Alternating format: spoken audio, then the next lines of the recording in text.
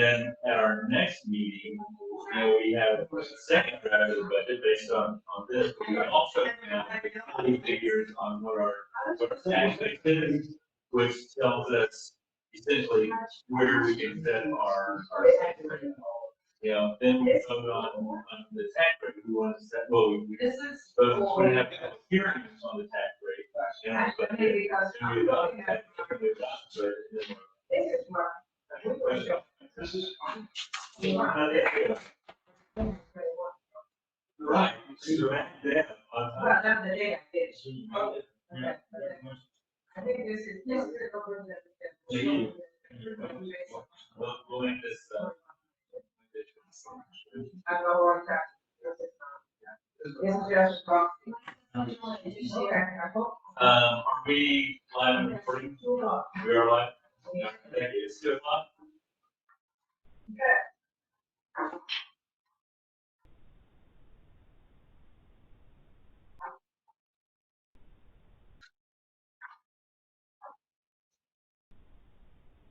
All right.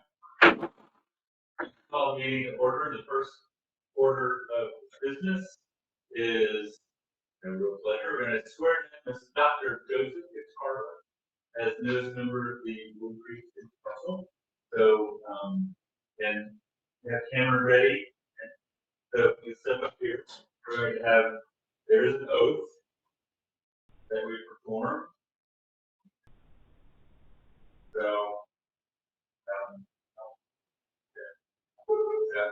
you'll raise your right hand and repeat after me. In the name and by the authority. In the name and by the authority.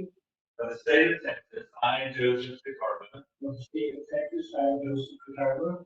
Do solemnly swear or affirm. Solemnly swear and affirm. That I will faithfully execute the duties. I will faithfully execute the duties. Of the office of City Council. Of the office of City Council. Of the City of Woodcreek. Of the City of Woodcreek. And will, to the best of my ability. And will, to the best of my ability. Preserve, protect, and defend. Preserve, protect, and defend. The Constitution of the United States. Oh, I'm sorry. The Constitution and laws of the United States. The Constitution and laws of the United States. And the state of Texas. And the state of Texas. And the city of Woodcreek. And the city of Woodcreek. So help me God. So help me God.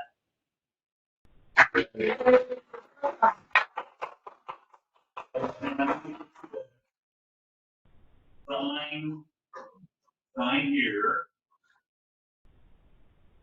And then we have other sign there, and then we'll finish the rest. This is you got another one there. We got up to you. There you go. Okay, I'm sorry. All right, so we still have a forum. Yeah. Yeah. So let's call roll. All right. Well, let's call roll. Yeah, thank you. I'm sorry. So Mayor Jeff Here. Mayor Pro Tem Laura LeBron. Here. Councilmember Chris Runner. Here. Councilmember Deborah Hines. Here. Councilmember Joe Pitarda. Here. Councilmember Brenda. Here. You're here, and then people in the park. Thank you. Thank you, Brent. And thank you, Joe. May I speak? You. This is great to be here. Looking forward to this. But I have two requests. One is call me Joe. Joseph is formal. And no that. I don't want to speak without strength. My skill is hot. So we can say numbers to Dr. Yeah. Nothing hurts you. Thank you, Joe. Okay. And thank you, Brenda. So we're here today specifically to work on the budget for the 22-23 fiscal year, beginning after the first. And we have a couple of items that we'll get to, because we do need to set the next phases. And so we'll talk about that more as we get down to those items. But for now, I need a. Oh, I'm sorry. There's a public comment. It wasn't on my. on the agenda. Okay, I'll read the public comment into the record. July 21st, 2022, to whom it may concern. After I spoke with Suzanne, I'm going to paraphrase a little bit. After I spoke with Suzanne, she suggested me to elaborate about the road in the document. As it been the document, I've elaborated on it. Here's the street, Tremont Trace. It looks okay with filled cars on some spots. The house out there is still renovated. It caused some damage on the street. So I assume that was when the work was being done on the house, was causing damage on the street. One time the nails hit my car tires. The street at Tremont Trace looks okay. Many little rocks on the street. It doesn't smooth our cars. Before my wife Janet and another couple walk down and stop, thinking about safety for walkers or runners. Put cars on the whole street, it would look neat like other streets around this community. Hope it helps. Thank you, Ken and Janet Kennedy, 17 Tremont Trace. So that's in the record, and just as a matter of fact, to speak to it is that we are looking at the roads that need to have work done on them, which is mostly all of them, and looking at various ways to handle that, the funding, prioritizing which roads are done first. But Fremont Trace is among a list of all of them that we'll be focusing on in the months to come. So thank you for the comment, and we are hard at work on it. So we finished item number 1, the swearing in of council member Carva, and onto the budget work. We've got a couple of items. We're gonna call budget.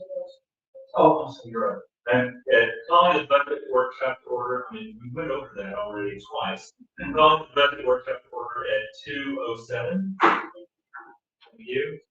Thank you for keeping us in line. There are 2 items that were in the packet for your review. Thanks to staff, we have an actual legible, readable copy of the of our budget, proposed budget, and I included budgets going all the way back to 2017, 2018, so we can see how things have progressed over the years. If you look at the very middle, you'll see October 21-22 budget. That is the budget that was the most recent budget that we passed for the city. That's what we're working on right now. Then from there, what I attempted to do is get an idea of what this year is going to look like at the end of the year when we reach September 30. So what I did is I ran figures from October 2021, the beginning of the fiscal year, to July 19th, which is when I ran these numbers. And it showed us in actual figures what has come in and what has been spent for the first several months of the year, but it leaves off, half of July, all of August, and all of September. For those, 10 weeks or so, I ran a separate report looking back at last year, July, same days, July 20th to September 30th. And so that's the third column over. So it's not accurate representation. It is a projection based on last year. We can't say it's the same as this year. So when we get to September 30th and close the books, these numbers are going to be different. But what it gave us is something in column number 2, the October 21 to September 22 projected. That's where, if all these numbers, mesh, that's where we're going to end up September 30th. That's going to be our year-end numbers. And it runs all the way back for 15 pages here, and we can follow it down. And then the first column, the leftist-most column, is our numbers that I plugged in based on the numbers we're seeing here, based on conservative estimates of income and hopefully realistic estimates of expenses, and I plug that in on the draft budget number 1.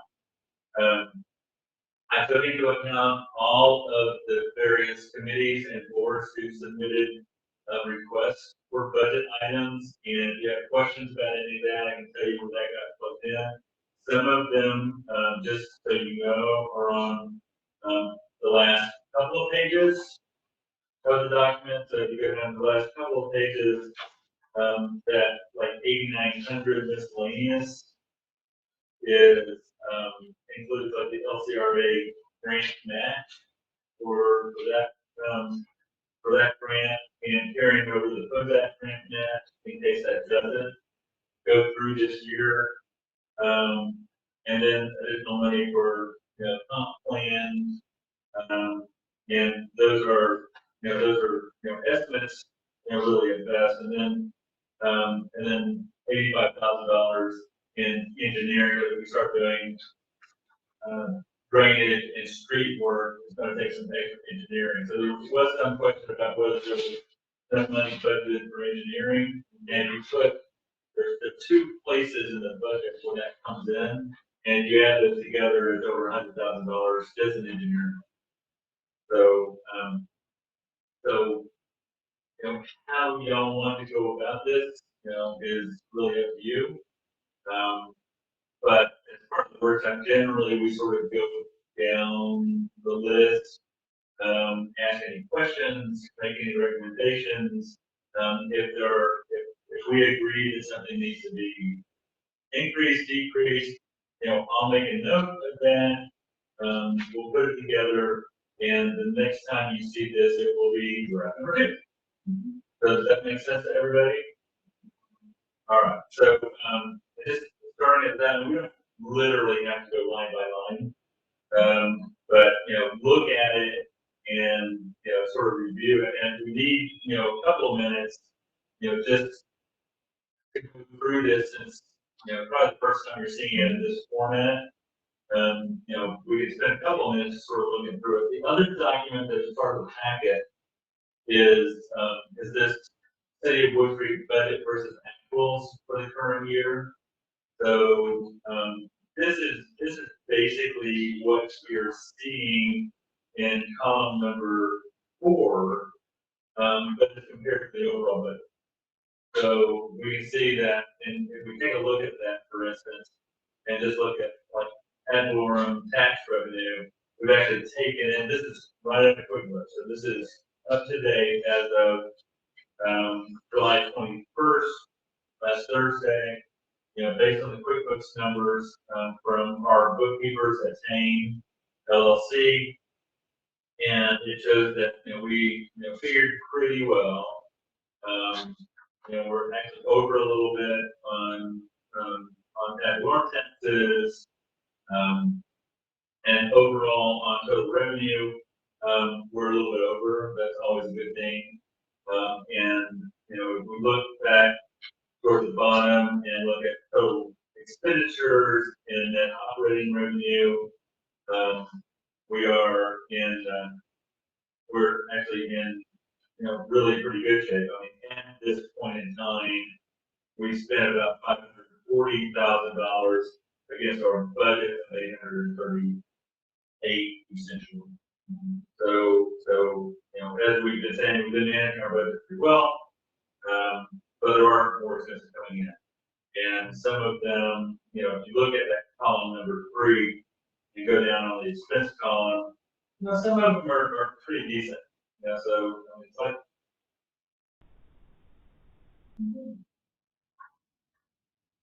We'll see some, it's like, we have salary, but our salary at this point is reduced, because, we want a city manager, and we're not paying, city inspector, we just have Maureen and Suzanne, so our salaries are gonna, we, project the column number 2 projections, and we're going to include those salaries, because that's part of the deal. But if we go down to column number 1 and look at the expense side and start looking at things like like, salaries and all this, I adjusted for that as I told them.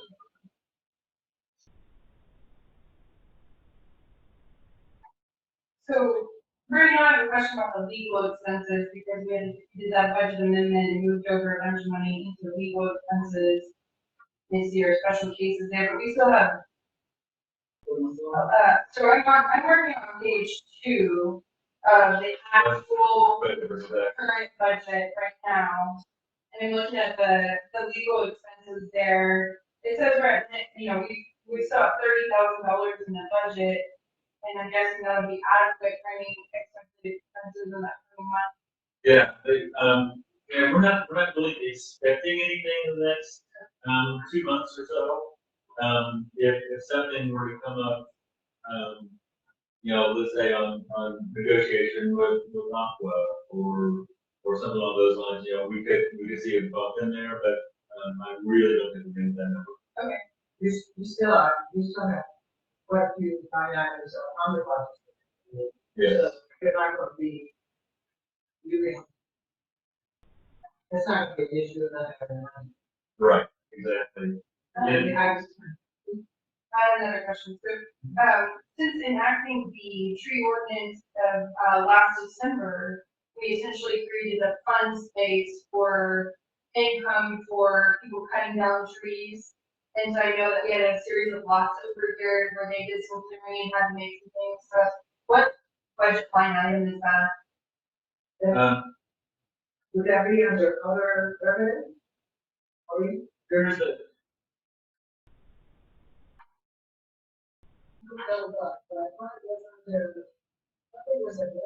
has that money been, have we received that money? Yes. Okay, so, I actually have my computer up on the screen and I have access to the, QuickBooks account.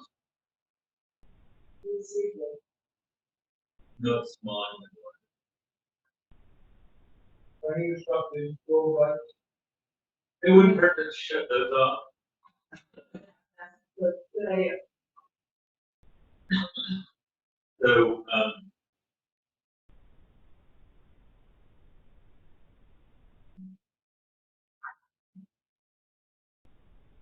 statement of activity, I'm asking because technically you're supposed to have a separate line for those funds at this point, because they are specifically designated for a certain purpose. So we're tracking that income and where it's going. Yeah. Because it's in our ordinance. Yeah. We didn't have definitely for next year. Yeah. Definitely for next year.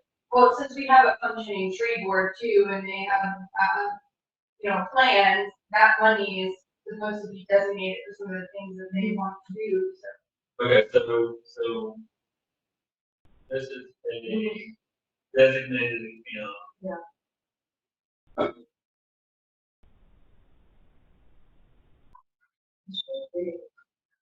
For income, for, tree removal stuff.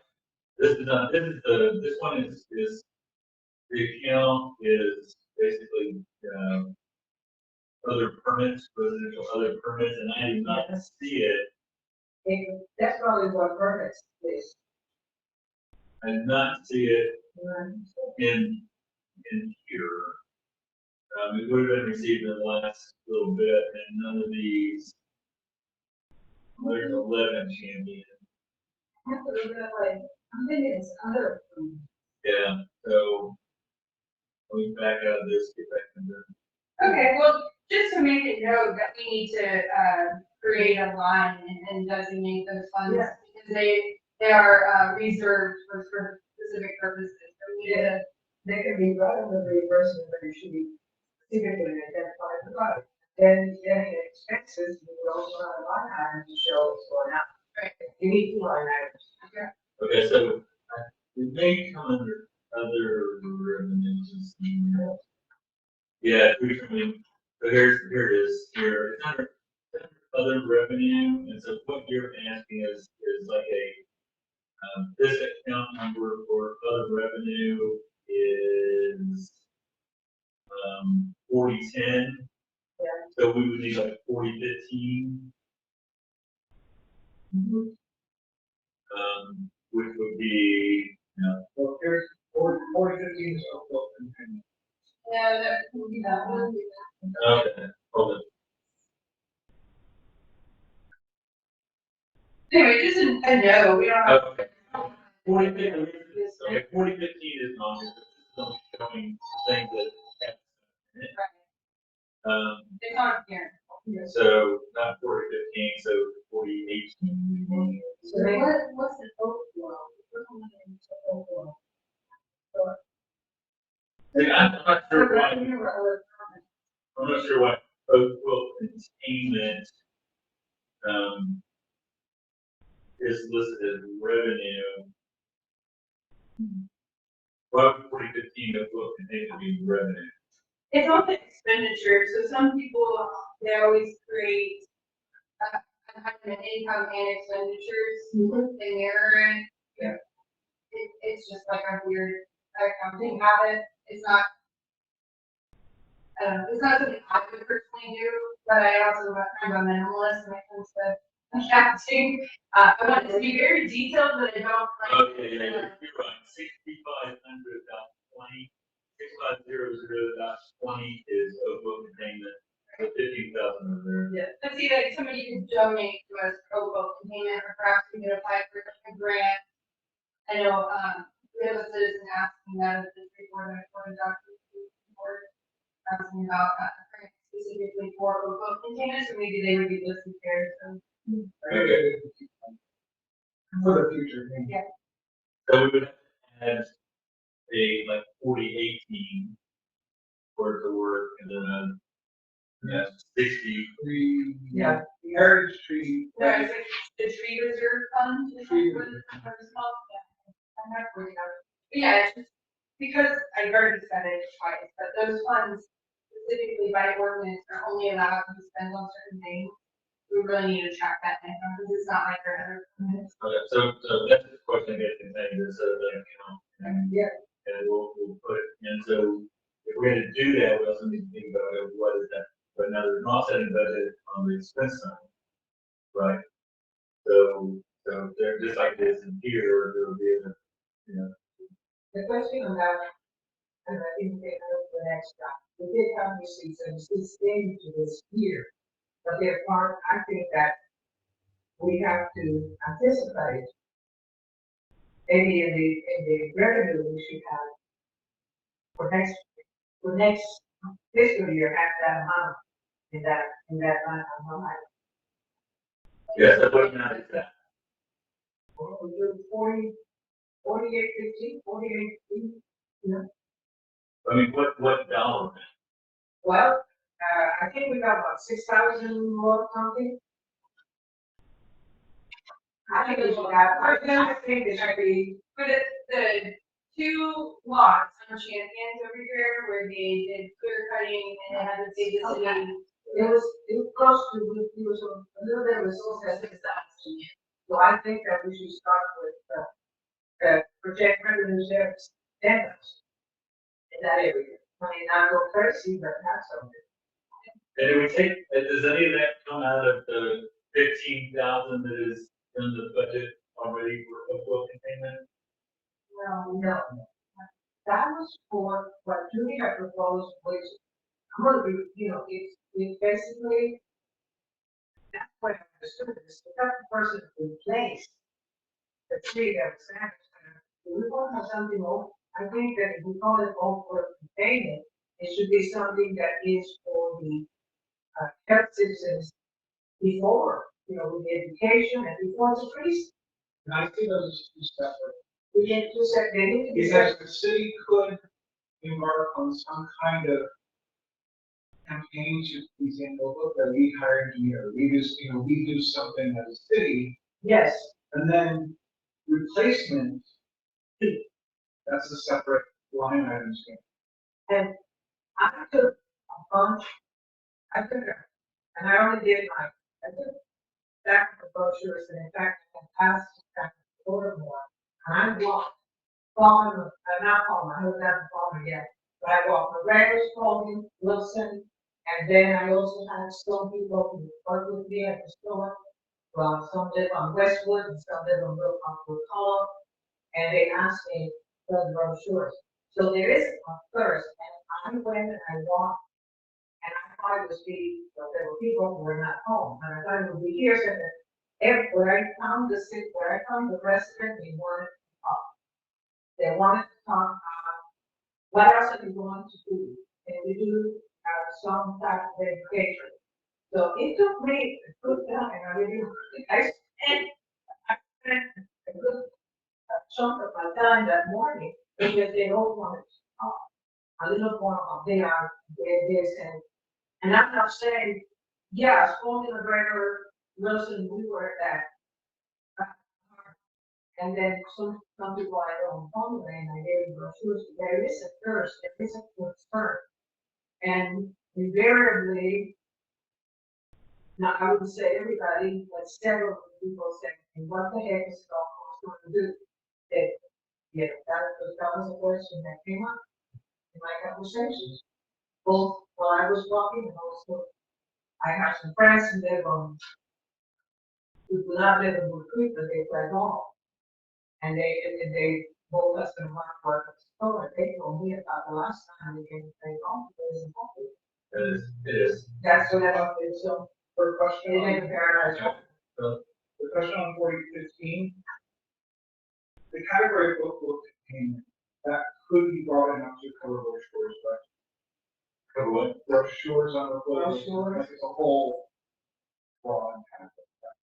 Yeah, my question is, why would we have a separate budget item for tree reserve and Oakville, and why would we just combine Oakville containment and tree reserve? Because the tree reserve, as we understand it, is the tree board is in control of the trees. It's supposed to be used for like planting, it's for city property specifically. Yeah.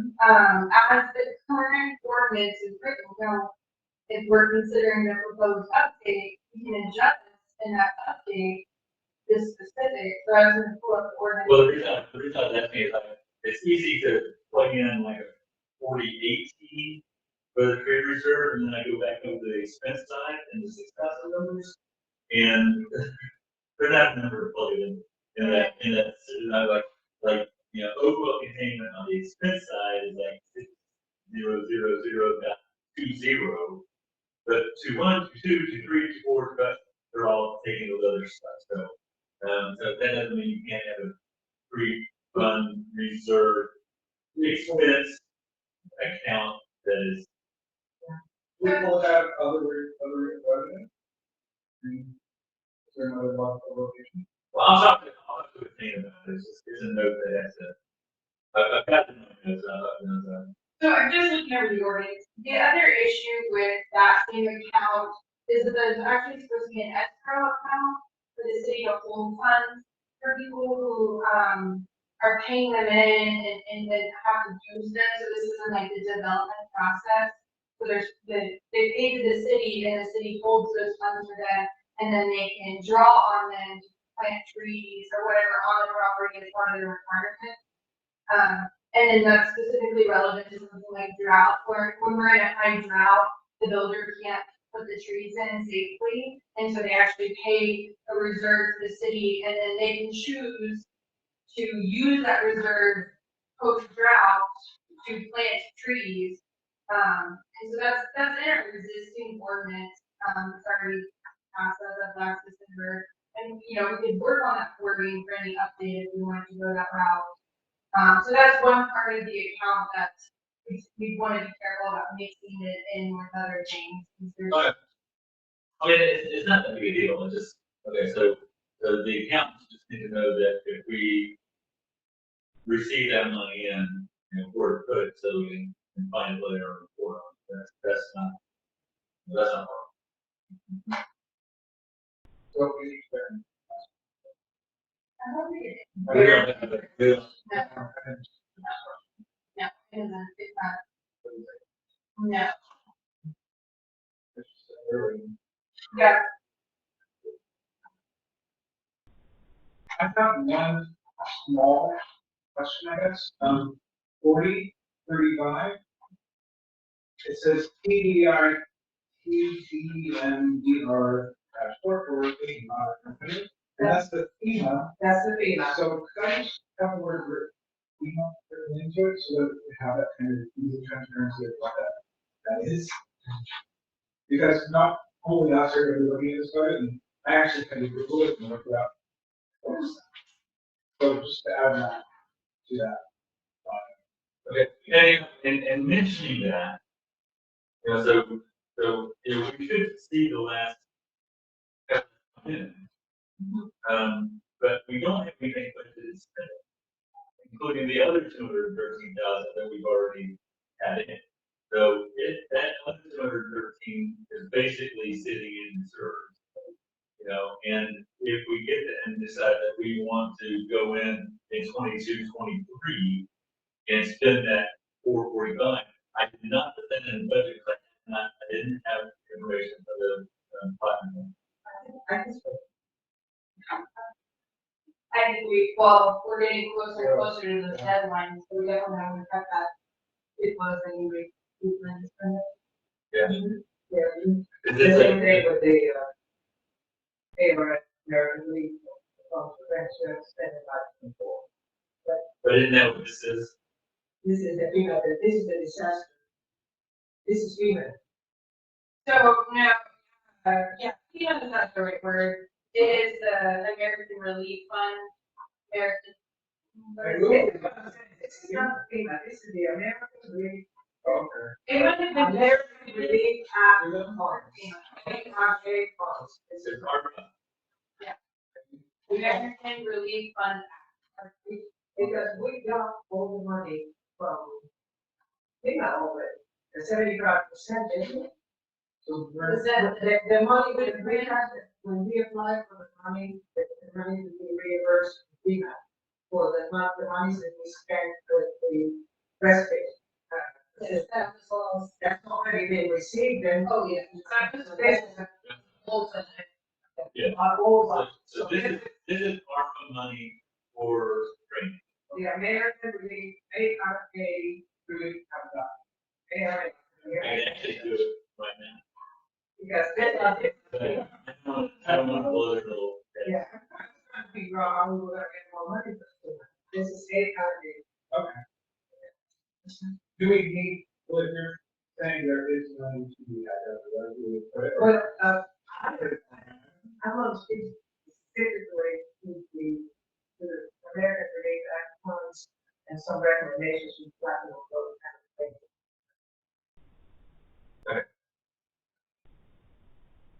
Well, I think it makes sense to just go item by item, right? I mean, we're kind of jumping all over the place. Yeah, so, let's just take it from the top then.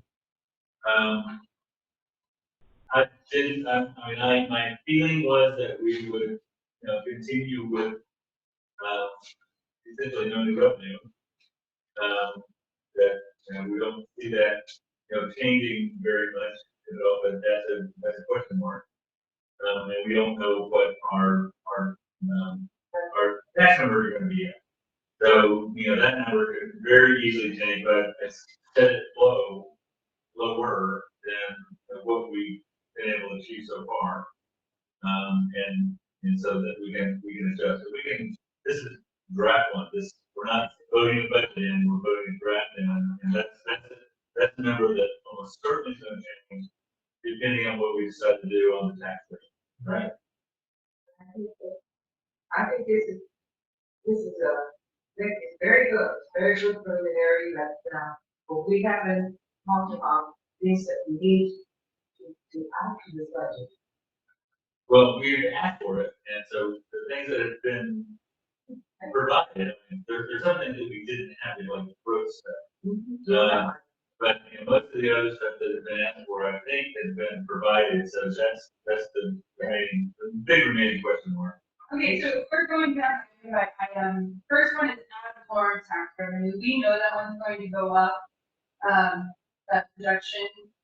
So I think you just leave it where it's at, like you said, because we don't really know what those rates I are. sort of wanted to see what the net revenue was gonna be like if that number did go up, whether we still, sort of do everything and stay in the black.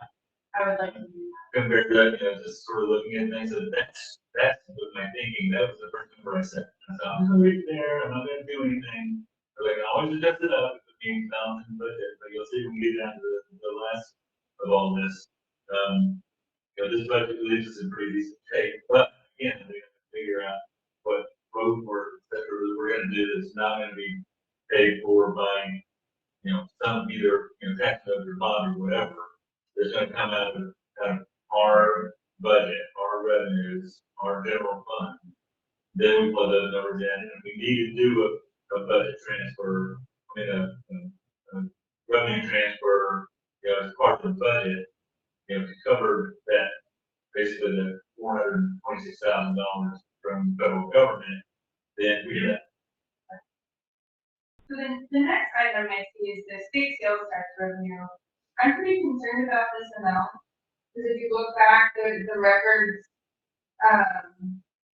you've got the COVID ending year being the highest we've had, but if you look back, 78 seems a little bit more conservative. If you look at like where we're at right now, we're at 73. There's this nice projected chunk taking us up to 87, but I'd like to bring that number down. That's fine. I put it at 90 because, I do want us to do a concerted effort to let people know that they need this Woodcreek as their shipping and billing address when they do online transactions. I know that you did that. I know that I was on the radio this morning with Don O'Dell and Carol Wilson, both Woodcreek residents for some time. And I said, and with the Adams board, Ryan Stewart said, I didn't know that. Neither one of those guys knew that. And they still say that they live, when they order on Amazon, they go Woodcreek. So there's a couple of things that can play there. That's a fairly recent change in tax law that really means that Woodcreek is really start getting those funds because they changed. Brenton was talking about it last year. He made a big announcement about it. They changed essentially where you pay taxes from now, and so that really opens up the ability for Woodcreek to get them better. We should get them better. I This is don't another reason why I get this number. We can do that. We can take it down. I'm perfectly okay. I will say that some shippers do not recognize, and the post office doesn't recognize. The post office does not recognize it, and some shippers, Yeah. I tried to change it, one of the places got it shut, and it was like, you can't do that. Yeah, it won't recognize. So just keep trying. I tried every time, and then on the ones that won't register Woodcreek, I just move on. But they're supposed to be changing They're all of supposed to be doing it so it is by street address. Right. That's supposed to be changing, so I think there's just a delay in that. Because that was Okay, just so last that's number we want to put down. I would say we should drop it down to 80 conservatively, or even 75, maybe more comfortable. I think I mean, we we were didn't make it this year. we were at 78. Okay. We were at 78 before. We're gonna hit, in the 80s, almost for sure, at the end of the year. We may not hit 90, we may not hit 87. I'm just looking at pre-COVID years. Pre-COVID years was in the 50s. Yeah, but so much has changed in those, several years. I mean, I'm not saying we should take it down to 50. I worry about projecting a lot of income from some of these places and that not coming in. Yeah. This is up to you. Don't put it in there other than. How about we do 85? Well, we're saying 80 or 80 or 70. 75 is too low, between 80 and 80. I mean, this year, we are at 90, we have earned 6,000, almost 7,000 less than we anticipated, but we have 2 months to go. So 80 feels safe. 85 is a risk, but 80 feels safe. 90, I don't know. I'd rather we have more revenue than we anticipate than that's good. 80, okay. I'll end at 80. The fixed beverage, that's been, pretty consistent in and about. There's not much gonna happen with the golf course, but, they, if golf course picks up, they get things going, that could change a lot of these revenue items, but I don't think in a year they're gonna be really up to speed. For what it's worth. The franchise fees, again, I just sort of, balance things out. It may be a little high on the table. Based on the projections, so they've been like 34, 33 and change. Budgeted less in 21, 22. But right now it's coming in, like franchise fee is at 31, today is at 31.8. Cable, is at, 26. But That's because people are kind of. I don't think so. I think that might be a little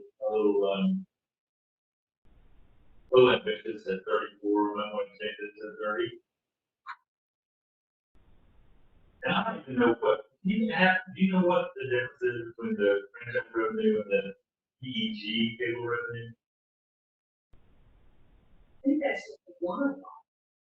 The bigger provider, but I don't know if you can choose.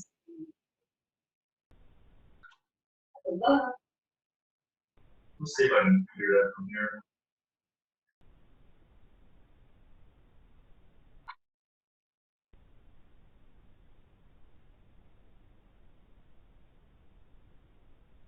Charter communication. Mm-hmm.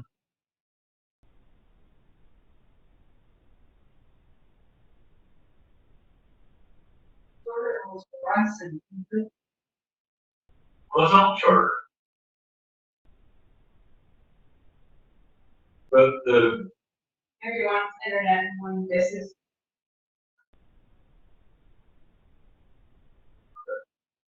Okay. According to this thing, this is public education government channel.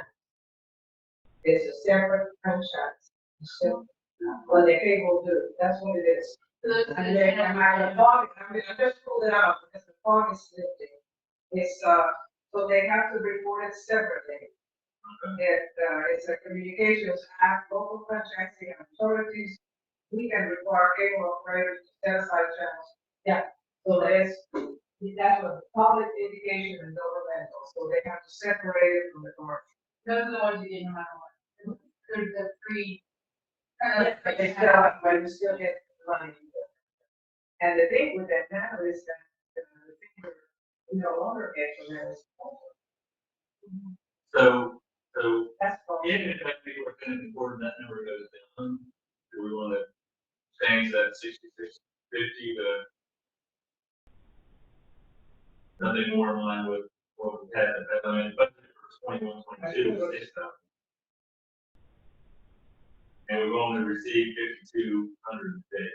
It's one Yes, trade. yeah, Yeah, it is all. 6,000? Well, pre-COVID, it was under 5. And if you're looking at the total cable service franchise revenue, it's going all over the place. I mean, in between 1 year, it went up 10 grand, and then the year before it dropped nearly 10 grand.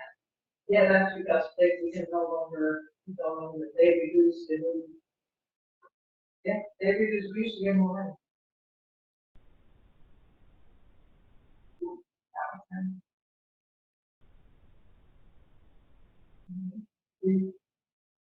So, other discussion is, The 6 cents. Under discussions at 30.1 PG. I would say keep 30.1 stable because it's coming from the government, so it's unlikely to So leave shift. it at 6650. But the one above it, We brought that to 30. okay, I didn't have it in my head. So leave 6650. Yeah. That number is pretty stable. It increased back in 2018, 2019, but then it stayed stable, you know? That hasn't shifted It has very much. been pretty stable for the last 2 years. I think also what they're seeing is something that is increasing, is people are dropping their cable provider, because you can get smart TV and one of those brokers, is that what they're called? And you can get some of the local channels in addition to, in addition to streaming. So a lot, I hear it from people that they're dropping their, because cable is so high. And satellite is even higher. All right, so So I think it's we're happy with the probably going numbers. down. So the water service franchise agreement. I dropped it. Yeah. I dropped it because, we haven't received it. We did, it wasn't, like, if you look at, last year, we didn't get anything out of them for the last few months of the year. And we didn't make the 100 grand. It doesn't look, unless something happens, we're not gonna make the 100 grand.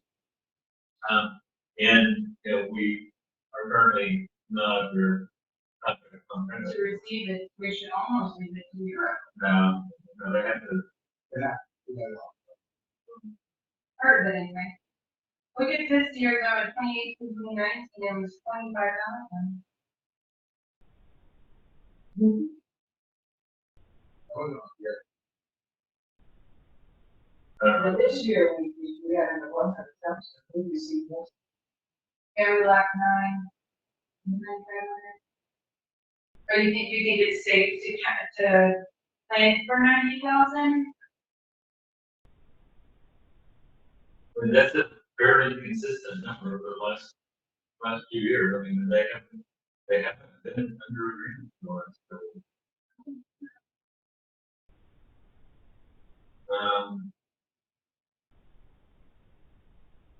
I didn't see anything major with the, disposal franchise services.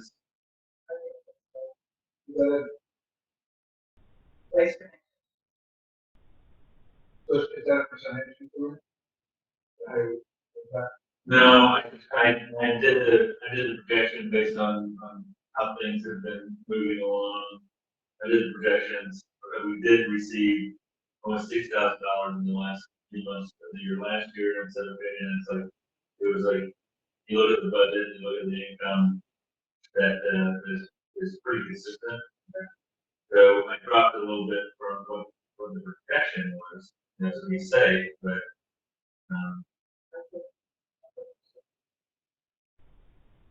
and the rest of these are, and when we get down to reimbursements on engineering, that $10,000 on that. Those revenues are when K-Freeze goes in and does work on, basically on behalf of the developer. Reviews their plans, et cetera. We charge the developer for that, plus a percentage. And my thought was with some of the plans for the Oaks and for Deerfield, that number is probably going to go up. I think so, I think it's, this year we only received 2,000 so far. And we had, I'm rather concerned with 10,000. Because we have less and less land. I think it's, This was, my thought was it was a 1 year, it was a 1 year deal. Right? It's like, this year, I think we're going to see some reimbursement. I mean, I don't care, it's like we didn't. Well, in the last year, there was minimal large scale construction. There was a lot of individual houses, but if you're looking at that, they don't need the engineering services very much. So, when your neighbor builds a house in an empty lot, that's way different than a developer trying to put in 16 homes, or the Deerfield quadruple plexes or whatever they're trying to do there. So I think it is okay to anticipate a big engineer I services. think I think they're going to use them, is 10,000 the right number or what I was looking back in the years past, when it was back into the, like, 11,000 range back, and I don't know why in 2021, it jumped up to 11,000, I don't know what was going on then. But Isn't that the beginning of some of these talked about? Because the Deerfield projects, then the Oaks started. This is the start of the Oaks for sure. Yeah, So all those engineers going through all these big projects. With townhome, they what? by the liquor store. oh yeah, Yeah.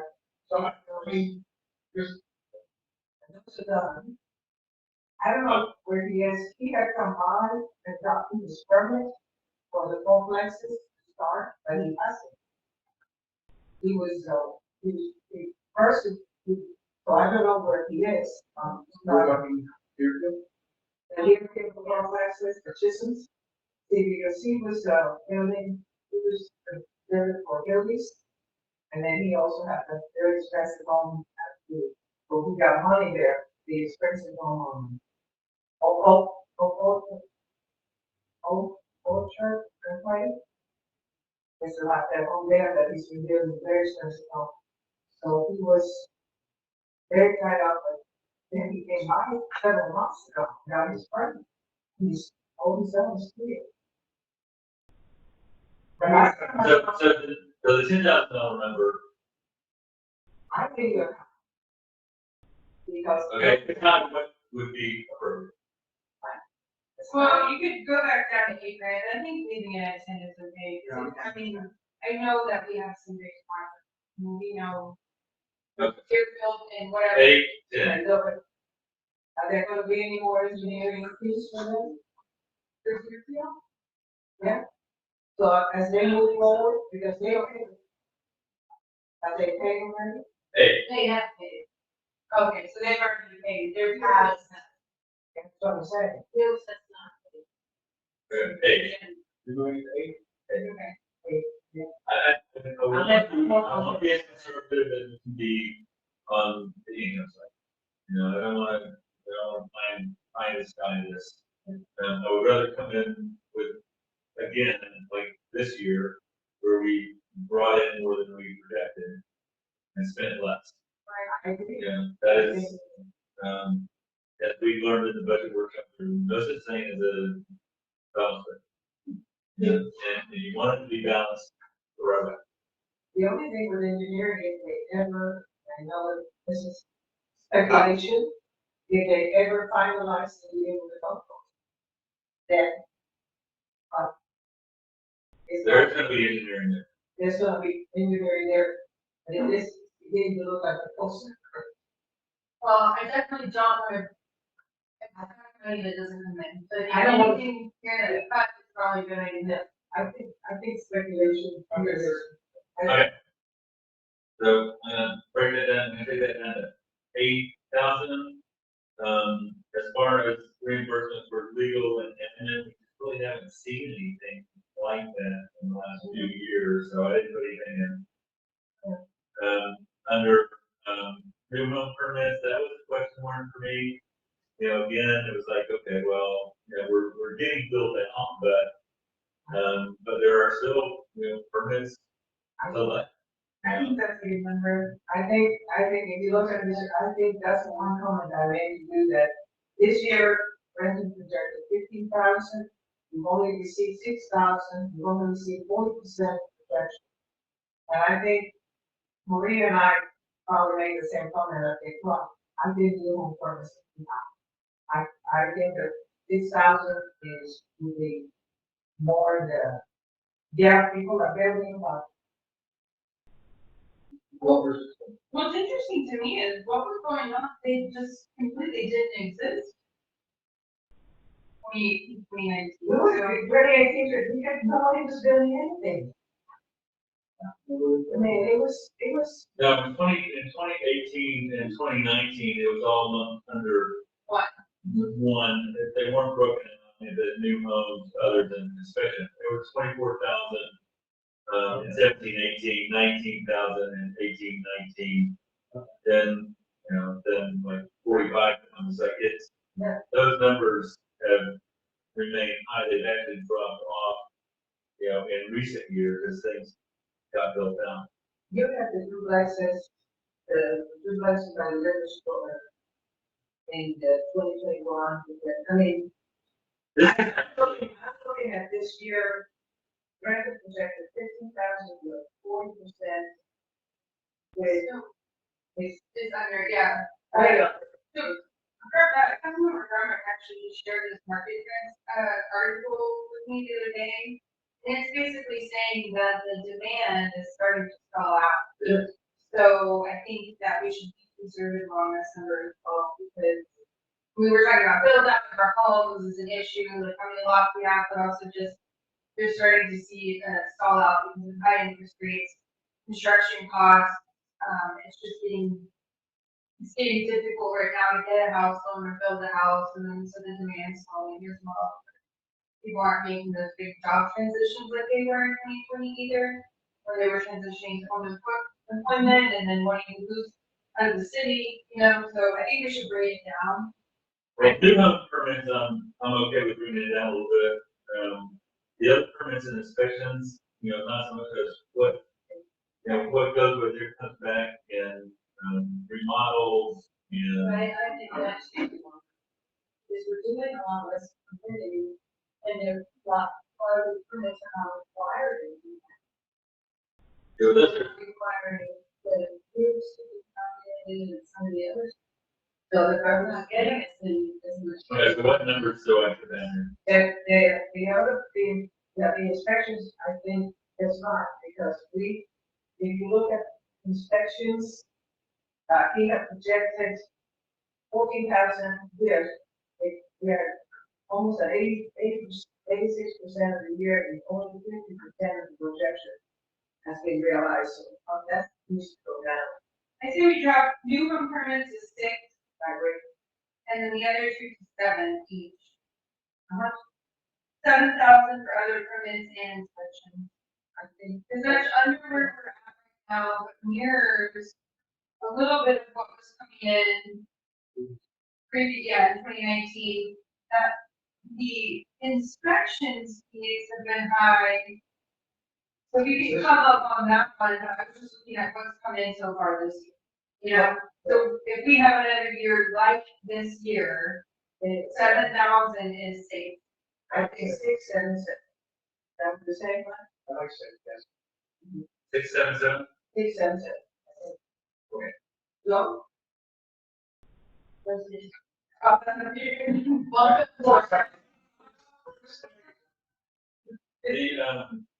You have the topics on this side. The commercial number, in 32, 34, that is finished. And I don't know why it's commercial. I don't know why it's categorized as 3090.02, for commercial. Accounting error, or Well, no, because it goes back, in years past, there have been commercial, items in there, it's just for whatever reason.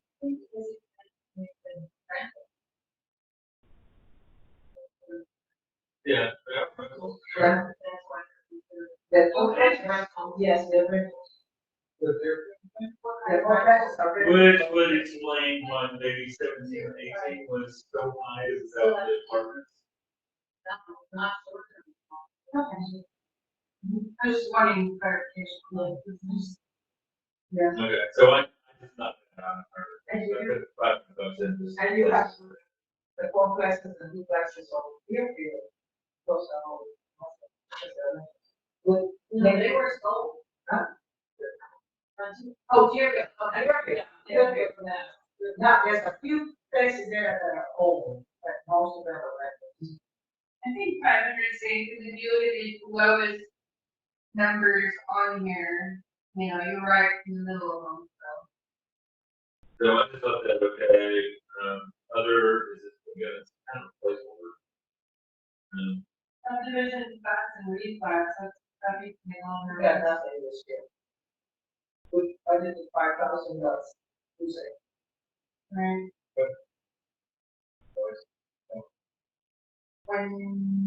One time it was a lot, and then 3,000 and then non-existent, So I had trouble with that too, and it was like, okay, so if we do things with oaks, we do things with golf course, and they need to do some work on planting, replanting, you know, there could be something in there, I just didn't know how to estimate. I think maybe good. Well, the thing is also, even if you have subdivisions, even if you have certain, even if they are in the ETJ, they still have to come here to, you know, have to approve the council. I said, this year, we got the 5,000, we got the speed area. So, but I do think 8,000 for the line. Well, the there was previously, it was 3 grand, so I think going down to that, they, Yeah. I mean, aside from the, But I think there was none. But yeah, I think we just, I would like to sort of, if we're gonna drop, let's drop it to 5. Okay. Well, yeah, it's over here, it says other, right, 3090.03 other, it's way down the end, it's 5 grand. And it just seems like they've changed the methodology on some of this, if these numbers are shifting around, you know. So, you're saying, Yeah. like, see, you know, like, Yeah. it doesn't say what this other, we don't have any record of that, so, and if you look, like, there's nothing here. There's a, so it's like, well, maybe this was the accounting procedure thing. You know, I think there's a formula problem in here, because you look at 3090.03 other, that's a total of .31, and then there's a .03, and there's a .02, that work for that 500 commercial, that's not including or something. Yeah. I'm gonna put a question mark and see if there's a formula problem in that. Yeah. Could be, or it could be that just, you know, 3090.02 is all I said. Yeah, I know you're going to start a fresh sheet. Moving forward, This is in here. This in is QuickBooks, Are we still? this is, I did not do this. Or I like Brett and I'm not gonna do it. are we doing 3090.0316? That's what we have. I said 5.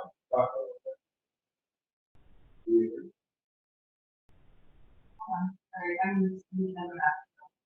So that is not an error. But because, It's 30, so look, it goes 3090.03 other.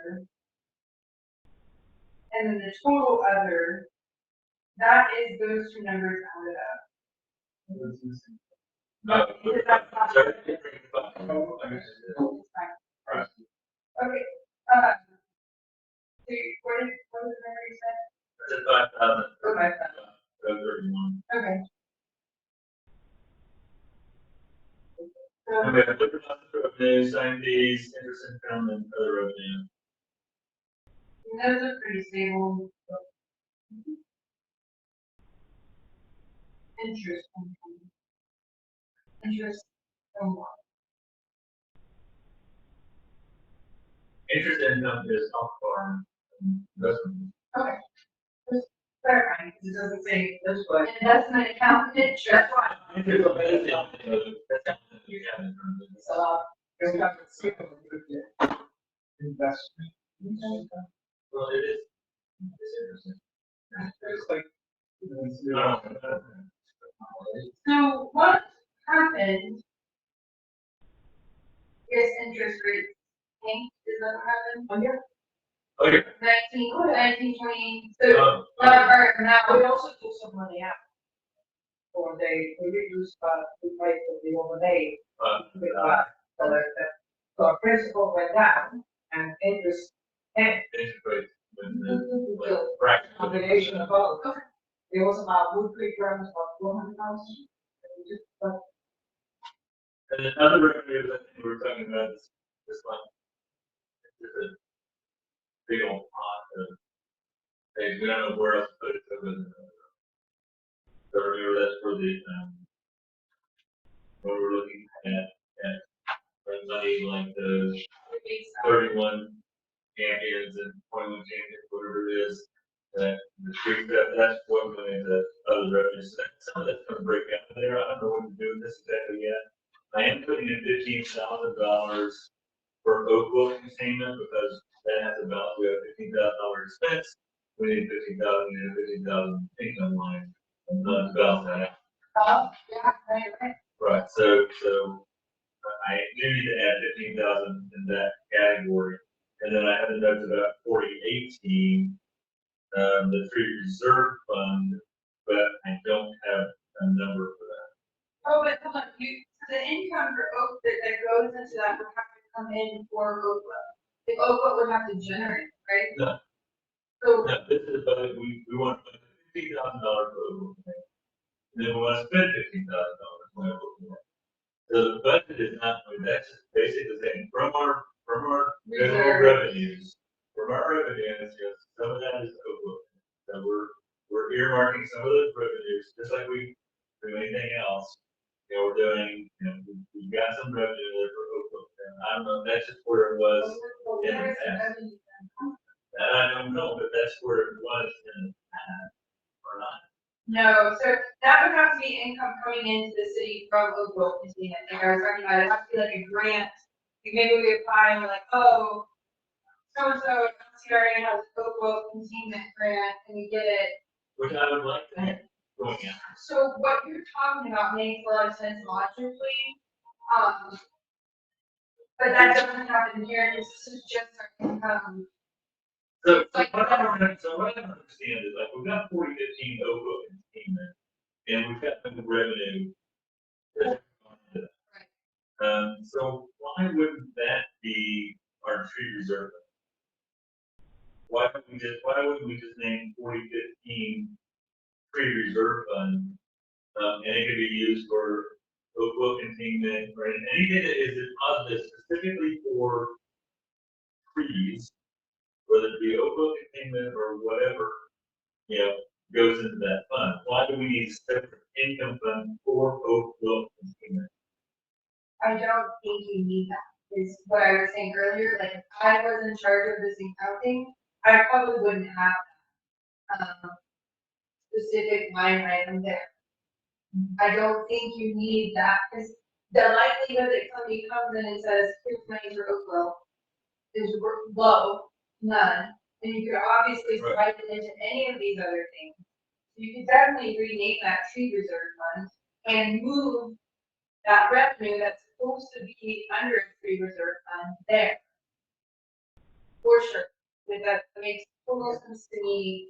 And because even if we did get a grant, and even if the grant was specific to containment, We could put that in there. Yeah. We can put it in there, and expensive tree Oakville containment. right. But the income side of it, there's nothing in here except Oakville containment that deals with the income side of protecting our trees. Right. Which we need to do according to ordinance. So why don't we just rename 4015 tree reserve funds? I think it's fine. I mean, we all have any issues with that? No, because I agree, I found it, I was sitting here turning, and I'm like, how does the income from Oakwood? Right. And I'm gonna have to- Where did that money come for tree work now? Resources and income. If we do tree work now, it comes out of our general fund. There's no, until we created the tree ordinance with a separate fund for doing this, it was like, we just take it out of the general reserve fund and put it to work.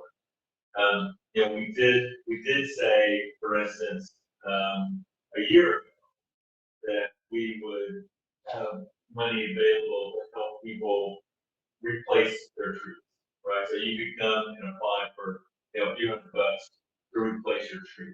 I don't think anybody's done that. Well, the problem is there was no process set up. Right. So there was no communication. And there were no there are no funds really budgeted for it except for overlay. That's the only expense budget. Yeah, there's a lot of the paper.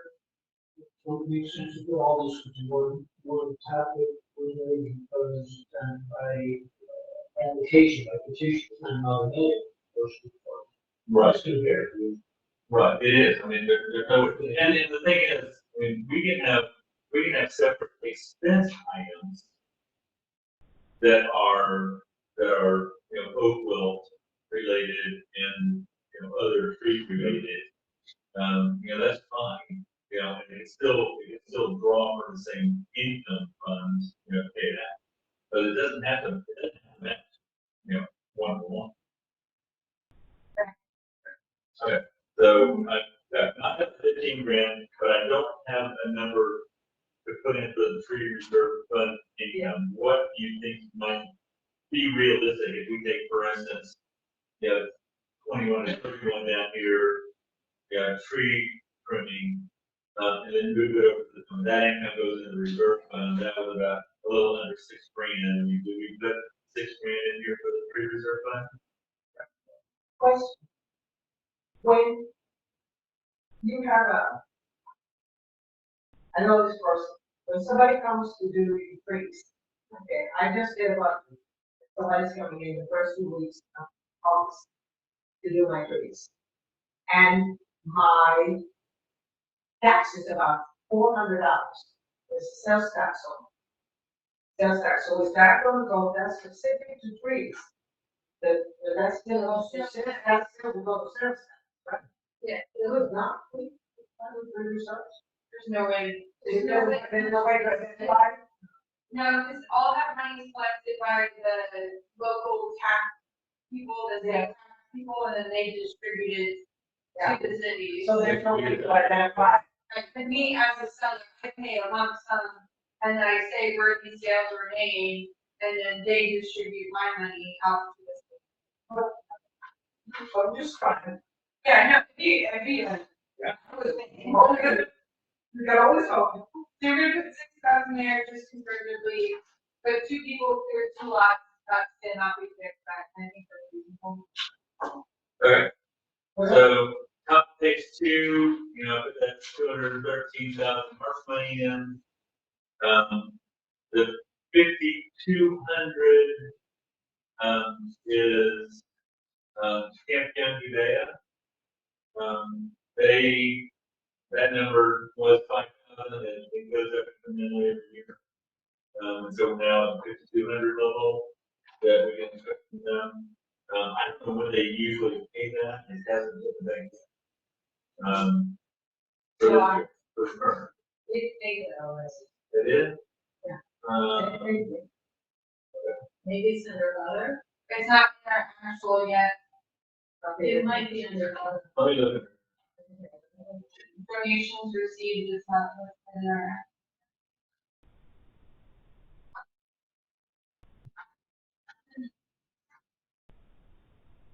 Yeah, we've not received that yet. Well, we did. No, We did one. they think it was miss We might be- categorized. We need a good note to find that, huh? Yes.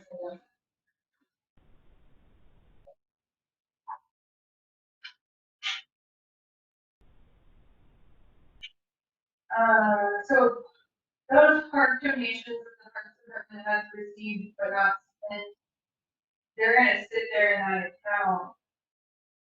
We're not showing them as additional revenue again, but they should still be in the account, huh? They I spent did find, oh, no.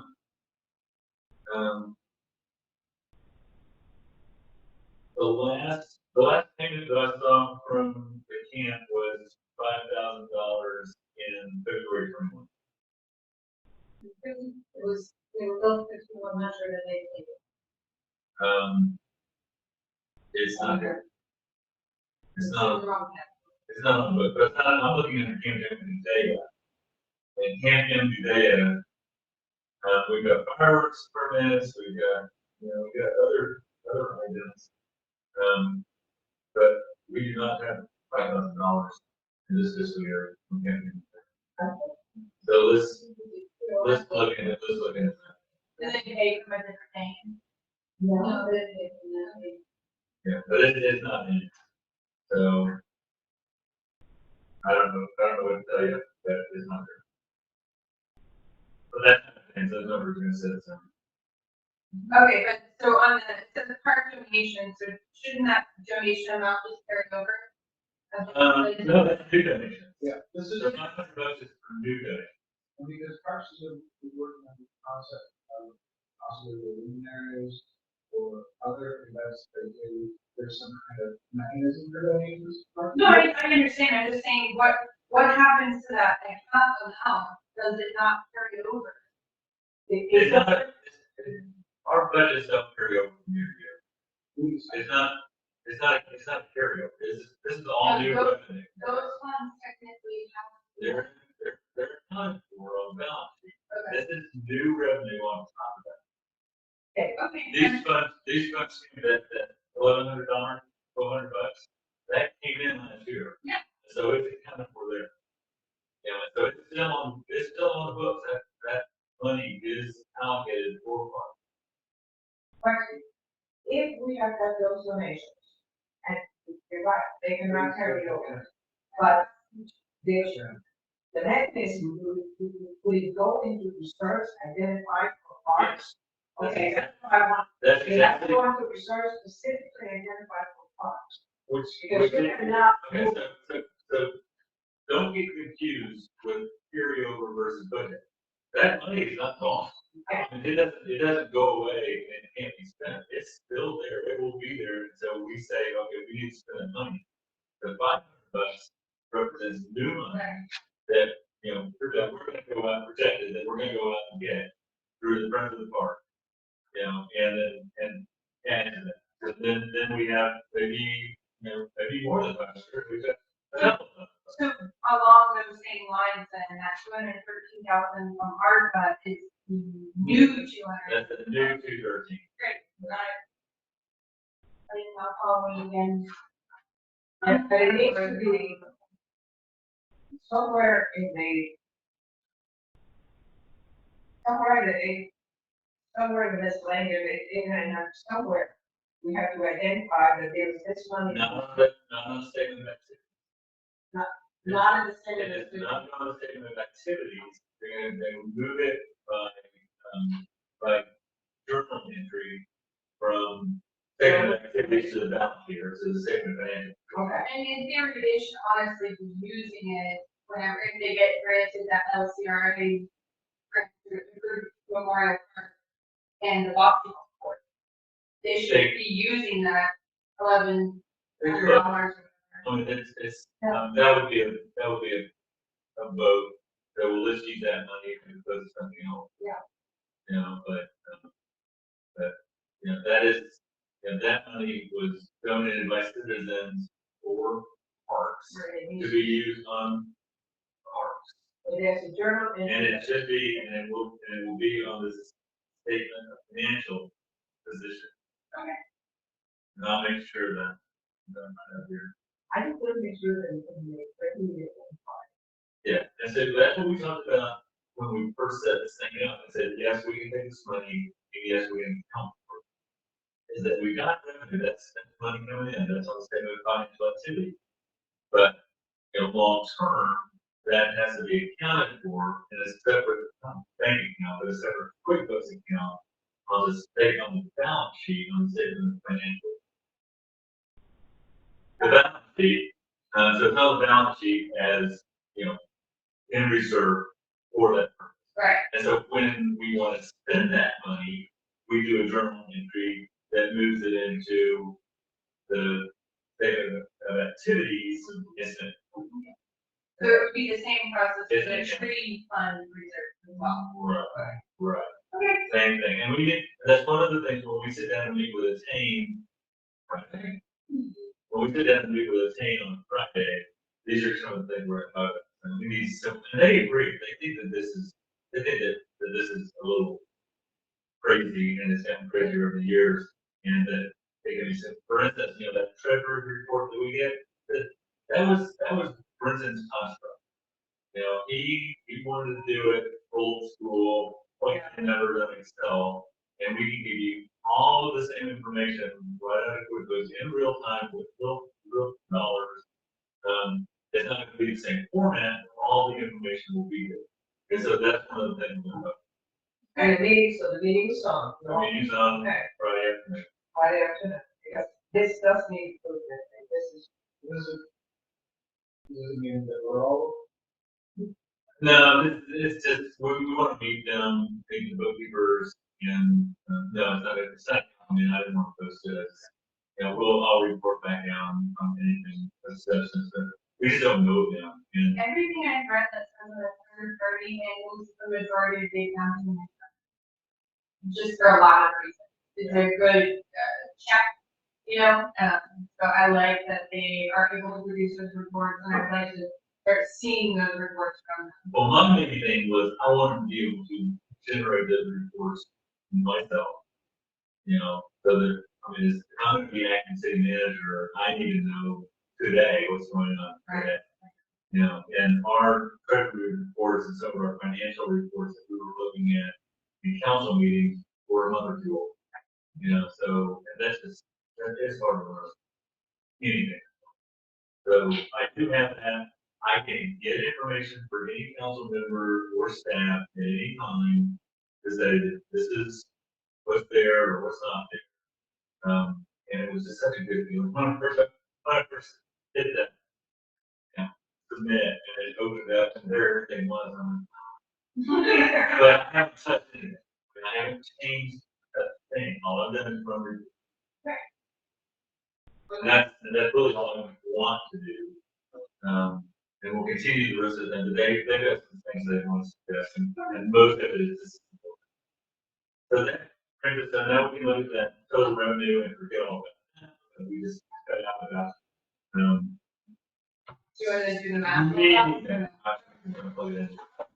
So we're not gonna get to that, we're not gonna get to the bottom line, but I'll run those figures and get that to everybody. And what I'll do is I'll plug all the budget numbers in here. And this is an Excel spreadsheet. And I'll plug them into here, get some new numbers. Can I ask you a favor of you? When you produce these numbers for us, if we could have just like a side note, even if it's handwritten, that removes that ARPA fund out, because it almost should be accounted for separate, because it is so regulated as to what it can be spent on. So we have our like revenue, our general revenue fund. And that $213,000 really needs to be set aside from the get, because it inflates the whole number, and also I think it really paints this picture that we have more money than we do. Yeah, I know. That's one of the things I struggled with, except that it was in the budget before. Oh, no, I understand. I'm just saying, even if we had a side note, like where you know, whatever you print out for us, it says, you know, this was the actual number minus $250,000. Does that make sense? So that we're just generally acknowledging that that money can only be spent on essentially the drainage projects we've got brewing. Yeah, that's why it's styled that way, the TDEMDR, right? It's like, that basically said that's what it is. And, but it is income, and we do receive that tax. Right. So it is income to the city. We have to account for it on the expense side in order to get revenue. Okay, I know the larger numbers are going to. But I will have ARPA put in. Yeah, so what I was saying, and I didn't even just do it for myself in the moment, but essentially when we get down to this gross profit or total revenue, you know, if we could subtract that $213,000 out and just have a little side note of like, this is our actual gross profit and total revenue of like actual city minus those funds, I think is helpful. And then even on the expenditures, we could kind of do that same thing, just acknowledging, hey, this $213,000 isn't ours. I think it would be helpful if the public understands it's ours, but like you can only be used. exactly, you know, It's totally earmarked. and so it just was really clear because when you look at, like, even these old budgets, you're like, whoa, you know, $200,000 more, and then it's like, okay, you know, we gotta have that message every time, so it's just like, even if it's a handwritten note out to the side, it's like, N minus. A, it's helpful, 'cause I do it mentally, but, you know, after this year, that number's not gonna be there. Yeah, but it is, It's there. it is there, it is income. It has been actualized on past budget, on past actuals.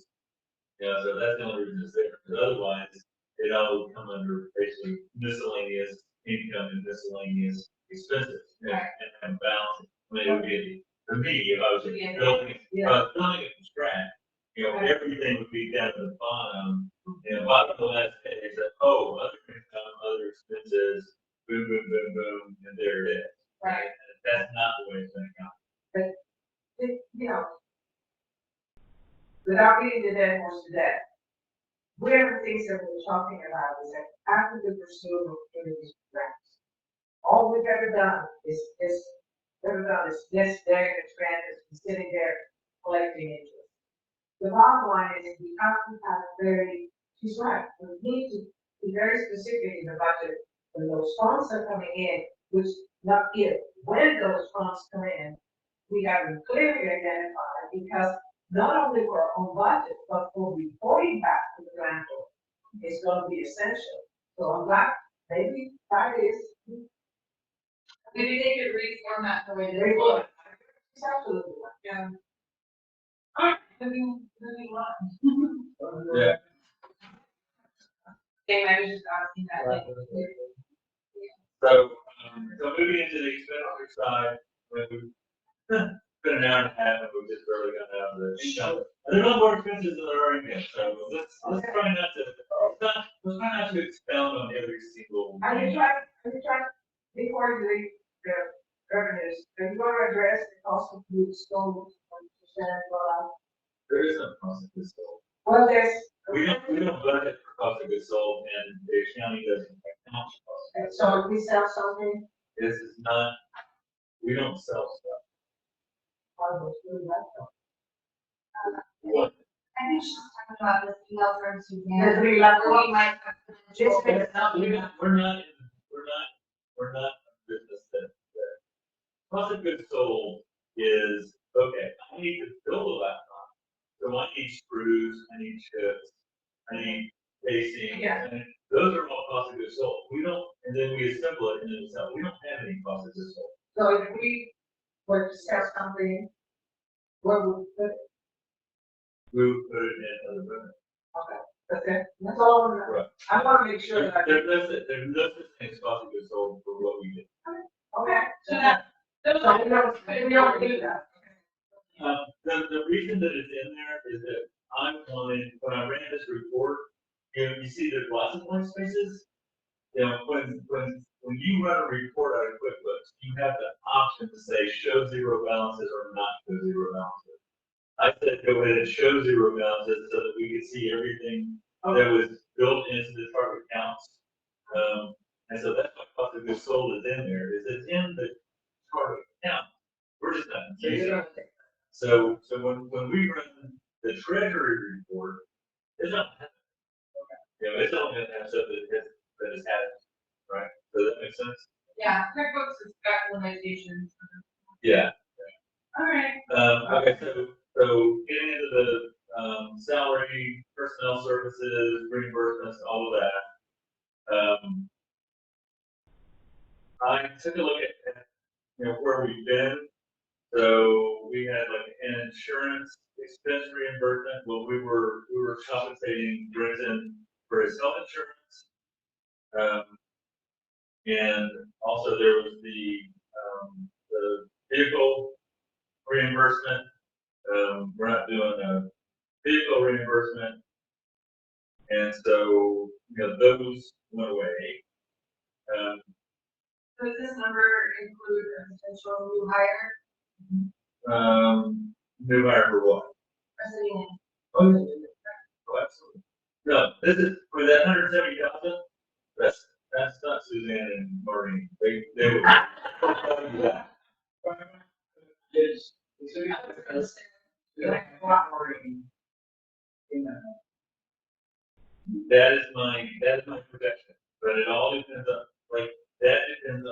the city council and what they're looking for in a city manager. You know, if you were looking for another Britain, you know, with that kind of experience, then yeah, that number needs to go up substantially. I personally don't feel like we need that much in the way of city management services. I, um, I really think that we can do better. We don't need to be paying, you know, those, that kind of salary, and those kind of benefits for what's essentially not a department,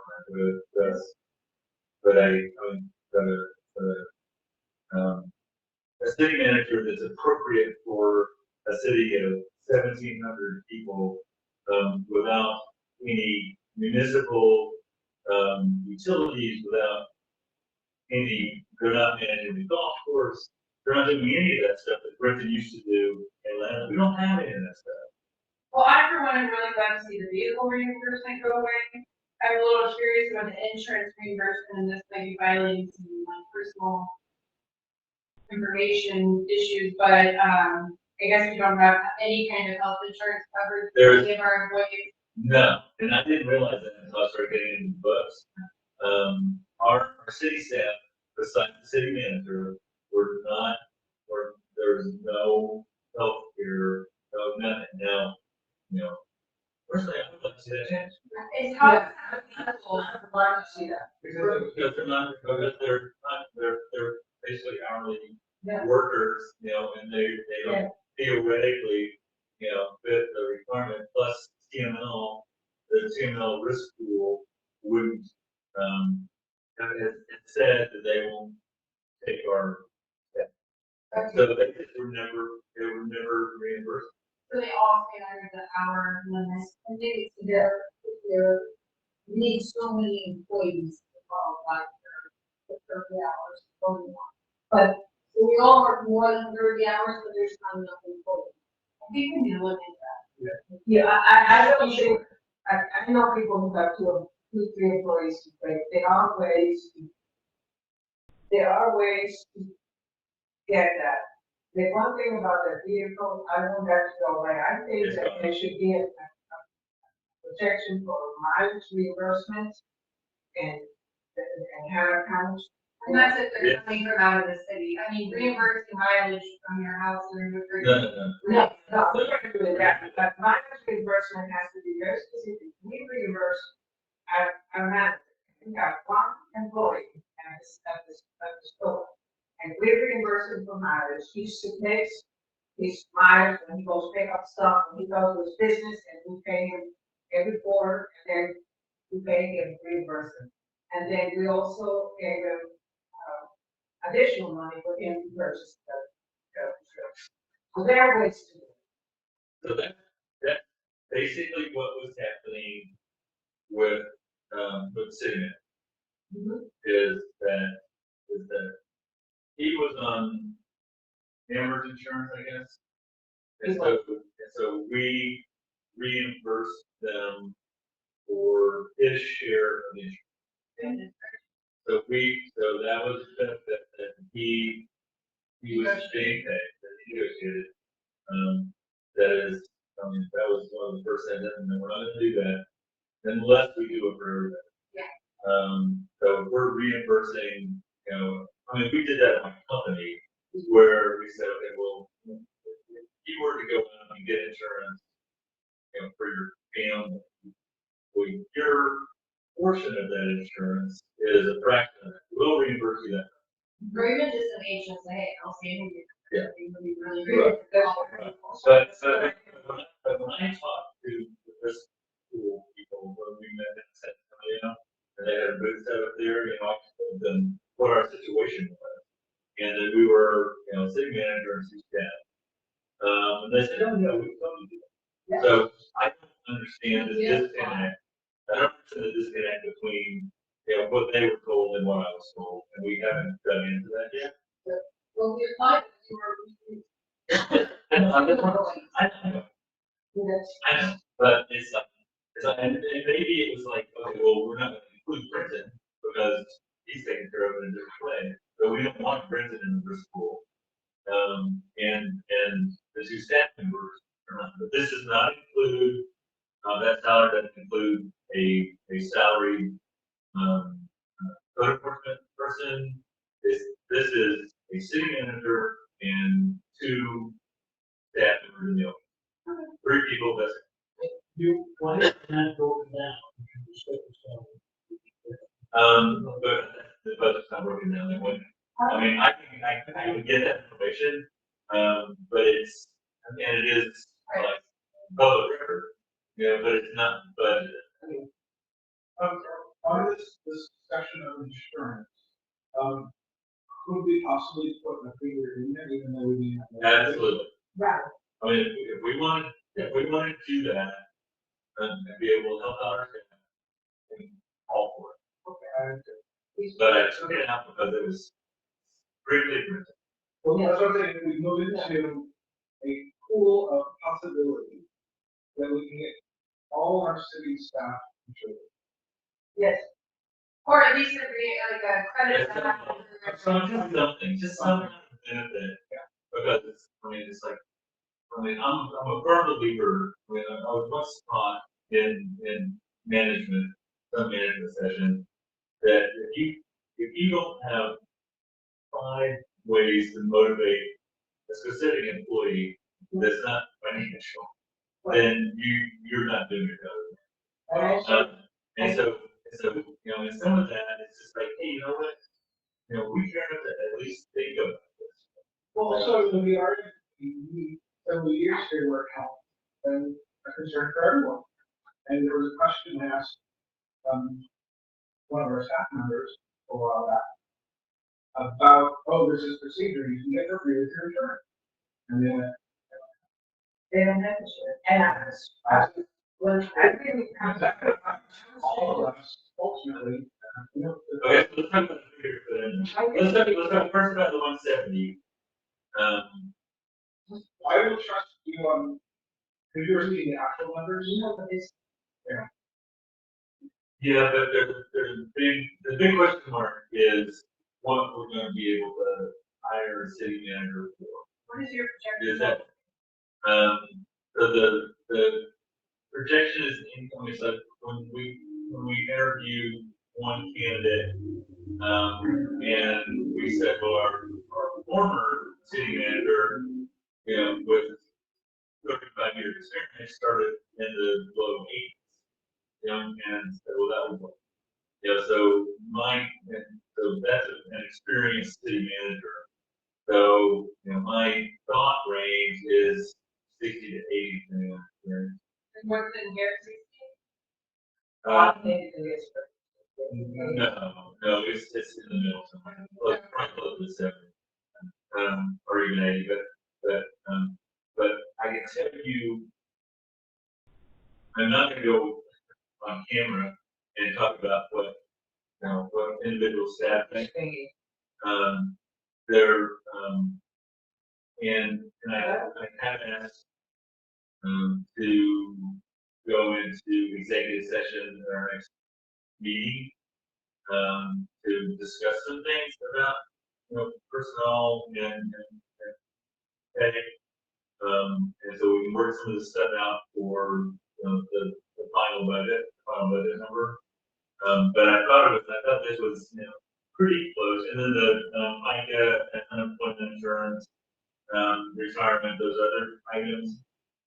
So either they're in red or they're tied to that program. If that number changes, if it goes up or down, then those numbers go up and down proportionally. So for insurance number, we have one person at approximately 8,000. Now, I don't know what kind of coverage that is. Who's saying we use it? Pretty standard coverage for a person of that age. Nice coverage, nice coverage. Yeah, and the thing is, that's essentially full coverage. And this is like, so what do we, anything we do is better than what's there. So do we want to just put 25 as a number for now? I'm 25 premium. 4,500. No, I would say 6,000. But we saw one person was 8, and we're talking about three. That's really, really nice health Okay, coverage. that's fantastic. Person that ages age as well, which age does play a factor in how much it costs.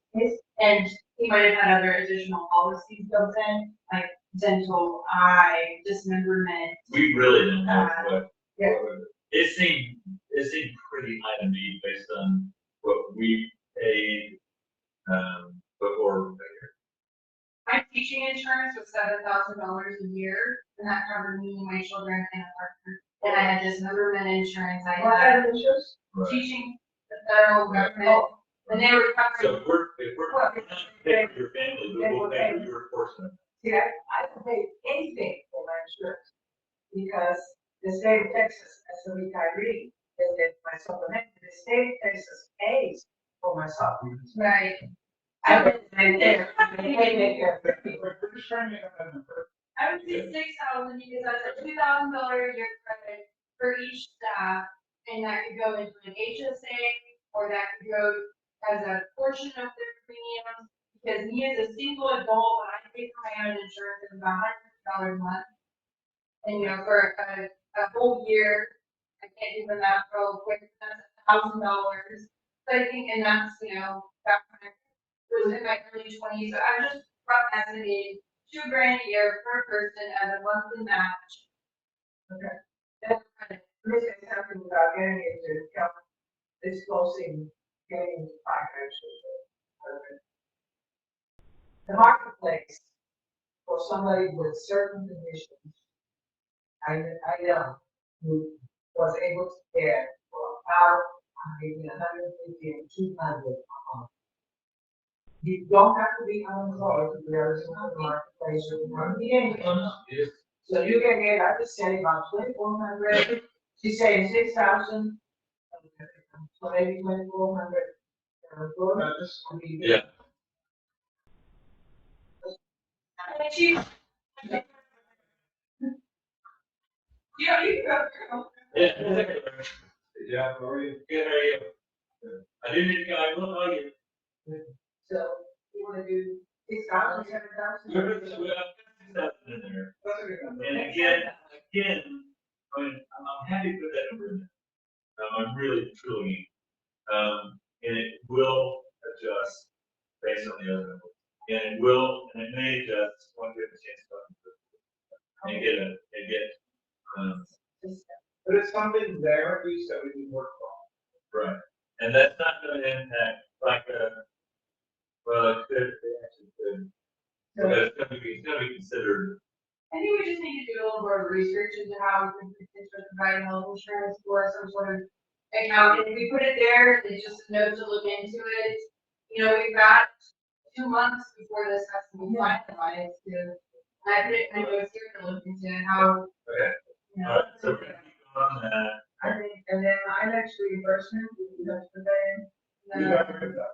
That's way down, that's. Reimbursement comes under. So then the city manager vehicle. Oh. Yeah. No, that's gone. Actually, you know, that should be one under the blank space in there. Well, it's, the draw. When I plug that in, there was something that should be in, anyway, that 56.5, and the column number 2, that should, all that should be up under the 5,000.03 city manager. It's not muted. It is. It's when the rollover to the word reimbursement, push it down. Yeah, it's the same line, it just. Oh. It's a Yeah, good. Okay, good. Health insurance Okay. side. So that gets us down into, city hall maintenance repairs, we're going into 5,500 now, Can I ask, agreed? can I ask about retirement? Yeah. We pay into a retirement fund for all employees. So it's a matching fund, it's up to about 14%. We don't pay 14% of the entire percentage of their CMRS retirement. It's supposed to equal that 14%. And go down. And that's the other thing too, is like, we pay hourly, and should we pay salary? I don't know. Yeah. Yeah, Brent was salary, Maureen and Suzanne are hourly. Personally, I would do the hourly, but. Well, yeah, I mean, but we're not, I mean, and we'll talk about that in a minute. Yeah. Okay, Looking forward to the different. But yeah, city hall meetings in review. that is, I just, put a number in, I would like to, and I like to quit messing around with city hall here. A lot of those larger numbers, are for, you know, setting up the office in here and then taking it down and running it. Yeah, the only. Yeah, city hall is actually in pretty good shape. We have some plumbing things to come up, and we have little things to come up, but we're not going to do anything maintenance wise. Okay, I know, it's doing the handicap, Yeah, and that's, and the car. Yeah. yeah, I mean, we made it clean, No. like have a Sandy steamer come out and see what they can do. You know, we told it, they have square for these kind of purposes. Then we had a bunch of. No, I'm just saying in the future, if the city wanted to pursue that, they have, so like, the square gets that stuff and grid that square. Yeah, our stores are, you know, a great way to go. So it's just, but this is nice. This is nice. And let's get Stanley Seymour or somebody similar out and have them look at it. They may say, no, we can't really do anything because of that part. Because, you know, that could be, and if that's the case, then, you know, we need to, put Do we own a carpet cleaner? the carpet in. I own one, they're amazing, and they're not expensive. A carpet cleaner. It's just. I know, vacuum, nice carpet cleaner, and I think of those spots, I get rid of those spots, I have a great carpet cleaner, and you use Colex, you spread it. no, I never spray. I can sit here, that's the way it is. So that would cover under cleaning costs that we already have. But, And we already have to go for cleaning costs, so that's. well, cleaning costs, we have a regular service, and then, Yeah, they're going to do this. and that did go up a little bit. I'm doing this. That went up a little bit. The IT radio expenses, are all over the place. Kind of stable, except for 1 year, they were 17,000, and then before that, they were basically non-existent. Yeah, it's, There's an expensive those work one time. I know, and it's like, the whole thing we're talking about today, but we've got software and subscriptions, we've got IT radio, and IT radio is basically what we pay hot IT for their service, but also we got some radio rental or leases in there, and some other stuff, so it's like, okay, whatever. Radio, oh, like walking. Like this. Yeah, emergency services kind of stuff. So that I just said, okay, fine, let's just leave it where it is. And try to lower it. And it's like, I love IT, but we don't have to have them hanging out here, you know, all the time. So, on office supplies and postage and shipping, this year, we did a lot of mailers, we've been kind of trending that direction with communication. Do we anticipate ongoing increased communication in that? Well, I increased the printing and reproduction. I actually put in printing costs for well, I'm sorry. I increased the printing and reproduction. Yeah. I set the postage and shipping, you know, sort of realistically, I thought. Office supplies, are office supplies, that doesn't have anything to do with doing it. And we can, you know, we can look at, you know, increasing the, you know, printing and postage. You know, we're going to send out more mailers, but, you know, there were times under previous administrations that, you know, they were sending out newsletters and hanging door hangers and, and, putting ads in the newspaper and everything else, and they just barely broke $4,000. Yeah. So I think $45 was probably pretty realistic. We can look at it. Postage shipping this year, we've increased it to 3,000.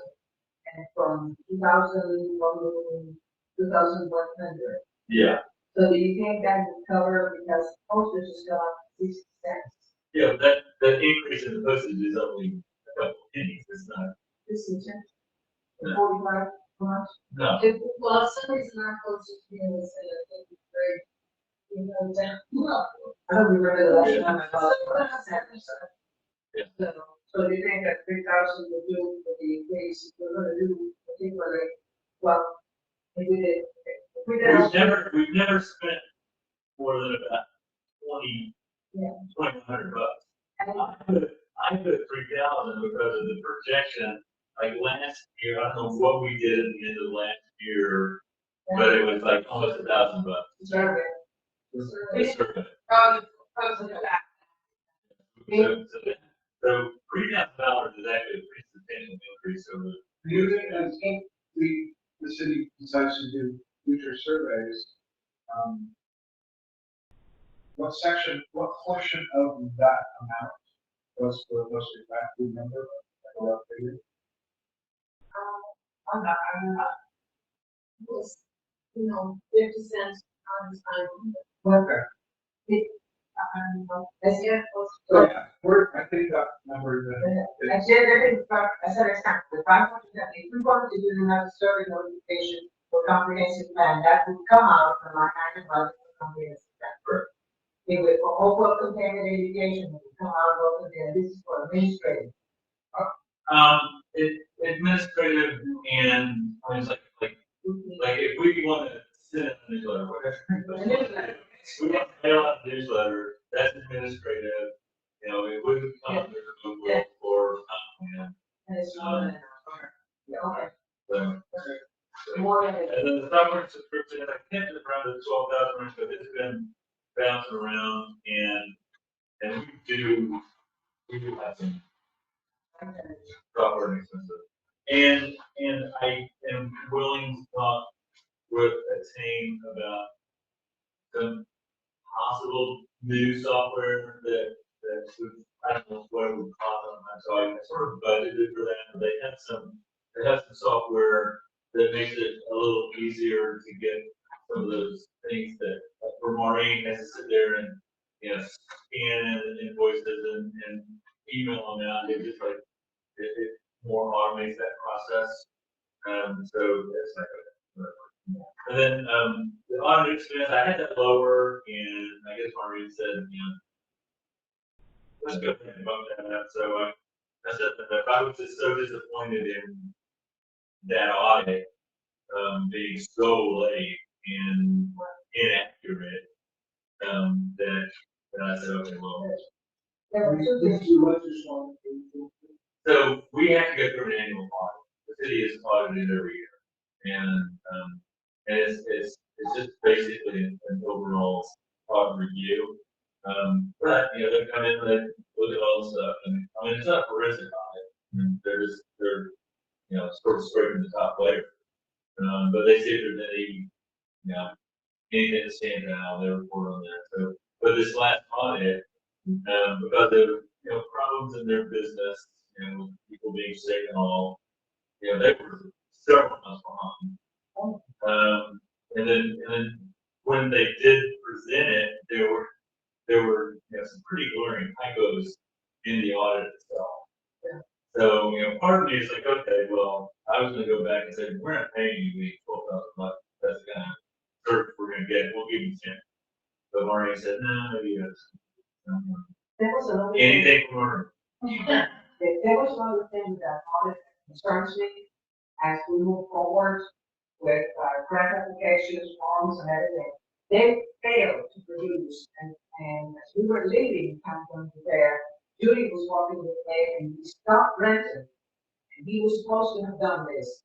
They not only have to be audit, they're supposed to do a letter withstanding. get like a letter. We only did that, did they get it? Did you get it? Yeah, because we still printing and said, this is not acceptable, and it's critical for us right now. Okay, good, so I'd like to make sure. Why do we go up so much in cost? Like, for a long time, it was $9,000. It's It's, you know, dangerous. cost of doing business. It's Now, like, audit. now, should we go out, you know, for bid on audit? I'm all for it. So this now is like this. But it's budgeted, if we can get that down to 10, that's 2,000. Yeah, so, and again, you know, there's kind of limited companies that do that. You know, so that's, you know, that's, when it's not, like none, but it's just like, I can't. I have a hard time finding something. So I think for those services in particular, it's not drop for 3 quotes, it's the best, It's that. or no, it's the best qualification. Because we have because there's 2 types of services for it. One of them we go out for quotes, and that's like contract labor, that's, you know, you look at qualifications and cheapest price. But then the other services that we use, like engineering and all these things, it's most qualified. We can't necessarily select based on cheaper. No. It's what we call this, it's what we did in the previous year, case study, because you got area responsibilities, your funding, your quote. In those cases, your quote, unless you have 2 vendors that are, one is an admitted much, the other generally the cost of the contract and its qualifications, the cost of the contract is just one element of your criteria. So you could pay more than that get one. You're right, that's what I it. Okay. Qualification looks pretty good. Budgeted $4,000 previously. And, you know, we're well under that. Yeah, and as a compensation, I had like, we've been changing the book for it. Yeah. You know, and I don't know what our trend is going to be, whether we're going to just bust out a bit more, or whether, you know, it's okay, we did the big ones, and, you know, we'll not go down, but, you know, some of that is ORC, and what, you know, what recommendations are from the ordinance review, but convocation, you know, is kind of a set deal, you know, it's like, It's a it's first twice a year. yeah. Yeah. So it's, you mean it's a set deal in that they only, we do it twice a year and we pay, but it's based on, is it $250 each change? We pay twice a year to update the code, and then we pay when they update it every time. So the twice a So year. the convocation, Each time. so this convocation bill was a one-time deal, is it 2,800? So that's like a total. That's for the entire year. That's what it came in, so I don't know if they just sort of stack it all up and then just send it in the way we pay it. Well, that's, That's the way it's been put now, I don't know what, I mean, Maureen probably knows a lot more about what the actual knowledge of it is, but that's how it. I was asking because the communication on that has been different, meaning we've been told every time we make a change, it costs us $250.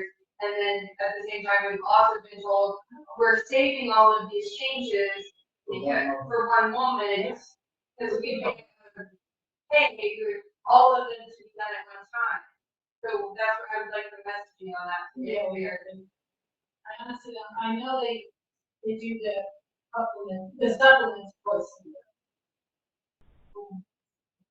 year. Yeah. So I think what Brendan was trying to say is that when we have to do a recodification of an ordinance, you know, it's not for, you know, it's basically $80 a page. So, and whether it's not billed by the page, apparently it's accumulated and then billed out, you know, at one time. But I don't remember, and this was just last month, but I don't remember that. I mean, it was there. I know that I signed the check went out, but I don't remember going in and looking at. So we can look at what that invoice is and see how they bill it. and have a better understanding of them. I'm just impressed it's so cheap for how much we've been doing. And then we spent more in years previous. That helped us with some really active council that was taking a lot of weight. But we may be getting another $5,000 bill in a couple of months. Well, we budgeted 1,000 and we didn't spend it, so. Not yet, but, yeah, not yet. Okay. So, we'll watch. I mean, it's like this budget process, going to continue, for a few more weeks. And these numbers are going to change, the actual numbers are going to change, as we go. So, that's, I think we can make those adjustments as we need to. So going down to, engineering, My favorite category. there's the two places I mentioned before, there's two places that I, included engineering. One here and one at the end for screening. So there's really about 105,000, in the budget for various engineering expenses. The $10,000 engineering reimbursable is a wash with the income for reimbursable. So whatever goes up front comes out here. We changed that to $8,000, just, that's enough. 10,000, very much. I'd like to say something on engineering, and it's going to be over our next council meeting. One of the actions that this specifically would be really bad. So it would not affect this area because I understand, if I'm wrong, I don't be told, that everything that's involved in that project, including the plan and the engineering cost, will come from the platform. Okay. The members of the platform vote panel went and inspected the three drainage sites identified as critical by, well, Brandon identified two, and then there was a third one, which is Brookside and Brook Meadow, and which is horrible. Okay, and then they came back, and this was made from every code in the world, and I trusted them. Came back, and there was a lot of discussion. The Brookside issue is one that, as he said, when you look at the drainage cover, there's so many complications that needs to be dealt with. So the other part that we had spoken to Jack Miller, the consensus, the vote, motion and consensus was the Westwood and Brook Hollow location. That is, there's a lot of things wrong with that location, including a culvert that nobody knows where it goes to. So there was their, and it is a heavy travel area. So that was the consensus, and that's going to be. So that would be, the first step is to engage engineers for study. We did that was exactly one of all these things. I was walking and trying to find where that culvert is, wrong, we tried it. And it was, this is what's going to take, that will come out of the area cost. So the only engineering cost that we're considering, and that will come later when we talk about all that we talk about, would be for the recommendations that we're going to make about both which goes to it. So I think that as much as we can do, if we have money left, we think we may have money left. If we do Brook Hollow and we have to complete. Out of the 4.6 work. Yeah, we think that we would have some money left to work on. Yeah, we have to, I mean, it's a whole, and I'm also. But also we were also talking about if we're doing the drainage piece, and engineering is coming out of that, but also the replacement of the road over, incoming. So, it'll be interesting to see, how far we can make that corner drainage stretch. Right, and that's one of the reasons we want to start with Brook Hollow and Westwood, because we may not have to spare any money. And so that would cover so much, we have another year, so, okay, so that's, that comes out the area first. Yeah, and so we're gonna talk about that down at the bottom. Let's talk about that. So we get that, but I know that But I we do, got, but we will need some engineering for growth. If we're gonna do any of the. And this is the way I'm gonna ask you, before then we can move on. If we take the funds from reserves to do the street repairs, then engineering will come from those funds, not come from this number. no. That's No, the engineering, you know, I thought is between the 20,000 here and the 10,000, that's for reimbursements. The 20,000 here and the 85,000 on the last page, second to the last page, you know, is basically what we get pay freeze to do. Most of the vast majority of it is going to be, you know, if we're gonna be doing road work, that's a big number. You know, but the 20,000 is other engineering stuff. You know, development stuff, working on golf course stuff that maybe not reimbursable, that is not roads. You know, you know, we use them. And then there's, yeah, so. I'd like to leave those fees further out, because I'd like to see us act on the walking path. That we Start sort over of again. walking trails, like, Yeah. we see the engineering services at the expected cost that we have. That is 20? Yeah, you said you have 20 here and then more lower. Yeah. Because, you know, one of the things that came out as a high priority for our citizens in the top five, I forget which number, is walking. Right. And safety. And Right. so that's something that's gonna take a significant amount of And engineering. that may come out, that may come some out of this, may come some out of the street engineering, Right. because they're combined, they're connected. And there's also grants that are specifically. The for- grant Yeah. specifically Well, yes, So, so Right, so that's, I drop this. There, I'm not, no, I wasn't, I don't think anybody's talking about rock. I just want to understand the different categories of engineering, I'm confused now, I understand, okay, thank you. Okay, so, and then moving on down, legal expenses. about that thing. I don't know what Abby was, and we haven't spent any money on it in several years. Would that be like that map that we directed staff to update? Right, and so we got one quote, well, no, we got what was spent in prior years. And we did not receive, we asked for a quote, but didn't receive one yet from So from that. prior years, we have. $3,600 back in No, we didn't 18, spend that 19. much. He's got 1% was 2014 and 15 was. There's a $3,600 charge under mapping in the 2018-19. This was from the maps later on in the. That was about So this is that. Yeah, The these. 3,600, we spent $3,600 that was coded demanding a few years ago. Let's put $3,000 there, because we directed staff to try to retrieve that.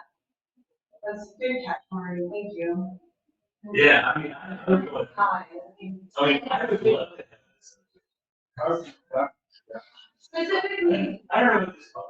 that one, and, or what we have online to reference really needs to be updated, because we use it a ton. Okay, so we'll try $3,000 under mapping. That makes sense. We'll get move to legal. So legal is like, you know, I was reluctant to put anything under litigation or very much under litigation, but it seems like every time I turn around, somebody's starting to sue us over something.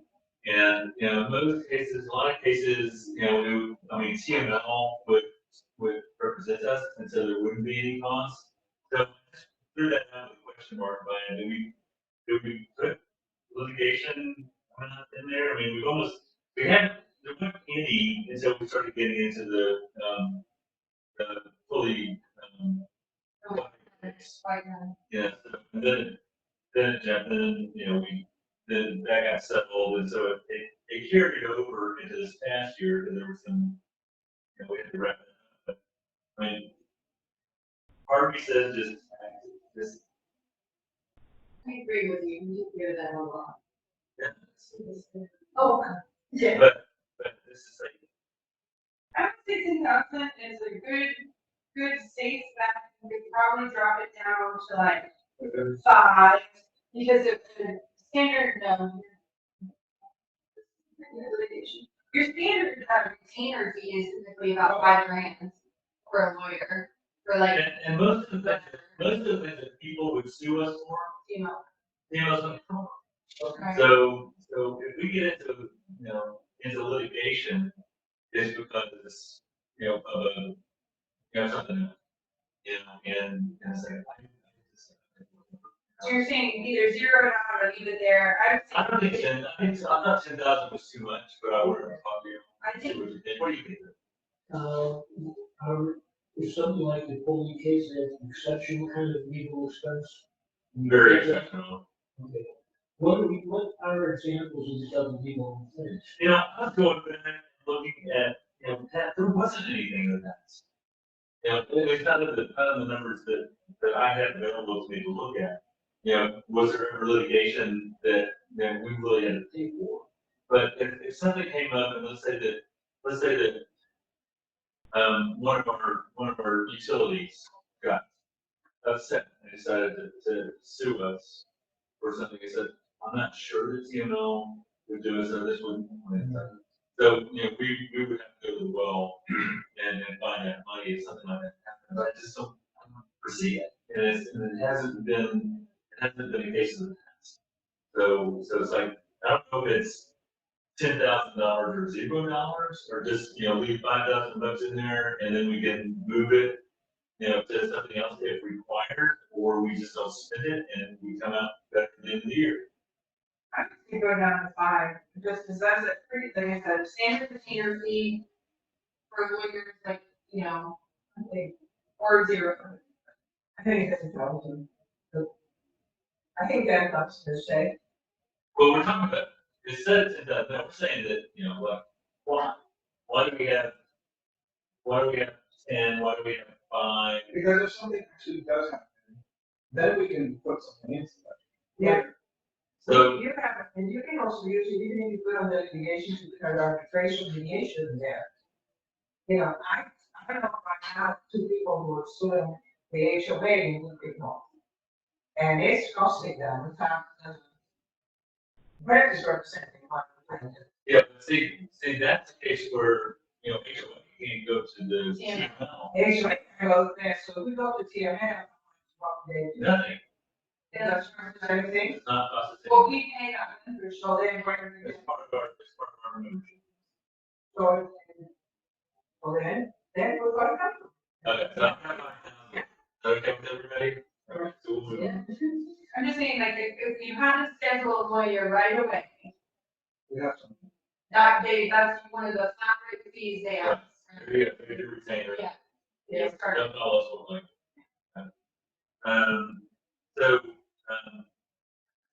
the general legal expenses, I mean, I'm all for, cutting out what we can. I mean, it's like, but we need it for this meeting. I said, no, not for this meeting. Yeah, so I mean, there are some meetings that I just think we can say we're okay. I mean, in 2017, 2018, we were down to $12,000 and the city was 125. Yeah, and it's like, and we had a big uptick at the beginning of the year because we were just, really working out, all of the details of, what we needed to do. And I mean, there were some pretty big legal questions that we were grappling with that we went to Bud and, we made it right. Yeah. And so, But just look at the numbers though. I mean, so again, this is just one of these things, I know people have claims, they're said this or that, but if we look at our totals for this year, even with the projections for last year, 28,000, right? The budget was 30,000, so the previous council year was expecting to spend 30,000 on general. And that's for a budget adjustment. Okay, this is after, so we moved money over there.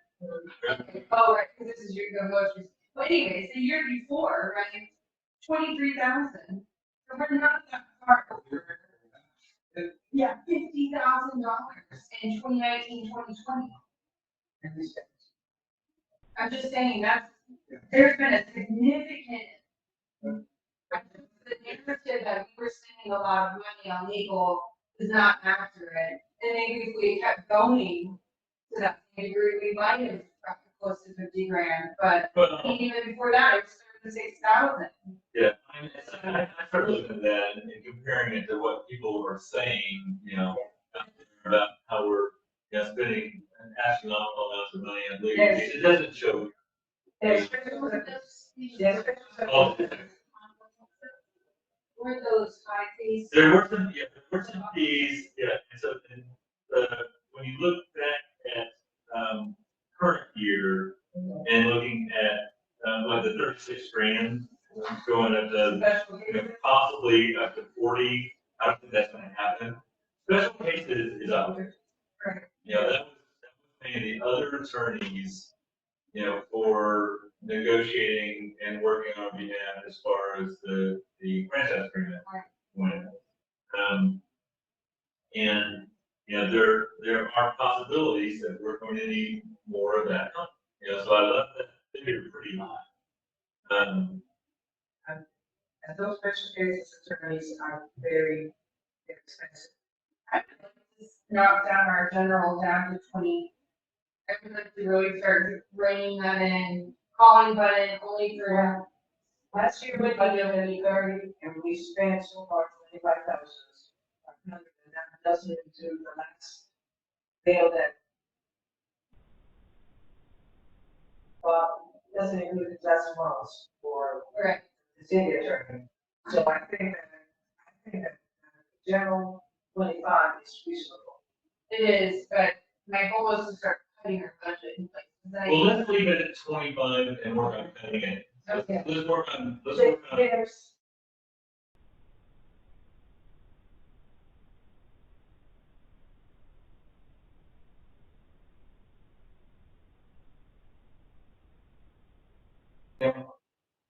But it's pretty reasonable.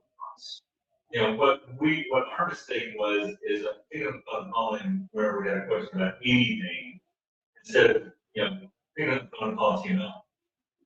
Who gives us that service for free. You can call TML Legal or email them and get a good, quick answer, pretty quick. So we can watch that and, hopefully we end the year, at next one. So our 4-year average, starting at 2021, going back to 4 years we have here is 30 grand. So if you average those 4 years out, no, 25 is fine. And I would like to second for anybody new, call TML. I've never did.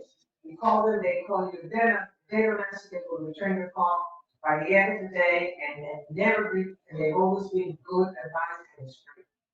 Remember that, just recently, they're excellent. Just for what it's worth, I've got the legal reimbursables in here for 2,500. I didn't have the corresponding revenue side of that for the 2,500, so I've added 2,500 to the revenue side for legal reimbursable. So that would be a wash. Okay, IT services, that's what I was talking about. It's like, okay, what's IT services, what's software, what's IT and radio? I want to talk to about, seeing if there's some way to put all that together and have a better understanding of it. But as you can see, those figures are, it's higher than in the past. Have we ever had like an IT audit, meaning like, what are these services that we're using, or are there like better, subscriptions So- or reduction? This is not even subscription. So this is, so this is like for every computer, there are fees, for the maintenance and management of the computers, for your Microsoft account, there are monthly fees for each one of us to be on Microsoft.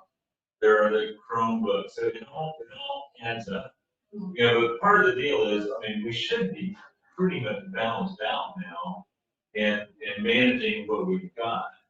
But Casey and then we brought in a lot of, take up the microphones, but in the month, take up. And so they've been here a lot doing work around here that, it's like, and they're not even really qualified, they're not sound engineers, they're not audio engineers, they're computer geeks, and it's like, and they do a pretty good job. But, I would like to see, I would like to talk to the bookkeepers and see if we can't simplify some of these things. It seems like there's a lot of money going out in the IT area, that is really hard to So you have a larger number there because they've been working a lot here, and so that's what you're gonna yeah. reducing that potentially and seeing how to cut. And we got it at 15.5. I mean, maybe we take it to 13. Maybe because it's like we look at we have grown and we've got more staff than we did back then. We are, So more computers, and we bought the Chromebooks for everybody. There's maintenance and all that has to do with that. But We don't have flat rate, we don't pay anything like that. yeah, I know, but yeah, so is that the fund rate that they represent? Yeah, well, it's a flat rate for the, they charge per computer. let me pull that.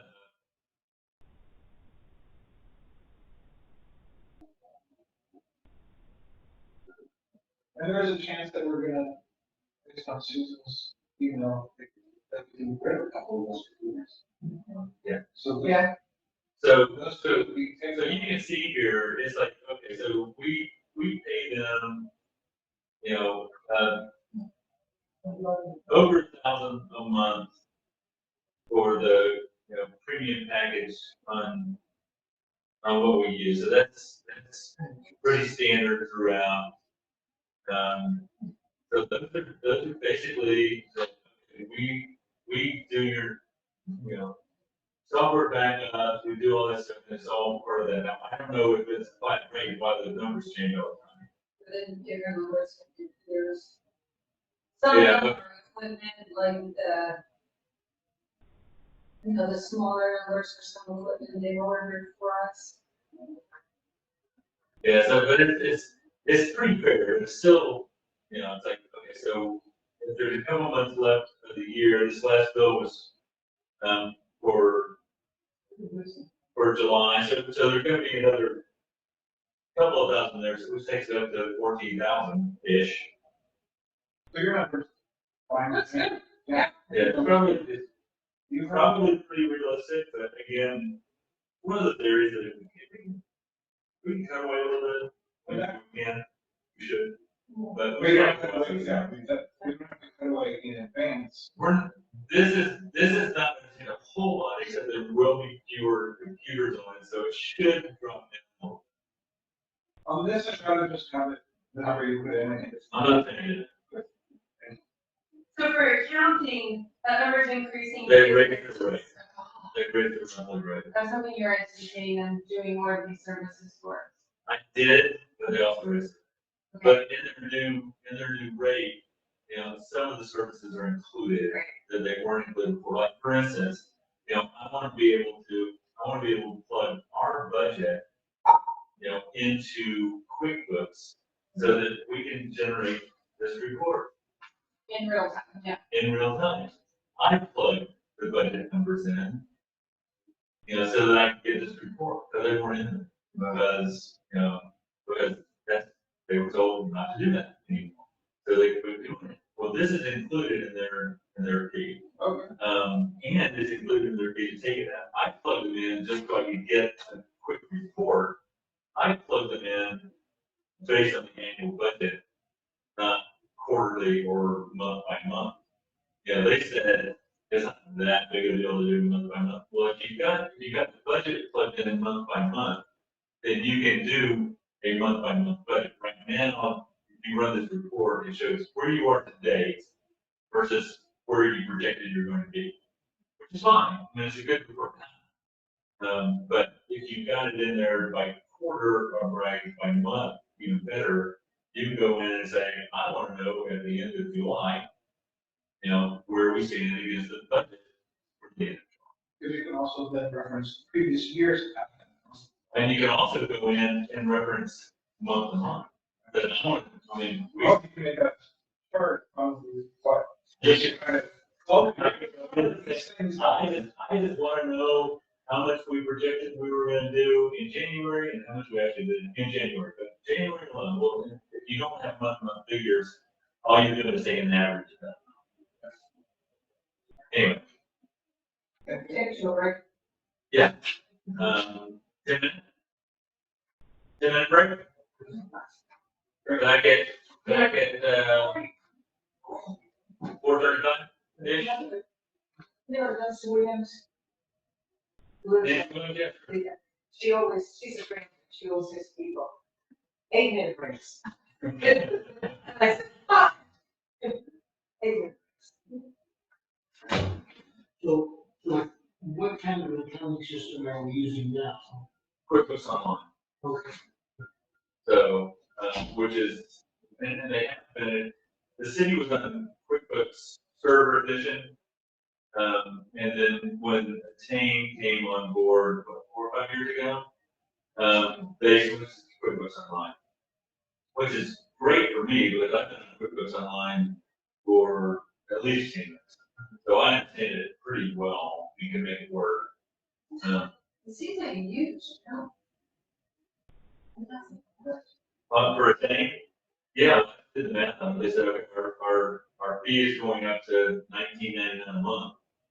That's $24,000. How many computers are you servicing? Computers.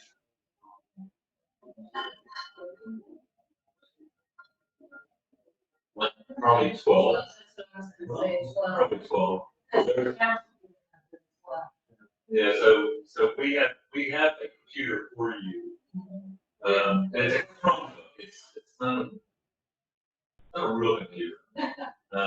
You know, I don't use it. Chris doesn't use it. Corey doesn't use it. Yeah.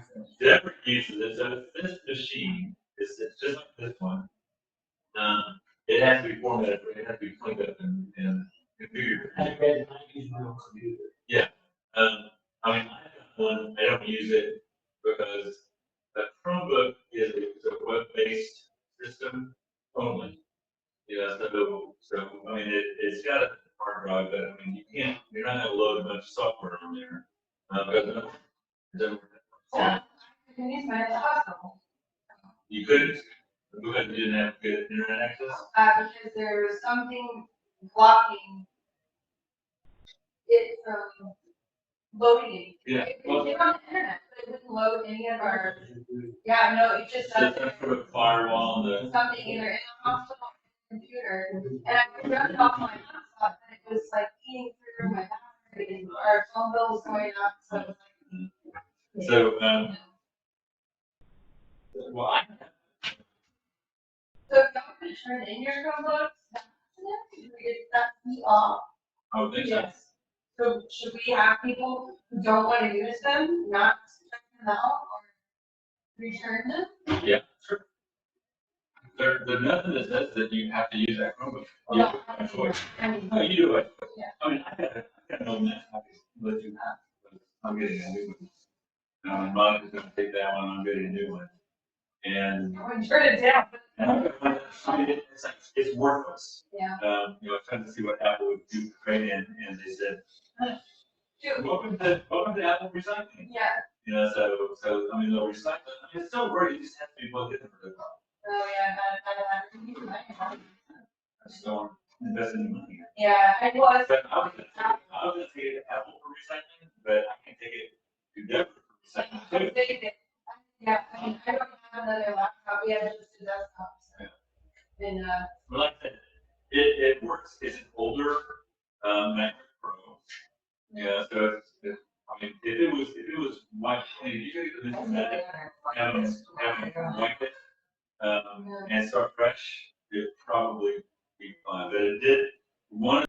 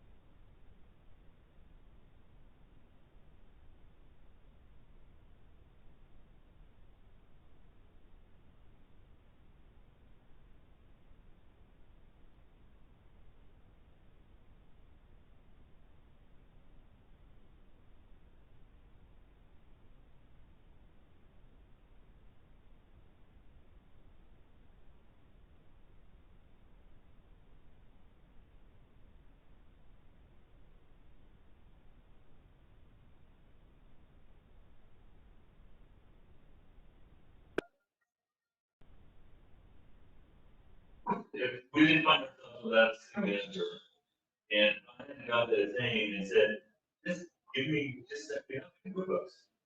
How hard is that? I would not have been able to do this, I would not have been, this would have been just pure guesswork.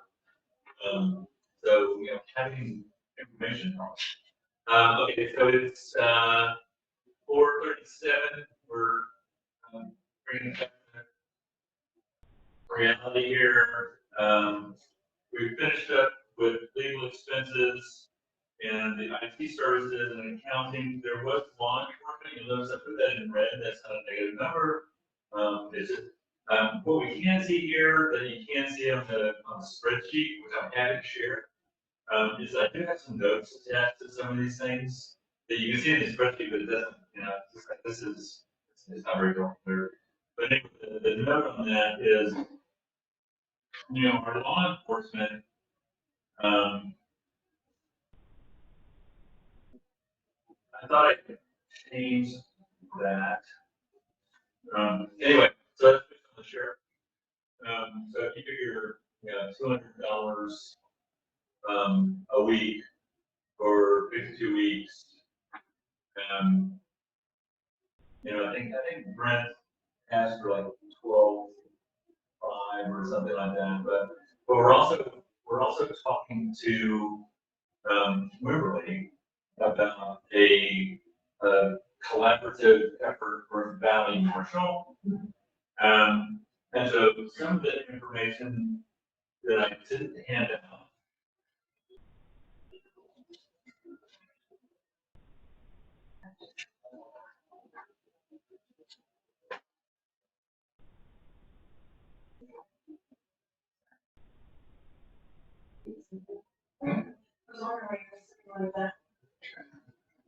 Now, expanded and I can just pick one and pass them around. There's two.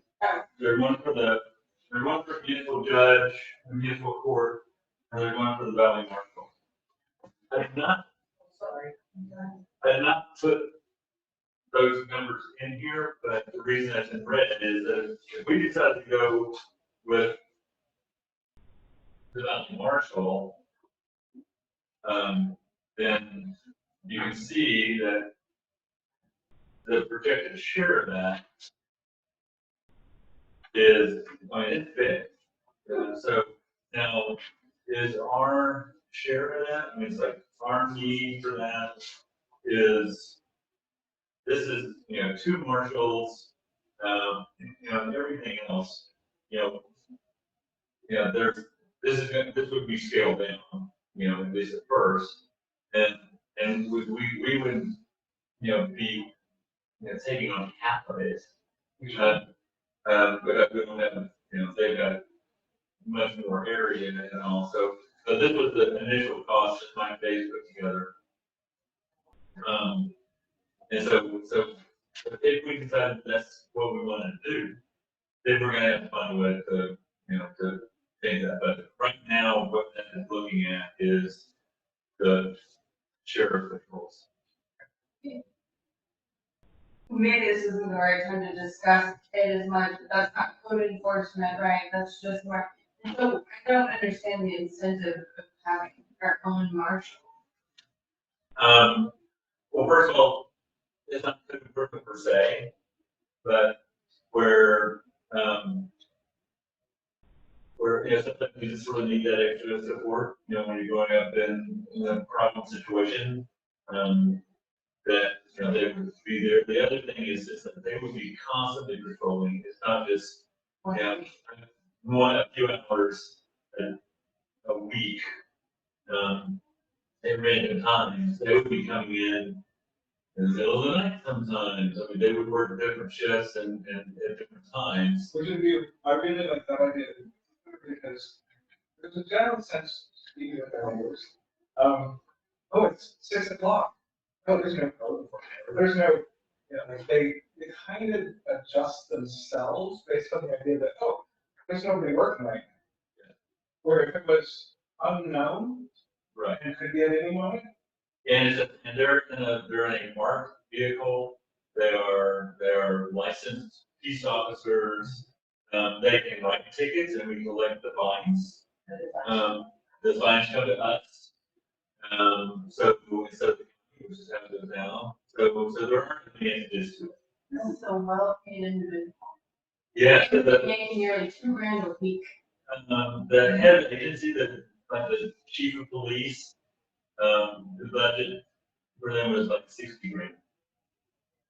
This, we We were were paying paying, the liability for the work. There's insurance that's involved in it. So the TML insurance is like $2,700. and, yeah.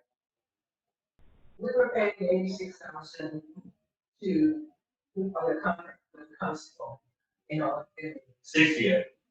but What, around 60,000? 60, yeah, 60 something, we're not, we weren't, but then we got, it was 66,000. Oh, yeah, push it back. Yeah, 60,000 was the total by the time that we paid.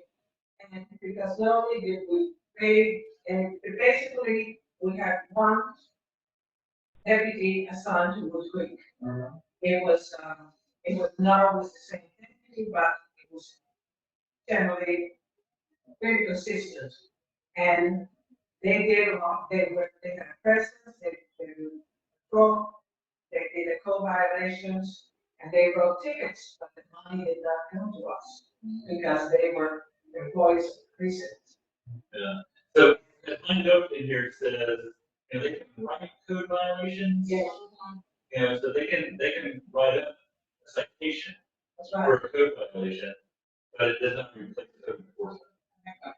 So there's some code enforcement. So my thinking is like, okay, well, let's say that we can negotiate, that we pick up, 60,000, for, a third of the time or whatever. So if we say, okay, well, you get 2/3, we'll take a third, and we plug that in, then, I mean, we don't have to pay the sheriff anymore.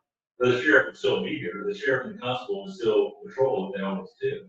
But there would just be additional things. So I love the idea, we need to pay for it. That's obviously the problem.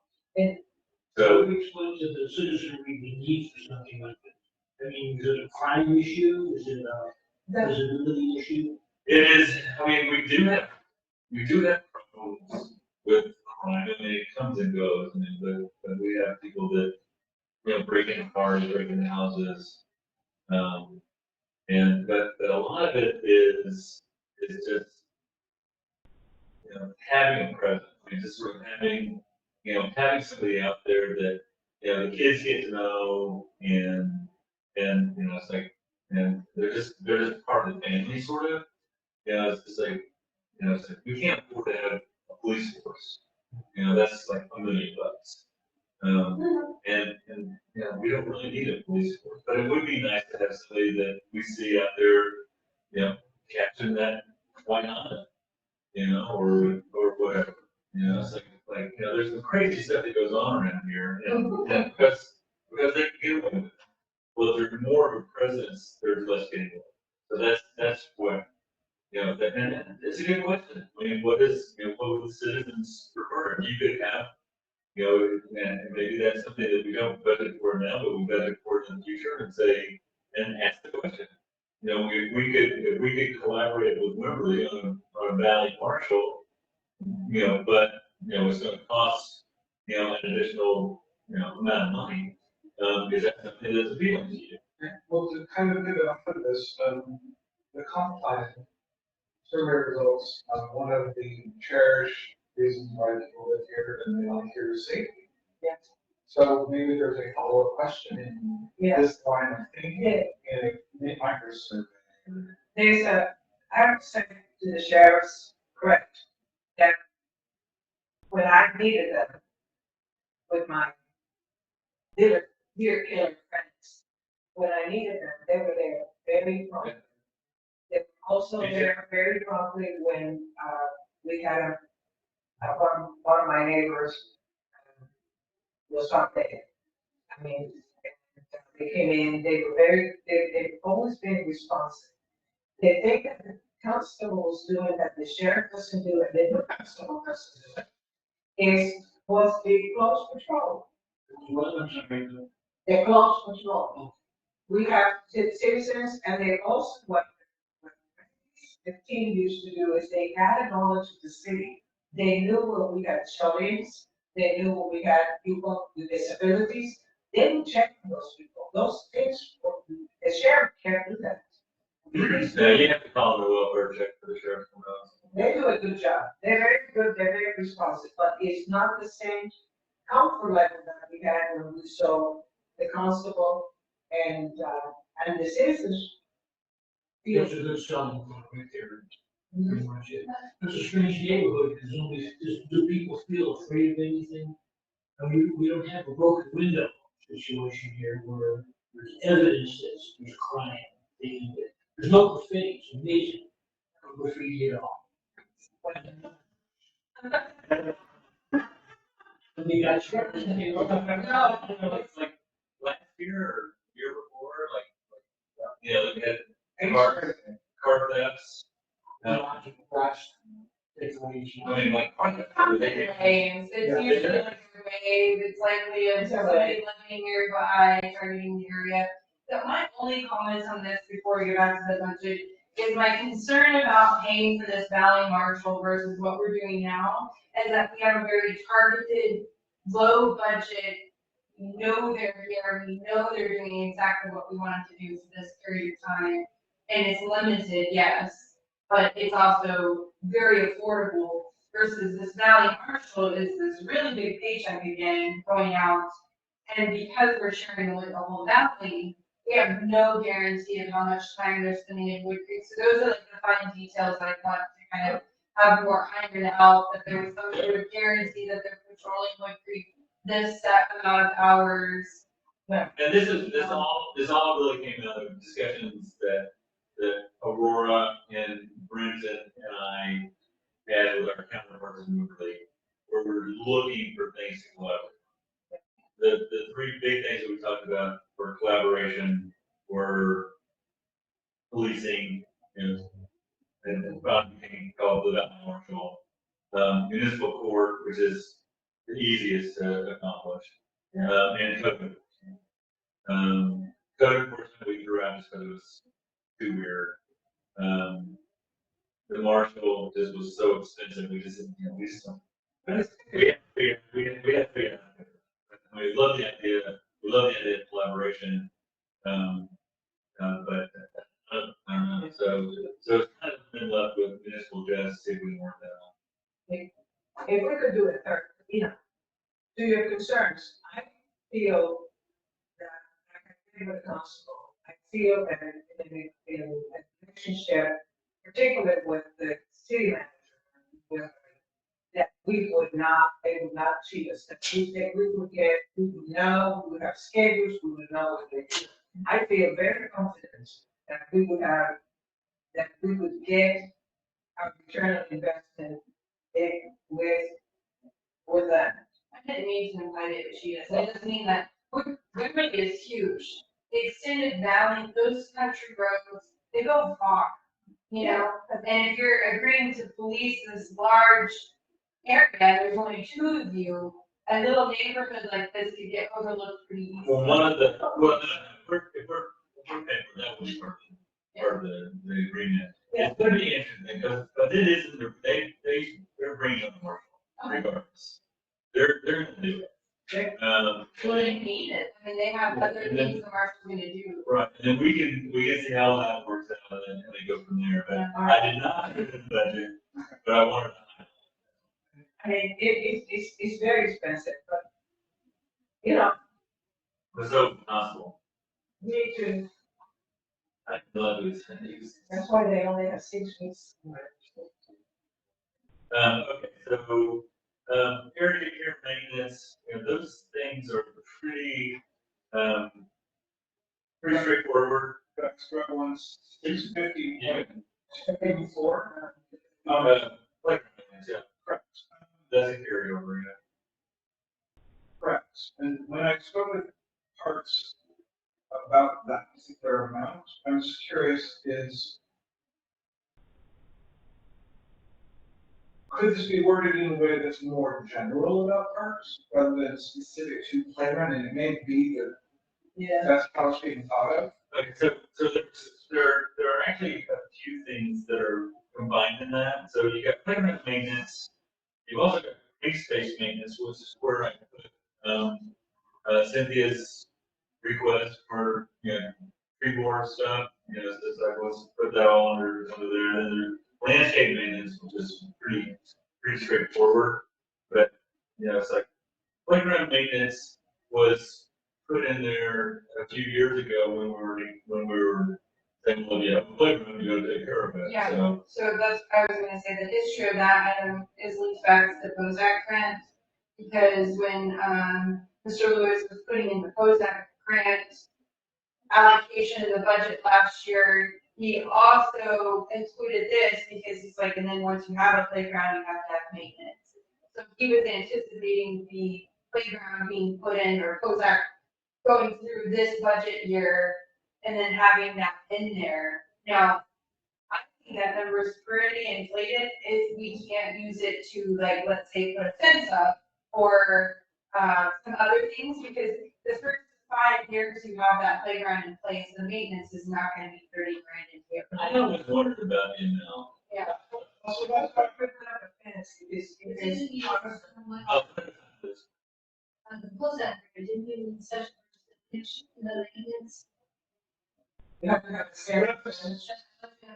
And they just limit it to that, But that's what I'm saying, is that rather than the word playground, it's parks, splash maintenance, yeah. where it's, the playground's still part of parks. I'll have it. In playground.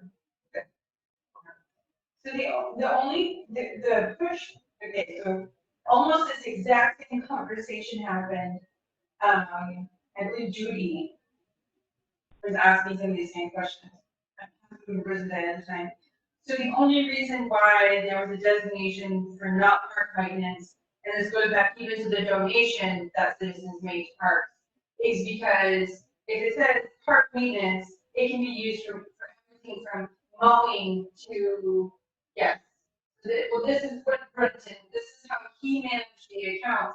A future city manager could decide to do things differently, right? But if it's park maintenance, then it can be drawn for everything possible. And so a way of protecting it in some ways was by naming it that. Now, I don't have a problem with changing it to park maintenance.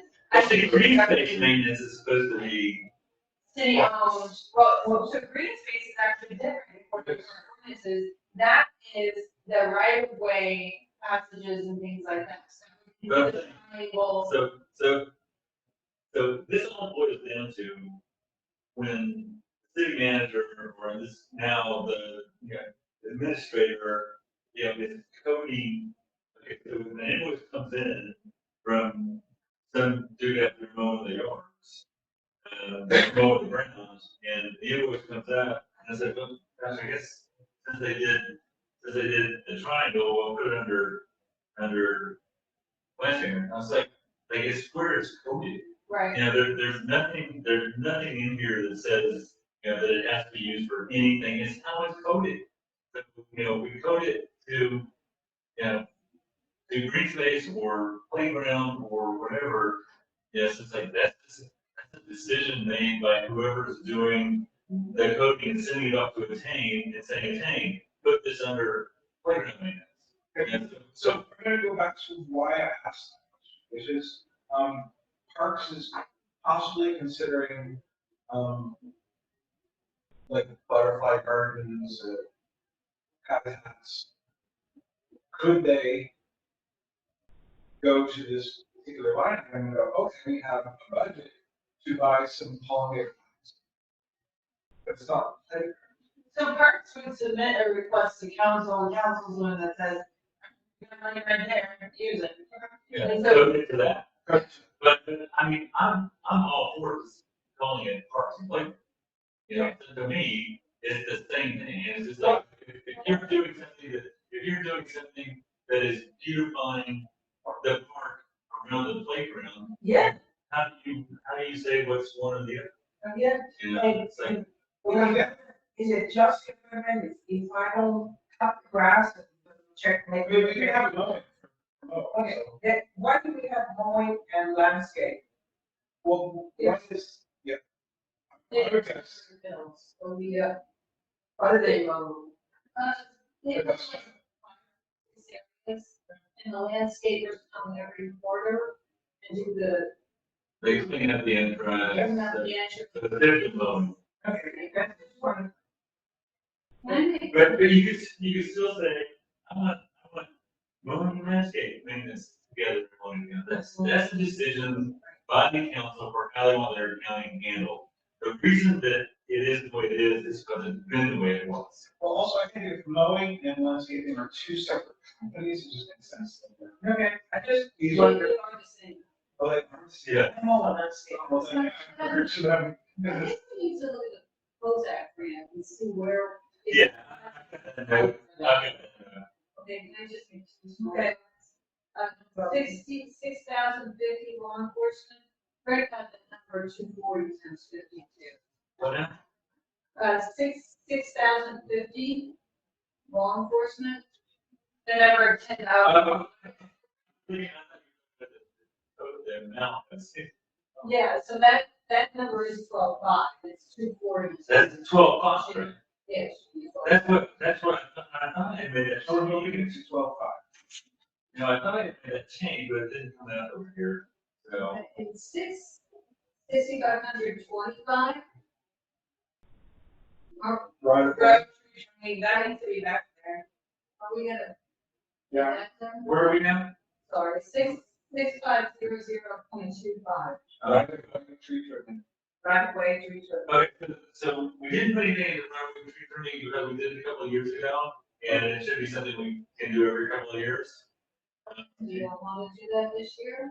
Yeah. So it wasn't, so it was done last year, not done this year. It, in theory, should be budgeted for next year. Because they, It's every other year. that's what Brendan was saying, and that they do try to cut it up to 16 feet.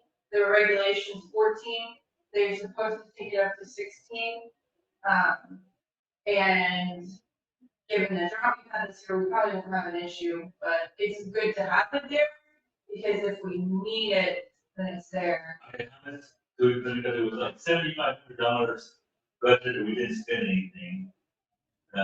It was 15 and change before 12, before. I think that the 12,160 was the cost of the tree trimming. And then when we had the tree fall, the big tree fall, that was more money. So I think also what Brendan was saying the last time we talked about this too, was that if we get on a regular schedule of it, it's cheaper than what happened here is we waited a long And so time. it was like, Yeah, yeah. This skipped the year, we're doing it now. okay, so what, so don't tell me what number to put in there. I think, look, I mean, it costs 12 grand, it costs 11,000, so you could go up to 11 and be safe. But what We about, budgeted the 7,500 for tree trimming for the road. what about the trees in the right of way? My question is, That's in here. do you have to do it every year? Because the Fed Palace does it every, they have, they map, service map, and they rotate 3 years. So, And so we did it, we didn't do it this year, but we did it, we didn't do it in 21, but we did it in 20. Didn't do it in 22, but we did it in 21, so the next one will be 23. It should definitely happen next year. That's everything, so 23, so next year. so if we put 11 grand in there, that's great. So, but what do we do about, okay, so here's a tree that has to be removed from our road. Well, it's dead. It's gotta go by, and so it's on us to take care of that tree, right? So does that come out of local containment, does it come out of right-of-way tree trimming, you know? What is that? Not either one, because if it's, well, you can bill it to the Oakville containment. Although if it's already dead, it's not necessarily contagious anymore unless it's around. Yeah. But there's not just one of those. No, I know, that's what I'm saying. I would like to get those done now. So The ones that we know of that are in our right of way right now, I would like to get those done now in this year's budget. Not, before, okay. before I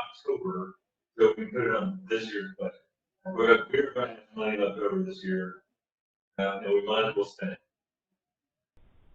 So leave this budget at 7,500, and you're saying work now to go ahead and get a tree company, get, 3 bids. So we need the tree board to go around and give us, or one of us, I can drive Jacob around in the car, and we can say, boom, boom, boom, boom, boom, boom, boom, these Right. trees. And then we put them all together in a package, get bids from local companies. As soon as we possibly can. One of the things. I mean, I'm going around and taking a look and, you know, identify some, but, you know, the sooner that we can do that, the better off we're all going to be. And there's the big tree thing. Side. Okay, well, Jacob and I will just see your drive around, he can tell you those trees pretty fast, we have a list. We're pretty sure of, but I think there might be more. It wouldn't hurt to take that list, compare, drive around, and see if there's any we missed. Because there's some question about, okay, well, this tree is sitting over here, off the road by a few feet. Well, is it within our right of way? I mean, it's like, okay. So you go to the center of the road, If it's in the road, 25 feet. 50 feet total, Well, in the it's center of the road. No. 25 feet on either side of the center. So you take the center, you step up 25 feet, and so in that tree, we got here, there's one on Brook Hollow that I haven't stepped off, but most likely, you know, are not focused on the list. But the ones like on Champion, convenient. So the one that we, that we were talking about, Brook Meadow, you know, those are well within the 25 feet. And there's 2 of them, and they, I don't want to make this any longer than it needs to be, but I'm confused. Where I live, we have a very small street. Okay. 25 feet is when you park, you're supposed to be parked on the right way. No tires on the pavement. There's an additional 25 feet easement for your utilities. Yeah, for your house. Right. Eh? Right. And it's inside the right of way. From inside from my property line, I have to the utilities. So there's some trees that are at the edge of my property. And when they came around the next time, they were cutting those trees. That's not the right way. The way Who came around? the company. They didn't trim trees where? Right, the trees are on the edge of my property. but they overhang the road. Huh? They overhang the road. Yeah, but then, but I was responsible for those trees. So that happened to him, it happened to You're me. There were cutting trees that we had already taken down by certified hours. So, without watching what happened to your house, everyone is responsible for the trees on their property. Here. Yeah. The city specifically has liability for trees in the right of way.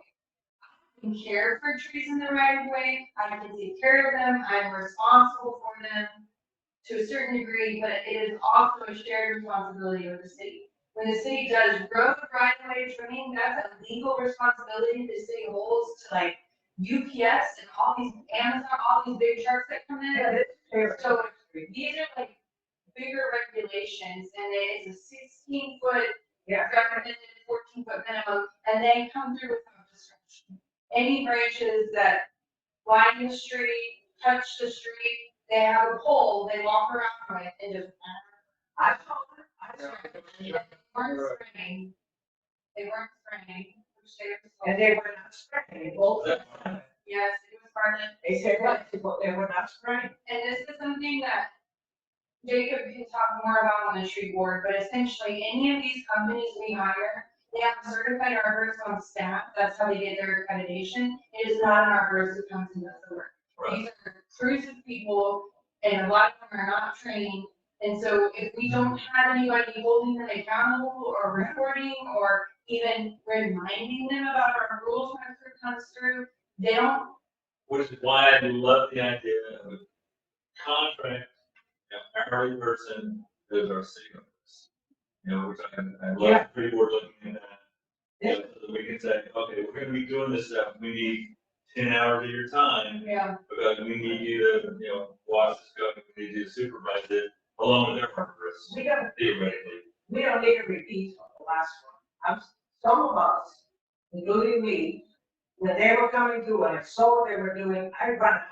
I said, you did too? I just do it my favorite. Yeah. I'm watching, I heard you guys out here. And one of them said, where I was. okay, so in this, the goal essentially is to do a larger tree maintenance for the city now on this year's budget. We need to add a road tree trimming amount here, because in theory, we should be addressing this annually, biannually. It gets more expensive when we put it on. Right, so 11,000 is correct. All right. I'll find the date on my calendar, Okay, so the rest of the stuff is really pretty routine. So, question on 6500.31 street signs. Okay, I want to go before you get to street signs, I want to go to 6500.30 street maintenance. Okay. Recommendations, all this is gonna be formalized.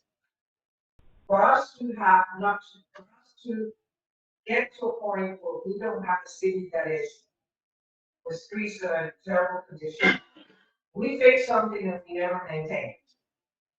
And what is recommended in the transportation, what the Platinum Pro Standard is recommending is that as we upgrade, repair, reconstruct streets, we also have a maintenance plan. Not this guy, not, he's very nice, I like him, but somebody in the little golf cart putting potholes. I don't think that 15,000 is enough. We have to- Okay, what does the platinum panel recommend? Well, they're recommending 30, Okay, down for 30. okay? So I would like to, Thirty for which one? Street maintenance. that's what we talked about. Street signs.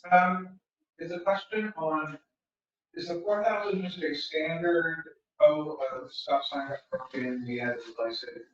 Everything? Or new one has to go up. I mean, it's just like, these things pop up randomly, and so it was sort of carry over across. The number is 6,000 in case, because there is a particular panel looking at the idea of including additional signs. We also have a bunch of stop signs that don't meet code. They're not breakaways or whatever. Yeah, whenever we replace a sign now, we're replacing it with breakaway. What's the total cost of that? For Per sign? a new sign, Yeah, That's And then, but new breakaway sign. new breakaway sign with. With installation. and then we also discussed previously this idea of making, some of the blinking signs solar sign. We haven't done Very this. expensive. Right. But an adapter to it even? They're real expensive. Usually I have the batteries. 6,000 street signs? Yeah, just, yes, please. How much did you say? 6. And then we have stop signs, locations, and interesting.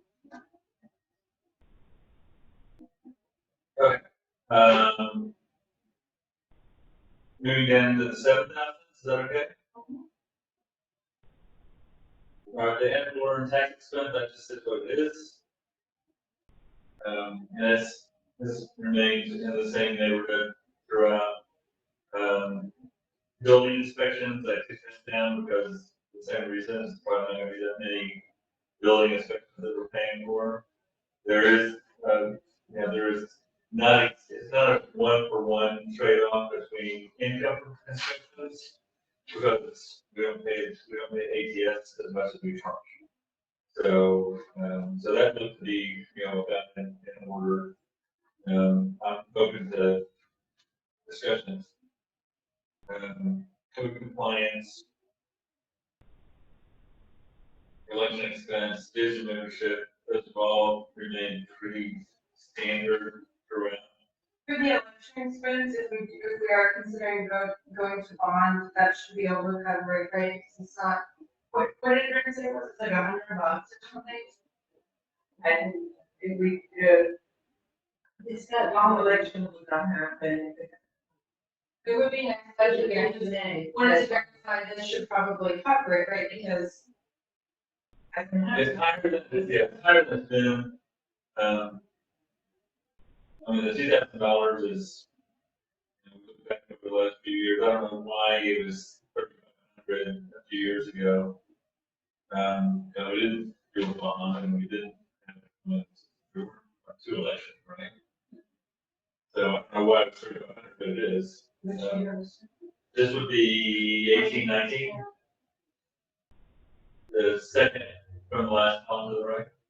You know, so it was like 3,500, but every other year is 1,000, 2,000, 1,000, 1,000.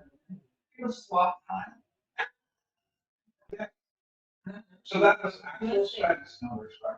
Yes, Yeah. that's the way it was billed, with both those hands same school year. Oh, We would have paid for a school month. Now she's saying that that's even it's zero before, it's that they didn't get the. all right. There's no zero before. Oh, I'm sorry. Forgot to say that. That's, You're right. You're right. Probably was just probably a double bill. Okay, that makes sense. What is the meeting expenses? Meeting expenses like if we set up a TML meeting, How many is that here? It does seem high, It is, how much did we pay at VFW? like 250, if we do That's that. very high. Well, this isn't the BOW. this year we spent $6,000. oh, yeah. Let me pull it up here. I'll be able to tell you more, because I thought that was for going to a TML meeting, It's in there, training. registration fees for a They should be in TML. a different category. So this is, okay, so the numbers in here for meeting expenses, we have 50 posts, chamber luncheon, TC makers is 7. No, you're right, so there's no, There's VFW and then cost to like make Maybe sure the my microphones. Like the We microphones. spent $5,000 for that, over that PML. But we bought microphones twice. okay, I was wrong. And did we buy this camera or was that earlier? But I couldn't go much Earlier, this way. Really, a meeting is, Well, I could think of it as opposite, but this meeting expense still. For the meeting. This is food, VFW paying, nameplates, it goes under it, it looks like. Yeah, okay. We'll see. okay, that's my mistake. So it's really low on some years, so it seems like somewhere we could maybe. I mean, we do plan to continue on with public meetings. Then probably the VFW is the best place for the larger ones, so. Yeah, although, you know, We cut it, maybe down to 3, although we spent 6, you're saying it's on the, where the, And what she says is microphones, so we haven't returned them yet. That's for microphones. they're not in here. whoa, The microphones aren't in here. That's the. Oh, here it is, yeah, this is 619, 616, 4,800. Oh, yeah, that's a one-time deal. Right, we had to increase every 2 days. So that's a Yeah, that's one-time what deal. Yeah. So we can knock that down to 3. Well, I think we should have that. Yeah, I think we can reduce it. I reduced it to 3. Now I want to see if that's not, where's all the TML stuff? That's on the next page. Okay, TML, so this one is for, So the travel and vehicle reimbursement there, that's for so there's the mileage reimbursement. So this is for like, there are some, like, there's some hotel rooms in here, I don't know what PFIA training is. Okay, so we were reimbursing So, Joe, I can see so that. for driving. So there's mileage festivals, this is travel costs to the TML conference, and he said that's, he put in his mileage for that. Even though he had a, Car we were paying for. yeah, I guess the gas isn't free. so there are some travel costs, but these are not registration fees and things, this is travel. Wonderful travel, so we spent, over what was budgeted, we're reimbursing Joe for driving around part of that. In years previous, it was a lot lower, I think we can knock that down to $2,000. You said two? I see it now, yeah. I say, And they offer so much online now too, that a lot of the things you can do online. Sorry. 500 is elected, travel 500. Right, that's staff versus us, so yeah. Well, no. So, if we travel somewhere, I haven't, when I've driven to Bastrop or driven to San Antonio, I haven't put in my mileage for reimbursement. And if you're driving, So, I'm happy to do that, but if somebody goes down, that elected official travel would come under the $500 or the. I have to do. I'm not worried about it, I think it's, I think I'm gonna turn in my first request for reimbursement after 6 years. So training and professional development, move to the next page. Elected body and staff, I kept I don't think that the staff is gonna hit that 4,000 number. But I would like to see both elected body and staff doing, as much training and professional development as is reasonable. So, I left, pretty good figures in there. I don't know that 4,000 is right for the staff because, it's been 23, 32. I mean, we'll probably do 3,000 each for elected body and staff. so here's the thing, you're talking about hiring a city manager with less experience and a lower salary. So we might need to keep that number up. The manager might need to be, getting certifications or whatever. The elected body at 3,000, I feel like could be reduced. But, in 1 year, they spent $4,000. Year over year. No, that was 2020, 2021, so, that was the forecast year, that was pandemic. Yeah, it probably was. We did. Yeah. That big training. So, okay, so keep it at 3 and 4? 3,000 and 4,000, or you think it should? I mean, I think you could drop the elected body one, because, those I don't little. want to drop the.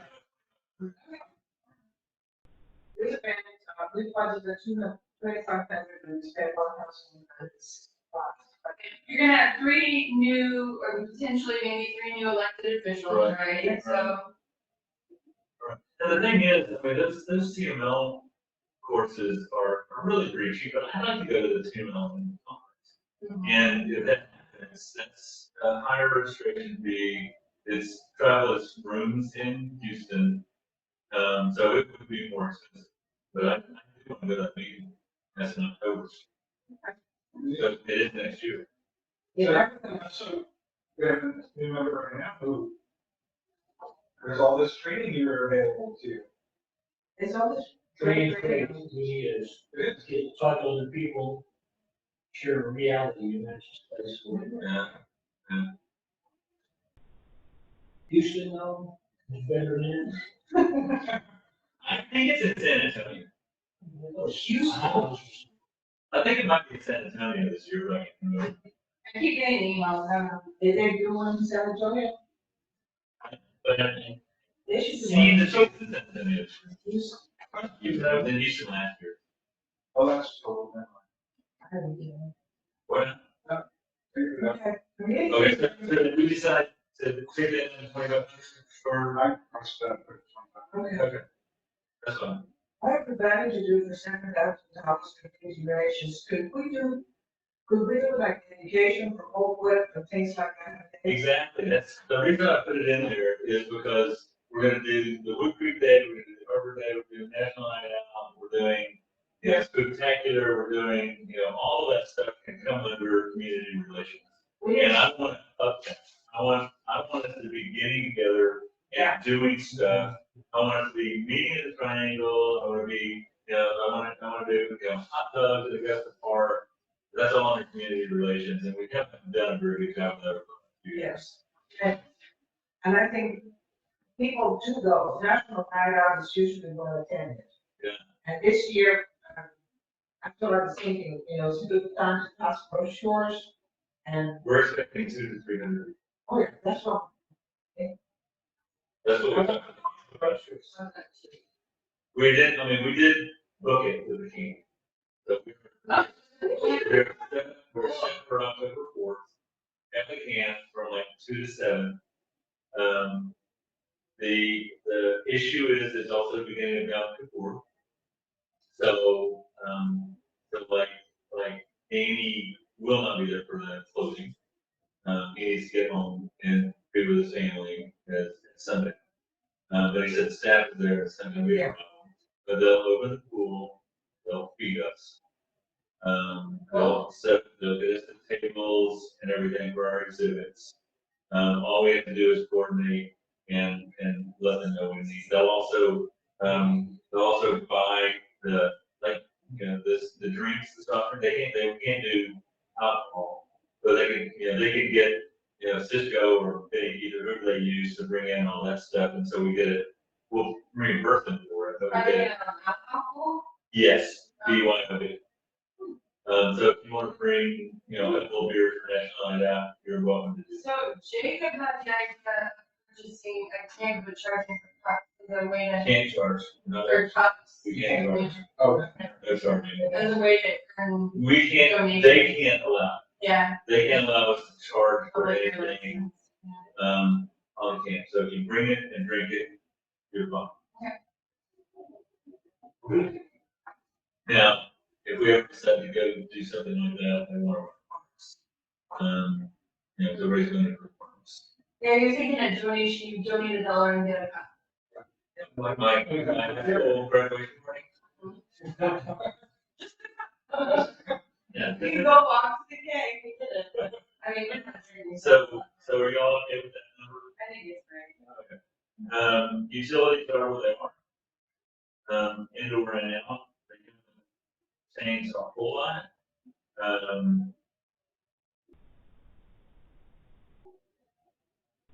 Insurance, that is, not health insurance, that's, you know, seasonal, like liability, right?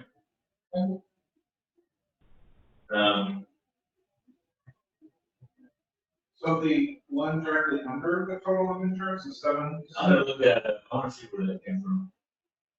Because it says expenditures, which I understand we need a line because we haven't actually spent that money yet, that they. Yeah, I left that open, but I don't know, it needs to go back to the, you know, is that 400,000, does that mean we're? You know, So if we spend that, we can spend here. yeah, we need, Do we need to have that number here? Well, I definitely think you need the 213. I didn't put anything in there because I didn't have anything from, I didn't have anything from from Rose yet. Right?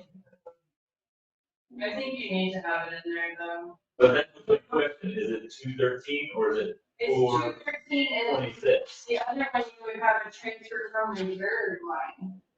The other 213. Yeah, if we're gonna spend all that down, then, yeah, then it would be. We're going to here. Okay.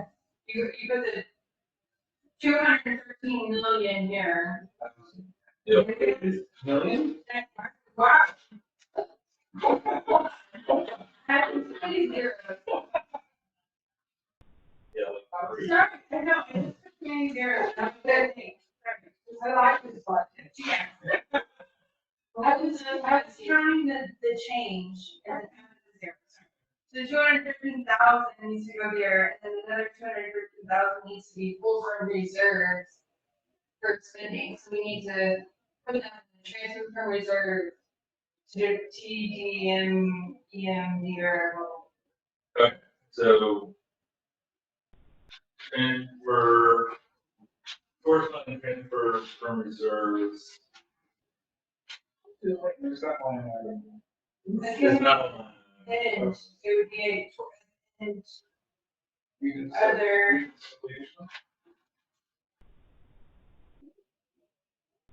So, no, not there. well, because we wouldn't have transferred it, this would have been the first year that it would have, it's going into reserves this year. Whatever we have enough.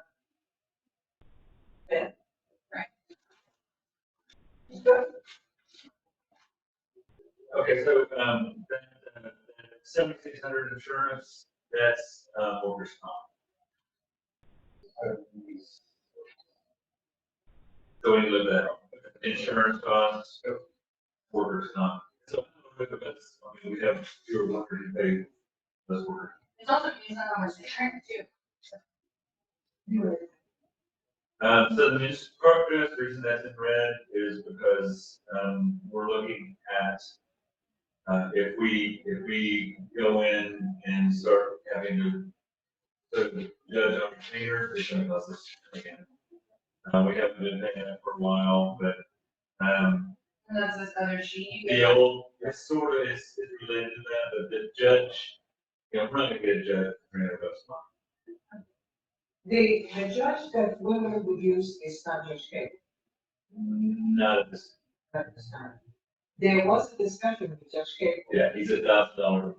where he was willing to, and we would use the court. Right, we're still using this school, but we're not necessarily using this. Unless, we can hire them together, for $1,000 a month in our share of this work. But I put the $400 a month for municipal judge, because that's what it's. So, At one point, was one of our staff members capable of being a municipal judge or? We've never had a staff member. Are they? Municipal clerk, yes. The clerk, yes. Even Bailey, right? No, we hired Bill. Okay. But no, the clerk is, so to go with Beverly would cost us $28,000. Based on that, but not based on reality. We've already got back to them and said, we can't afford it. Well, with the marshal, I have a different perspective of the court as I do with the marshal. We will never have the number of cases that that Beverly would have. Right. So half is. Right. I put all the numbers together and said, okay, your half is this, our half is that. And we came back and said, we can't do it. And in fact, Bud has been in contact with their attorney and said, this isn't right, we can't pay half. We can't afford it, and we're not gonna use half the services. So we need to negotiate it. This may not work out with, it may have just been a valiant effort that failed. We were going to have a conversation about it, and we did. We still need to have a conversation with Mike and just say, this is, we really want to do something if we can, but y'all are like 5 times our size, with 5 times the need in most of these cases. Why are we paying that? We can't. We're not, we can't. Well, and the other issue is that they have so much sales income. I mean, the percent of their income that is, it's not even about the halvesies or how much we use it. The percent of our income that these numbers are, it's so much more significant than theirs. So, Do they have all that, tourist traffic? They know, and we know. It's like, these are all rolling facts, right? So we're 2 entirely different cities. And so I don't know whether mine did this out of convenience to just divide by 2. Or whether he just doesn't get it, that he doesn't understand. negotiation. But he knows we're not paying. So that's the question that maybe you can answer that in the podcast. Do we have to have a municipal court? Could we Yes. have, okay, so we couldn't do this to a mediation, arbitration? Now, you have to have a municipal court. Now, if you just, it's kind of like, you really sort of need code enforcement too, but if you don't have a code enforcement officer on staff, then you just sort of make it. So, so if we decide that we don't want to spend this money, we can't work out a deal with Wimberley, we just don't put a municipal judge on retainer, and if we have to take somebody to court, we take them to Andy and pay those fees. Yeah. So this number that you see throughout all of these years is like a fixed rate that we were paying of $3,600. We had, I can't remember the guy's name, but we had a municipal judge on retainer, $300 a month. Okay. And Andy's saying his is 1,000. And what would he charge if we just change him on case by case basis? We don't, and it may not be Andy, maybe we have to go to district or something, tied up in court for years. Yeah, because I know Lon was talking about using their facilities there, but that the judge is not included. We don't have any problem with the facilities, that for TC, it's the judge, it's the prosecutor, the bailiff, all that stuff. We could use. Yeah, no, we have used, we've used this for the court. And that may be what we have to go back to. Yeah, so that's what I was asking. For some reason, I thought we used to have, but I guess it's that guy on the receiver. That's what I was thinking. So we had a staff member who was serving as judge, but then there was some concern over like the. See, I know that too, so I had the same question that you did before. So why do we even need one? Because it's a requirement that you have a municipal court. So, but it's kind of, there's lots of things that are state requirements that we just don't do. They're out there, we just don't fund them, we don't do them, but we have, it's in the books, it's in chapter 30, wherever. But it's just like, we're a small town. We're not Austin, we're not even Woodward. It's like, so you have to be practical at the same time. And technically, Judge Cable is not a lawyer. So do we need to have a lawyer? No, Yeah, We don't, right? Well, yeah, we have a city attorney, but we don't need to, you don't have to provide a prosecutor. Well, we have, I mean, you don't have to provide the defendant's lawyer, or whatever, and we have one. Yeah. He's an attorney. For the prosecutor. Yeah, then you have to go to the judge. We got to have an attorney. We already have, and then we have it. I don't think the judge. I do not think the judge. oh, no, A judge does not have to be an attorney. no. They have to, they have to go through training, but they don't. So a city manager could be our judge. we have, If they were trained as a municipal judge. I swear, one of our employees can be our judge, but the reason that they were worried about conflict of interest of being a resident, a staff member, and then having to be the judge. But the judge is like a formal, essentially at that point.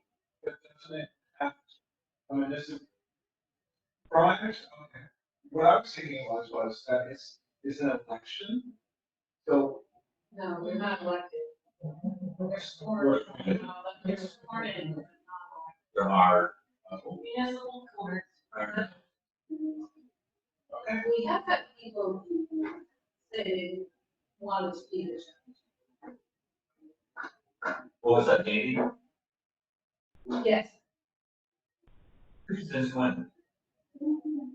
Recently? No.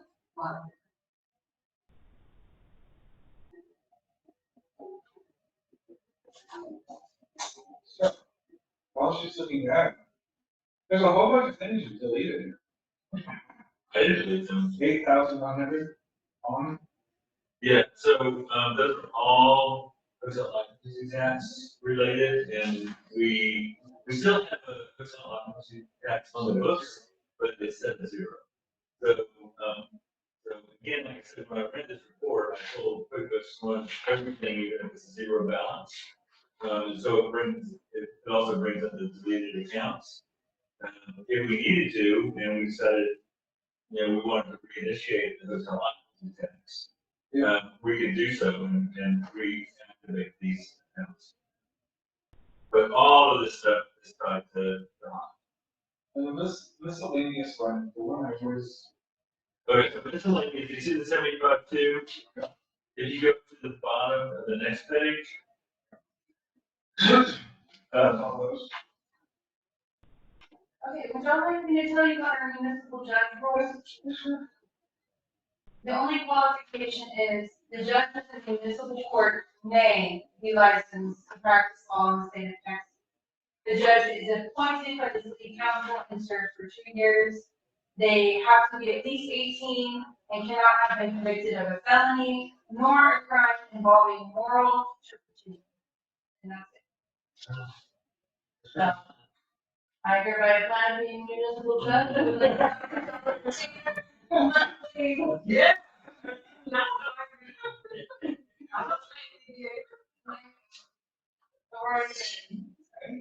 The best prosecutor. So, I mean, that's all that. We can put somebody on retainer for inexpensive, or just hire as needed, as long as they're appointed by the council. Or me. It doesn't even say it can't be a council. But that's, It can be. is this a direct, It can, it doesn't say it can't. but is this a direct vote from the state? No. There's, So it's the state who decided. no, Chris, did you write that 30 what? No.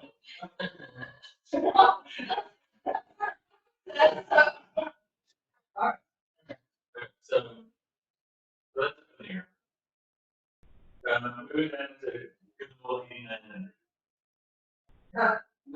Everybody loves 8900. So the 75.2 that you see there, includes, if you look on the bottom of the next page and rolling over, I don't roll over to the, so if we continue with our, library donation, if we have the 3,200 for the LCRA grant, and we roll over the 67,000 for the POSAC grant, that's the 75.2, those three items. The $30,000 carried over here, the comprehensive finalization and implementation is under projects. So that $30,000 is in there. And then on the next page, the 8,900.40 engineering services street, 85,000 on there. Tie all those together. That's 190,000 in this one. Question, you just upped street engineering in a different location? Is this the same? No. I have Okay. Okay. Quick, about the comp plan, so this is the $30,000 left over? This, yeah, I didn't know what it was gonna take. I figured by the time we print up books and finish it up and, when Kate reads, we've overspent already on comp plan with Kate reads. Oh, really? Yeah. For what? This, Oh, every time Yeah. he calls, it's like, Veronica is expensive. I mean, they're, and so. Okay, when he was telling us we were way under, so I'm like, where's the?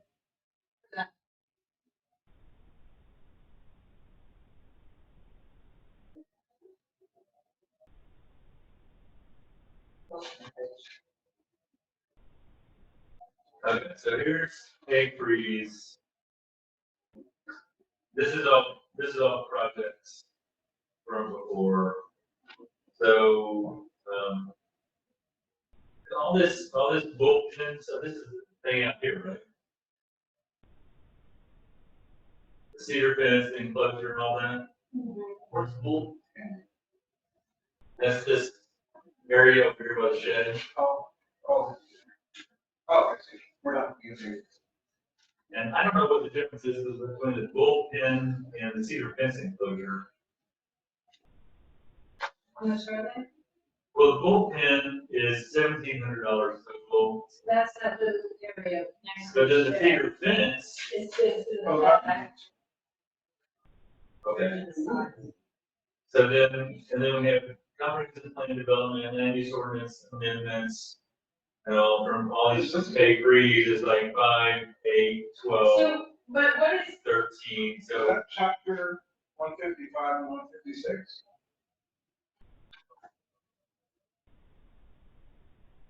Well, I just lumped it all under projects from pay freeze, so there's more to come in the next couple of months. will you go to your left? So 5, 5, 6. Yeah, that's So about- what are those bills for? Comprehensive plan is how much? They're extremely high. Yeah. What are those bills for? They the engineers? Those are there. Those are for the comp plan, but it's from K freeze, but what is he billing us for? You'd have to look at the bills. They've done the survey, they did their own, they, Well, I knew that going for the future land use workshop, we were gonna have a bill. Right, here's the bill. 4 bills. So there's no bill up. So part of it's project management, okay, put down.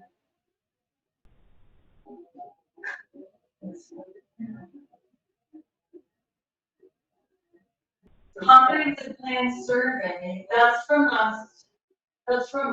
last year. No, what bill is that? That's from, go down. No, it says at the top. It says comprehensive plan survey, so that's April 20th. Okay, so that's the results they gave us when they did those results. They agreed to build us that much. And then comprehensive plan oh, so they're development. freaking it out. They can break all this out, whether they have any Right. charges to it or not. He's saying he spent 30 hours so far on, that was in February and March. I think that was April, but it's February and March. Okay, so then that's maybe all on that. Land use ordinance amendments, I use this stuff. the, I don't know this. Woodcreek driveway overlay. That's not. It's not. It's Well, sometimes they show us the bill that we charged forward. Makes sense? So all of that is for them putting that survey together. Everything so far that they've been paid for is the survey. February, March, April, in what? I guess Selena came on. This is April 20th. Professional services from February 1 to March 31st. Yeah, but that's not all. It was Tuesday. Yeah, I don't think it's all, No, that's, it's not, go down a little, Jeff. See? there's a lot of other stuff. Yeah, so, but look at the amount they built for the comprehensive plan survey within those numbers. Right. So that's what all this money was. But that's- February, March. Right. Yeah. That's previously billed, that's not in this bill, that's previously billed. Right, and then one, so that's the current one, they were charging February, March, so, goodness gracious. I have hard time believing it was 30. They bill by the hour, so. Right. Same with you. Okay, So, we need to make sure that these miscellaneous 8,900 things are, we still want to do that, we're not missing anything. We are in the last page. Relevant 4 hours. What?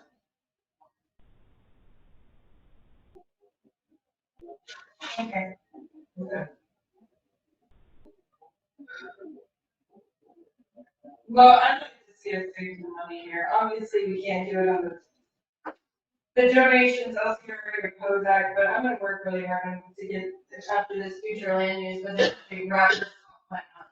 Hopefully save that 30 grand. So what do you want me to set that 30 grand for? I would say either strike it or put it at 10. I mean, we are almost done, truthfully. And we're not going to be using them. What was the last bill we got? It's all gonna be on this year's budget. This is next year. This is next year.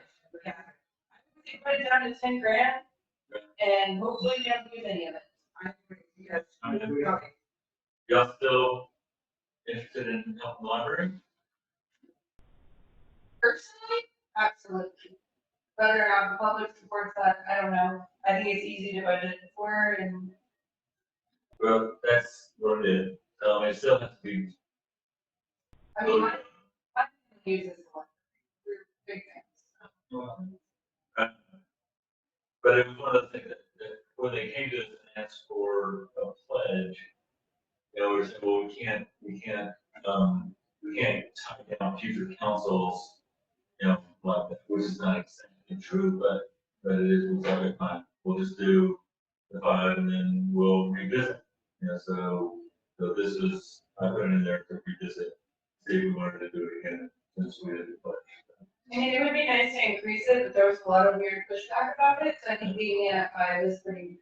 Yeah. Pretty safe. And right now they need another $1 million. I was listening to the radio today. They need $1 million they've got enough to do the new construction, but they need to renovate the old construction. And so that's not part of the new construction budget. So now they've got $1 million price tag on fixing up the existing. An important feature of getting a pledge will do like this is to show that if you raise money, raise more money. Right. So it's more important than the money. It's actually true, very true. So scrolling down, so total expenditure, that's gonna change, net operating revenue obviously is gonna change. As it stands right now, we're looking at, you know, flat line on that, and then a transfer reserve to cover the ARPA expenditures for drainage. So my concern here, so this is kind of what I was getting back to earlier, what is that number shows we have revenue, but if we take out the 213,000, that's not accounted for in expenditures, we don't have revenue. We're actually negative on the budget. You have to, that's how it's been handled in the past, is that it shows a zero balance. I mean, it shows a balanced budget because there's a transfer from reserves, you know, to cover the difference. So we're doing we're talking about doing a transfer from reserves to cover the ARPA road work or ARPA drainage work. And that balances, so if everything else balances and it's just the drainage work, then, you know, we just sort of look at all that and then adjust for the difference. Yeah. But if you take all the ARPA stuff out and the road work that goes along with it, or the drainage and road work that goes along with it, and the engineering and everything else, you know, do we balance? So that's what my concern was, is this net revenue currently, based on your numbers, reflects the $213,000 in income, but there was not a matching line item removing that income. So this was not actually a budget, a balanced budget, it was off. Well, it's based on the previous budget, you know. I understand exactly where you're coming from. Yeah. I'm just saying, I put together a budget based on former budgets. And in former budgets, you know, they put that 213,000 as revenue. The reality is, like, whatever money that we come in on this year, you know, based on our projections, that moves over back into reserve funds, which we bring back over to the top, you know, to cover our expenses. yes. I think anything, basically we're having, the way it's done, it's not the way it's done, but it's for the state or the school board. But you have an operating, the school board, you have two separate budgets. You have an operating budget and you have your budget for the projects. So your revenue, basically what we're doing here is we're saying, this is our revenue, this is our operating day-to-day expenses, they have. Then you have the big babies. You have the road, which I have a $400,000 baby dummy, that you have to do for roads, whatever you have to do for roads. That is not gonna come out of our revenues, that has to come out either of research, or a bond, or a note. We don't have, so we don't have a balanced budget as far as is, in reality, we do not have a balanced budget because we're spending from research. It's like you're going to your savings, or we are borrowing money, we're just paying for the day-to-day. So is the discussion now then the idea of, are we going to have a different format where we have basic and then project? No, I mean, at this point, you know, we've got this draft budget. And we've got to do two things. One of them, we've got to accept the draft budget with the amendments and look towards draft number 2. And we have to set dates for, the next meetings. And so those are the business that we have to get done today. Now, it's not smart, if we go and change the budget format, then we're starting over. Well, I was just wondering. But, if we can take any piece of this and do breakout budgets, that said, okay, well, here's the ARPA thing. Okay, well, let's do a separate spreadsheet over here that just covers all the ARPA stuff. Bringing in, I mean, we still use these numbers, and just drill down. I don't think that future, because if we have, we're gonna start having bigger projects, and we'll have long-term projects, actually roads, where we have this, like, okay, this is this category over here, and then parks also is gonna have some. Really big things. This is the project, this is where the money is. Yeah, see, we're not, there's no income in here for the grants. I would really, I mean, I don't know how we get here, but I would really like to see an M&O budget that is showing profit, or not profit, but excess, just on our actual revenue.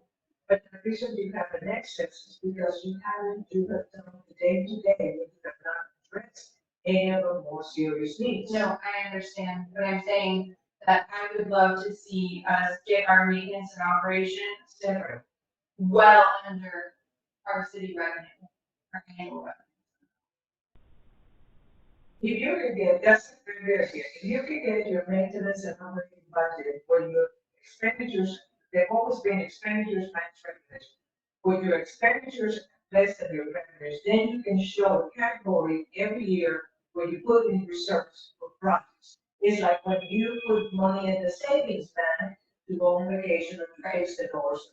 That's what I would like to see, and if you need help producing another spreadsheet that shows just that, I can easily spend an hour throwing that together.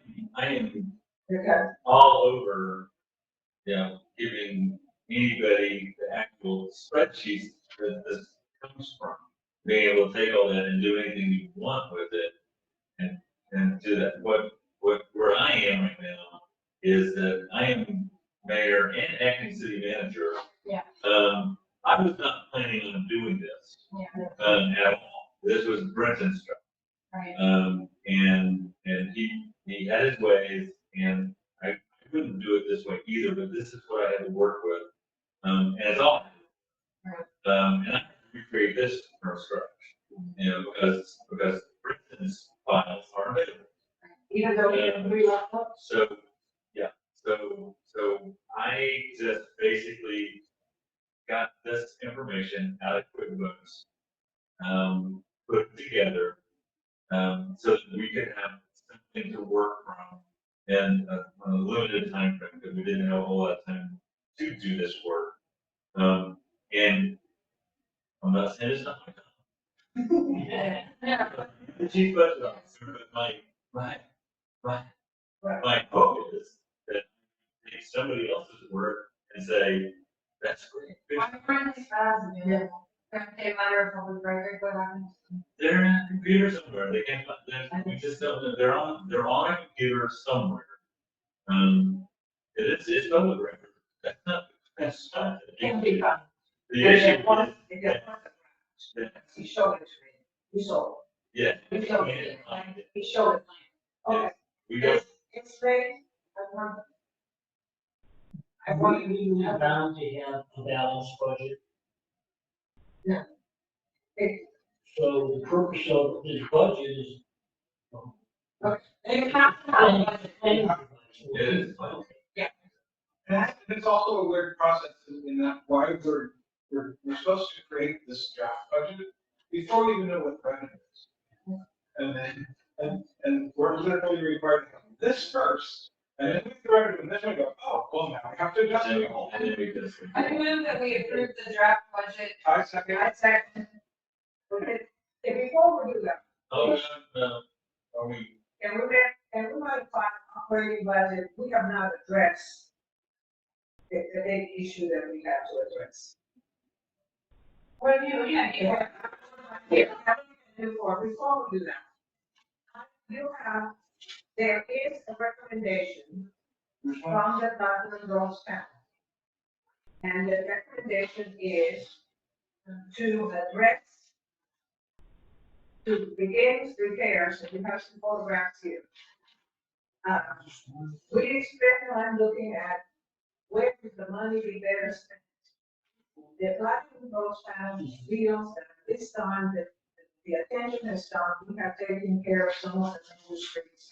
We need to focus, some of these streets have not received attention except for minor potholes that they are over 2 decades.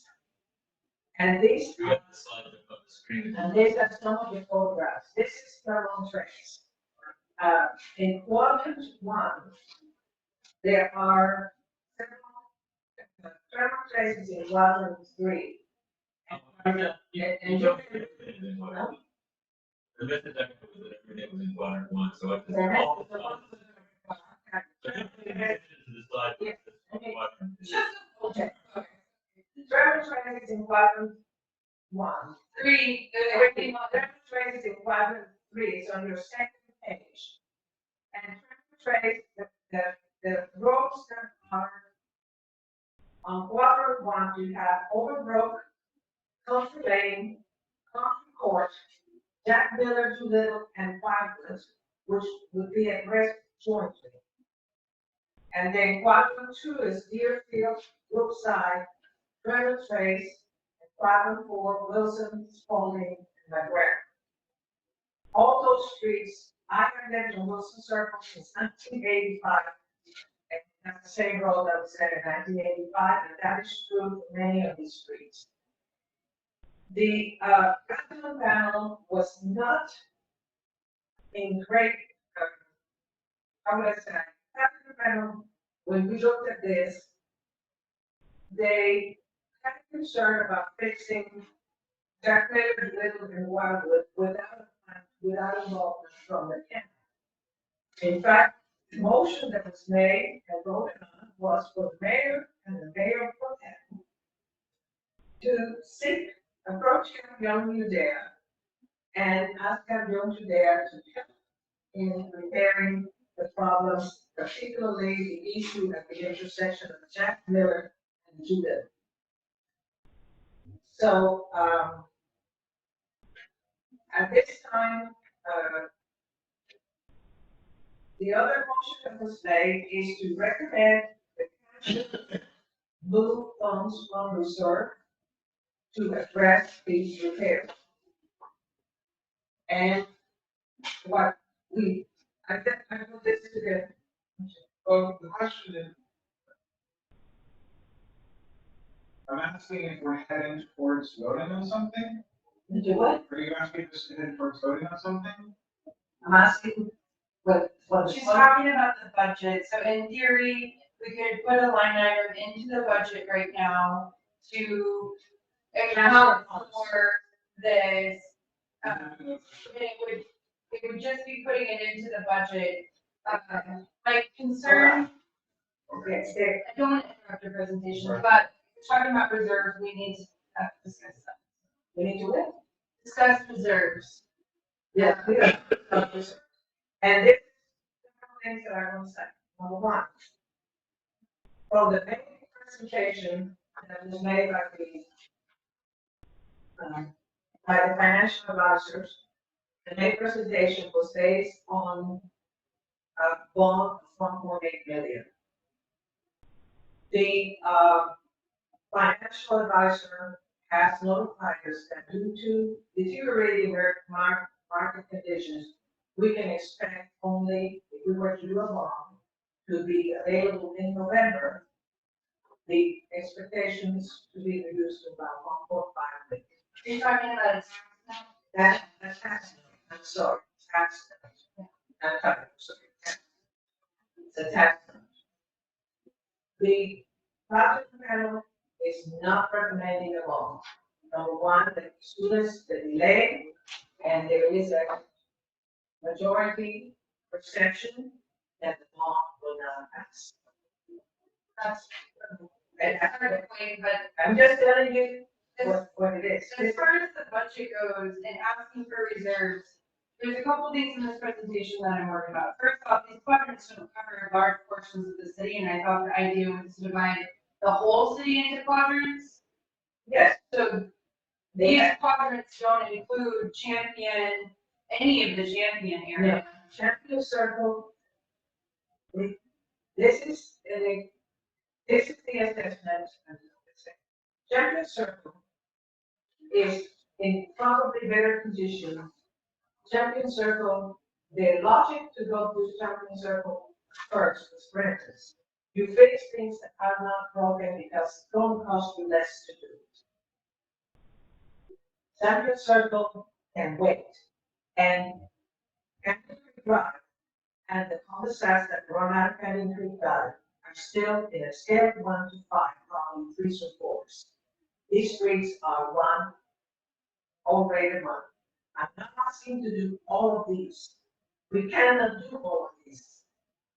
What I'm saying is that there's one, what the recommendation would be is that, and that's why they divided in quadrants.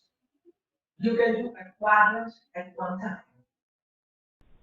And then move to the next. No, I understood that, because whenever they talked about the quadrant idea at first, it was the entire city. Yes. The concept was to get onto a master plan for maintenance. So in quadrant 1, there would be more than just these, Quadrant 1 is, or, quadrant 3 is made up of just Fremont Trace, which is like a third of a mile or the whatever. third place is Daniel Street. I'm sure I know that. So you're nice now. Um, Forget quadrant 4. We don't want to fix Lee Wilson, McGregor, and so basically what we're talking about here, in Deerfield, okay, Deerfield is completely worn out. The problem, look at what I'm saying here is, do we wait because there's gonna be a small fourplex complex projected at the end of the road?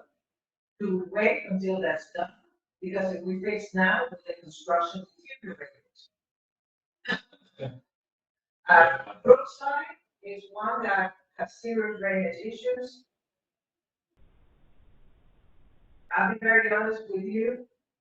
When we did the analysis, the financial analysis of Brookside, to do Brookside, the method should be $400,000 more. So my recommendation, and what we're looking about is Overbrook, Country Lane, Country Court, and then Tremont Trace. The reason that I'm talking about, unless we want to do Jack Miller, do the environment, and that will be addressed jointly. If you do quadrant 1, you can do that as one contract. So I kind of have to go back to this concept that this is a budget workshop. And what I'm hearing you head towards, and that's why I'm going to confirm that I'm hearing this correctly, is you're asking for a decision. No, I'm asking if this, the decision's not being made, I'm asking whether at this point we consider, as we're considering putting on an item for further discussion and public hearing to fix these streets. I have to hear more in terms of the priorities on this, because this is one more time when I hadn't heard the term until you mentioned it, Champion Circle. It's a major thoroughfare in our community here, and it's never considered for the kind of improvement we should have. For example, we talk about protecting children, we have a whole lot of kids out there street because we have a whole lot of rentals. And The I other, don't know if it overrides the consideration of dead end streets like Fremont, which has no traffic. I think I would discuss. Is the problem with that in particular is it is a massive flood drainage pathway. right, So whatever we do with Trent Trace is forever going to need lots of maintenance because unless we significantly address the runoff traveling down that road at high speeds, you're going to have, I mean, that's why the consistent maintenance plan is so important because though that road in particular is going to need like biannual resurfacing to keep it up in good conditions because of the rate the water travels down. It's just a hillside. It's barely paved right now. It's like a rocky, like, when we took a golf cart up there, it's pretty scary, but, there's that, but I think you have a valid concern. The other right, but she's asking for us to consider in the budget, is what she's getting at, is that there is no budget item right now, it's for us to large scale street repairs, she's asking, Where do you want? should we consider a transfer to address large scale street repairs and matching funds for any potential tax note or whatever we do, right, that's what you're getting and at. you could do, this would be, if you, between May and today, we have lost $300,000 potential funds from the tax note. We can only get one, this is coming from the financial advisor, 1.8 to 1.5. We can go with the tax note, this is the proposal, this is the platinum road panel field that these smaller streets need to be addressed. The other part of the logic of the platinum panel, which is I'm an advisor, I carry I give them information, and I carry the wishes to the council. Right now, we have Brookhaven and Woodcreek Drive. When you look, if you do Champion Circle now, and you do a bond, the platinum panel members feel your bond will not pass because the majority, because large populations on those streets, why should they go with their bond? Well, the public already voted and said prefers the bond, and if the bond fails, you go to tax notes. You can also do a tax. It's note not now like and it's then- either programs, you have to wait 3 years for this. No, No, you don't. That's what we were told. I know, you're cool. We were told, no. it's immediately afterwards. And what they were saying is that you have to wait to go to another bond. You can't do back-to-back bond elections if they fail. That's what we were told. The bond election gets divided into projects. So if Champion failed, that doesn't mean, if we launched a bunch of these into another one, then that would, I mean, you would, this is 4 different bond projects right here, in theory, if you wanted. We're not saying for you to do all of these at once. We are just giving you what this is, think your, Well, can I I think, simplify this? okay, this is Tell me down here. where on this, This is, it would be, I'm sorry I did this, this is, all of this is an illustration purpose. This is to tell you on every problem of the city, we have small streets that are dangerous, that have not been surfaced in 2 decades. Champion Circle has been done. Champion Circle, former lane, were done in not too long ago. So we're saying, they're bringing your concerns from the chair and the members of the panel. It is time to do something for the smaller streets. Which ones we do are going to be based on placement of equipment, are going to be based on cost of labor. I understand all of that. But if don't take this is all we're going to do. I'm just confused about the quadrant positions and where the other I'm roads just- are. This is an illustration. Right. This is an illustration. This is not a project. If we go from a transfer from reserves under expenditures for large scale street maintenance. Yeah, capital improvements probably. The other thing I wanted to point out, and this is really interesting because previous financial advisors have given us advice about how much to maintain in our accounts at all times. I've gone through the best practices online from city manager accounting textbooks that are the top of the line, like quotas for what to do, and base our fund balance policy on those recommendations. In that meeting, Councilmember Judy Brisbane recommended that we keep a minimum in our reserves of $500,000. Council voted to approve that instead of the recommendations I had in place which were based on best practice. Judy made the argument that our city's really small, it takes a really long time for us to get those reserves back in place. Post that meeting, I confirmed with then city manager Brett Lewis that if we maintain that $500,000 at all times, we have very little money right now in reserves that we can access. No. We have a large amount in our investments accounts, which are not included in that calculation. Your investment accounts are, they just pretend this is the investment accounts, they're sitting over here. We do not touch those. We have this much money sitting in fund balance reserves that can be pooled at any time. Councilmember Brisbane and I recommended we keep this much at all times. Council voted yes. We have this much here that we can pull from based on our general fund balance policies. And we can alter that policy via council vote.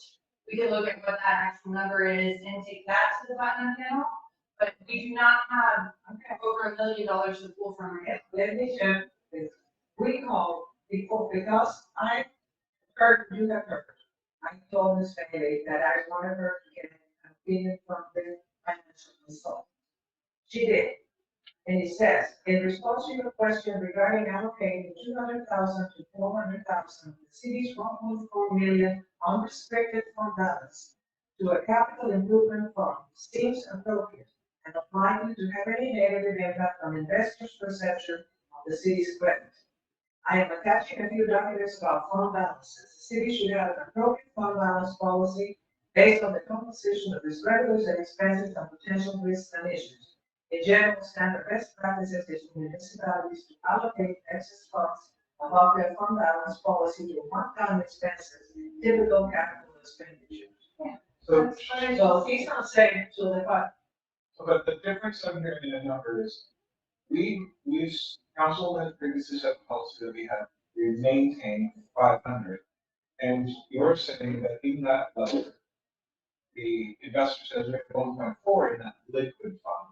And He all said, restricted fund balance. All over. That's what you say. all of our money. But if you look at this, if you look at the balance sheet, statement of financial position, yeah, you got 464 in this operating sec. These are all money to sell. And there's the tree fund. Yeah. And you got the other reserves, the rescue act funds, that would come over when we want to use those. This investment under that brings you up to that 1.4 million. They dropped a little business. So, what I guess we voted was this. That's not touchable. That's what we also then. It's that number right there. That's the number, and it's already under where we say we want to keep it. So we can adjust our general fund policy back to the recommendations I had in place, which are standard practice, which align with what this gentleman is talking about. Because it sounds like he's just not aware the council has to just a guideline already, right? So we can move our post, but that takes a council vote. And the policy is, while we discussed this, essentially not legally binding, we could do what we want. That policy, we all generally voted on to guide all of our decisions and would in theory guide a future city manager about the way they manage our funds. And so And it does take a council vote. what I'm saying is, we try to be, before today's workshop, and I mentioned it, and I sent this information to the mayor of the event. We wanted, that the capital panel wanted their opinion represented in this workshop. In this, They're recommending that council does make a transfer of funds. They are not saying 400,000. Anywhere between 250 and 400,000 is what we discussed. so we can't, based on our policy. Our general. Well, we can change the policy. That's what I'm saying. And that requires an agenda item. It is, That's where I was heading to call this. I hear it's like we're heading towards voting on we something, can change the policy. and we don't have an agenda item. So, There's a motion on the floor and a second to adopt the draft budget. That's not a vote. what I'm saying is, this, to redo a policy, requires an item on an agenda. Yes, but to have an item on the agenda, we have to come from a recommendation from this budget workshop. If we have a budget, I mean, this is the cart and the horse. We know what we need to do, and we need to change the policy. Then we need to agree at some point during the budget workshop that for us to reach the goals of or implement the recommendations being made by the platinum panel, we have to change the policy, then it becomes an agenda item.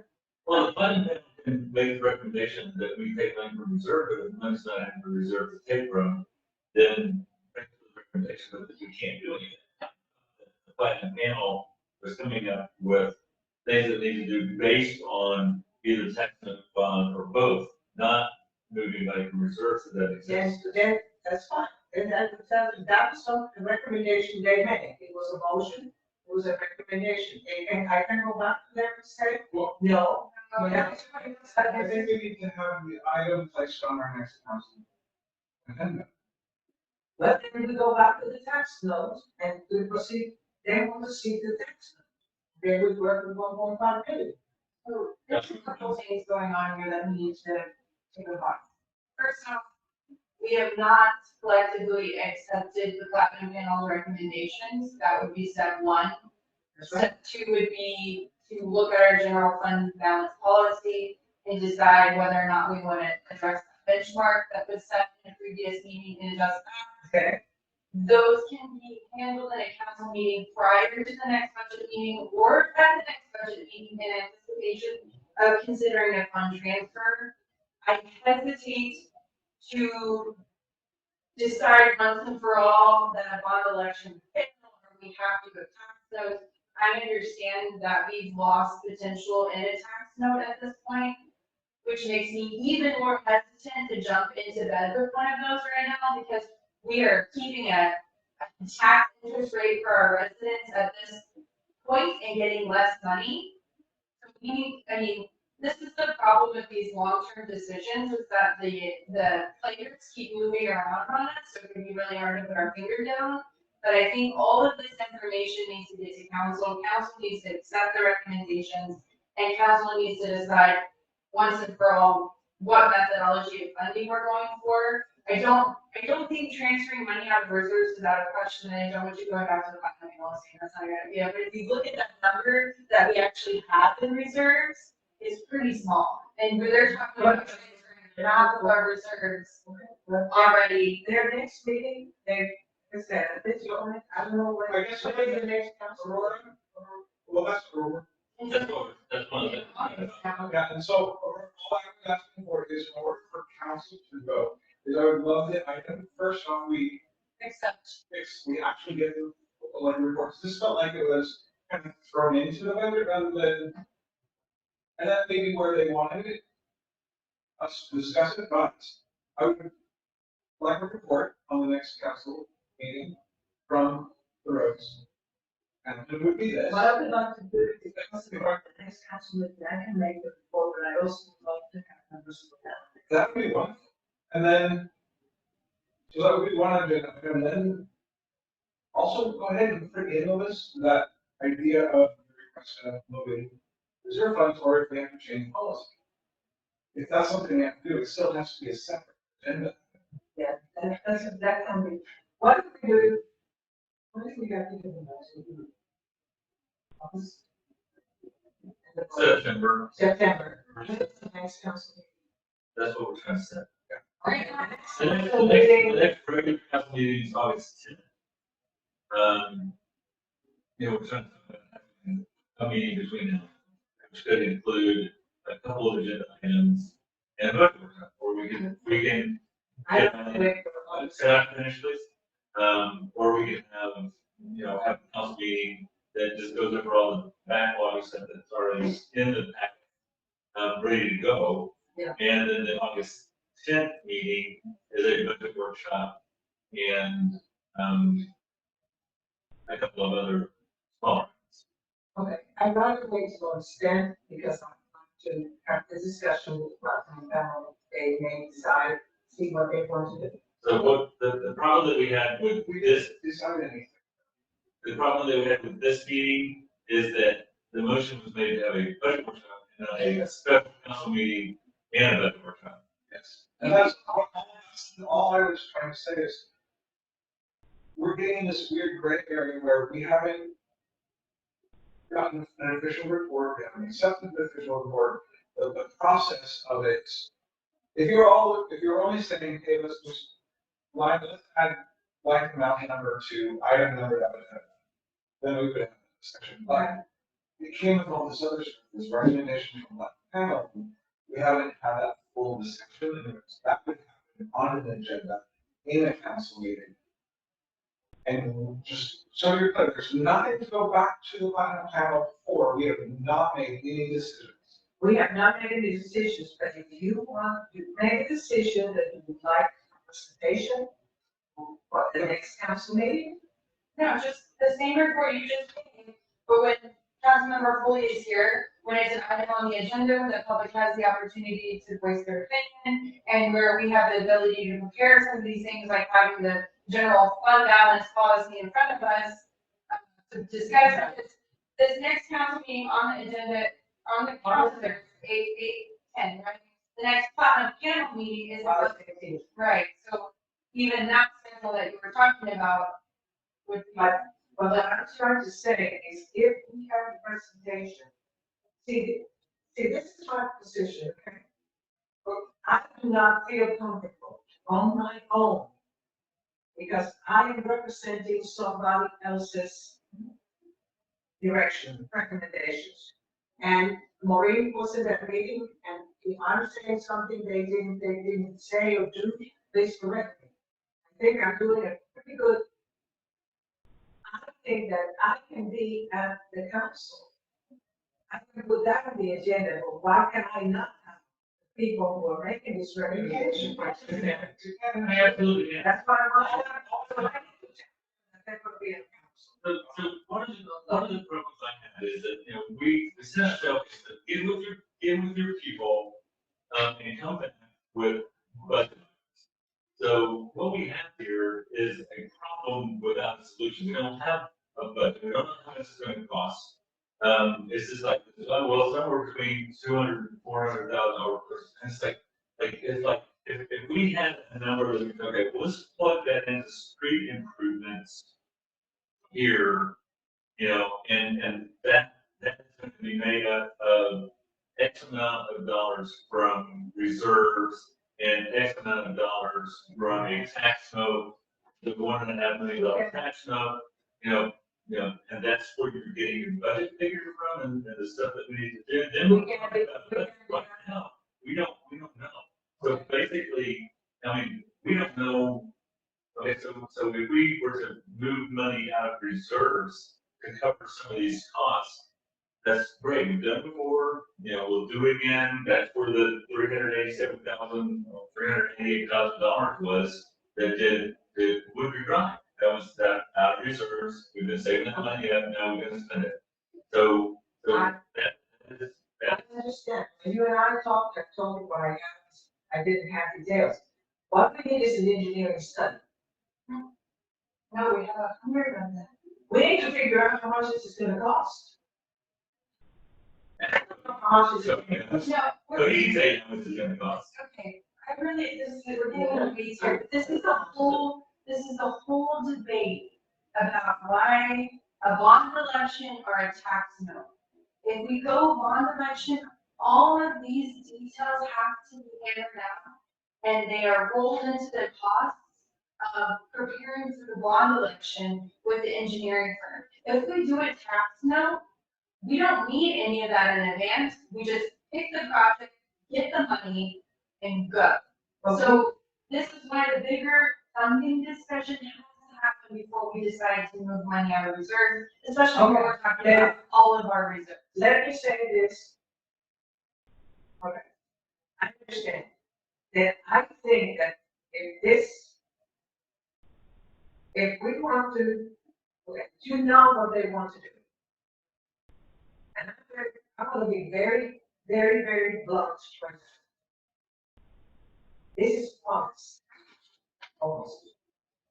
I was told I'm gone in 4 months. So this is, at this point, I have great concern about the future. But, and I'm not gonna say because I'm gone, I could care less, I do. This has been my home for 37 years. What I would like to do at this point is, we don't meet till the 18th, but that doesn't mean we can't have a meeting. Just go back and tell the chair, and she can tell her members, and at this point, we need to simplify what we want to present. This is a very ambitious. I think you present the same stuff, Anna, where I don't think none of this is off the table, we just need an actual agenda item. We need full council here, council needs to accept their recommendations and actually discuss this item aside from the budget. Yeah, this is a budget work. We're trying to get to where the budget, if we don't know what those numbers are, it's hard to do it as part of a budget, right? That's, what I'll do is look at the agenda item, and at this point, I feel comfortable making the presentation. I would like to have the chair, vice chair of the platinum panel make that presentation. Absolutely. Okay, I'm not comfortable at this point. I feel that I don't want to say anything that is misrepresented. No, that's absolutely. Okay. That's absolutely. No, not yet. We did have to vote on accepting draft one. Chair made the motion to approve the draft budget with the edits discussed. Are we voting on that? We're ready? Right. Okay. Motion by. Roman. Member and second by Chris. Oh, okay. So think about on the Draft budget. draft. Mhm. Draft one. Okay. Mayor Pro Tem Yes. Aye. Councilmember Brown. Councilmember Lyons. Aye. And Councilmember Farmer. I, All right, great. So, the next item is discussion of appropriate action, setting date and time for a public hearing on the proposed budget for fiscal year 22-23. Now, the public hearing, really needs to come after we've got more things worked out. So I would not think it would be probably even on the other public hearings. Excuse me, if you look at, I was looking at some of the past, well, just last year. Yeah. That's two. This is both of you, that's two. Virginia, everything must be published. Yeah, this is August 11th. August 11th of last year was budget workshop. And they took action on setting the public hearing on the budget and the tax rate. Like I said, and then there's the one right before it. September 8th. Yeah, so they met in early August, like if we did our regular August meeting, we can do another workshop as part of the August 10th meeting. And also set the date. And what will be the date of the hearing? When was that? I mean. Well, no, we do have to have time to publish. Yeah. That's why this was an August 11th meeting with a September 8th hearing. So that was about a month in order to get everything posted and now. September 8th. Should be okay. Well, that's last year. That was last year, February. So it'll be sometime at the beginning of September. Okay. I would say just with our first September Yeah. regular meeting. I just don't have a calendar. Okay, I can do, Want to say that okay, I would probably anywhere between the 22nd and, I move that we hold our first budget public hearing on the same date of our September, August regular meeting in advance of the meeting. Oh, September, August, regular meeting. Sorry, September, first September regular meeting. that's September 14th. Oh. I'm sorry, y'all. And that's like, gross. Whole new number me. Okay. Could you repeat that, please? I move that we hold our first public hearing. Be September 14th. maybe that might be too late. Yeah, we might have to set a special meeting. Too late for our first public hearing, You said September 14th. because that's almost right on with what they did last year. That's the second. That's the first. So August, Okay. the So August, they were late last the August 11th meeting was another workshop, and they set the date for the public hearings. Right. The public hearings were September 8th, which was enough time to get everything done. Have another meeting, and then get it. I retract my movement. Well, nobody's second this, so I will restate. I move that we hold our first public hearing in August during the special meeting that will occur on which day? What, are we planning a special meeting in August? Or do they normally occur? August, There's no normal for special meetings. August 10th. So you need, August 10th is a regular meeting. how many days do you need for public hearing? The publication? August 24th. Okay, I will not be here. I have surgery on the 2nd. why don't we work it out before we make a motion? You have, We can actually do that. August 31st. I'm sorry. But you have four, because you have Joe, you have four. Oh, we want to do.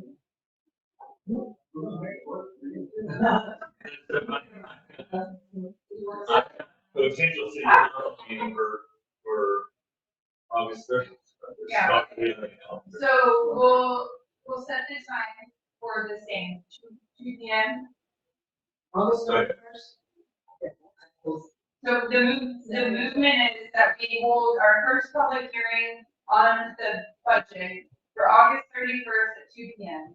And I'm, not saying 100%.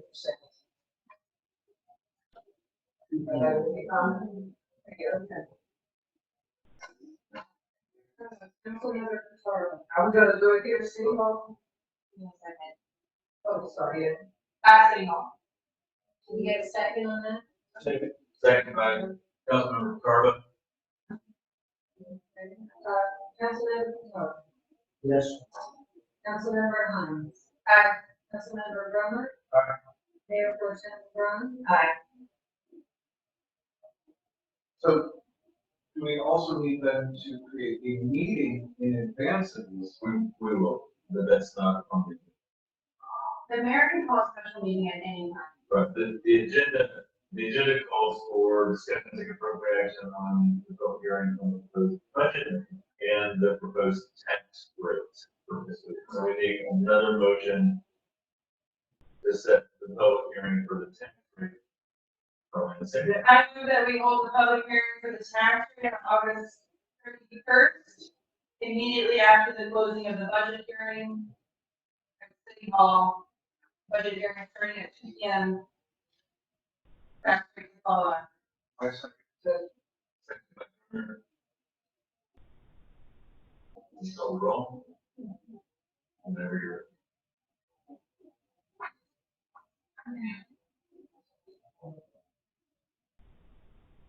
And you're gonna be feeling. Aye. Councilmember Brunner? Aye. Mayor Pro Tem Brown? Aye. Councilmember Hoover? Two meetings on the 31st. There's Well, actually one meeting, but there's two public hearings. But there is an We're good. and then a special meeting after. What is our next council meeting? The next Regular or otherwise? regular is the 10th. We send it 6 I'm talking about having a meeting, possibly even on the 2nd, which would be following the ordinance review committee meeting, say 4 o'clock. Would be On August 2nd. second.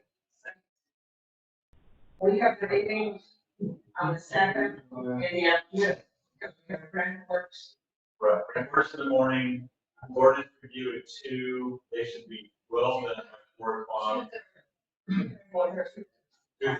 But they're still. They still should be well done. And so I'm suggesting a meeting for August the 2nd at 4 o'clock. Or, It'd be special, especially because it's not very, our regular meeting is second Wednesday at 6:30. So the tenth, the one on the 10th at 6:30? The regular meeting. That's the regular meeting. And on that's the second, 6:30? No, Second would be at 4. the second. Regular meeting. Special meeting.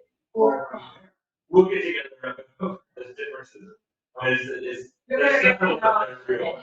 We got the 10th at 6:30. and tomorrow's comprehensive plan. And then you got the 31st. And the 31st is at 2. All right, so we don't have to vote on the special meeting. We voted on everything else. I'll entertain a motion to adjourn. And a motion me to join. The workshop, the budget workshop is adjourned at 6:39.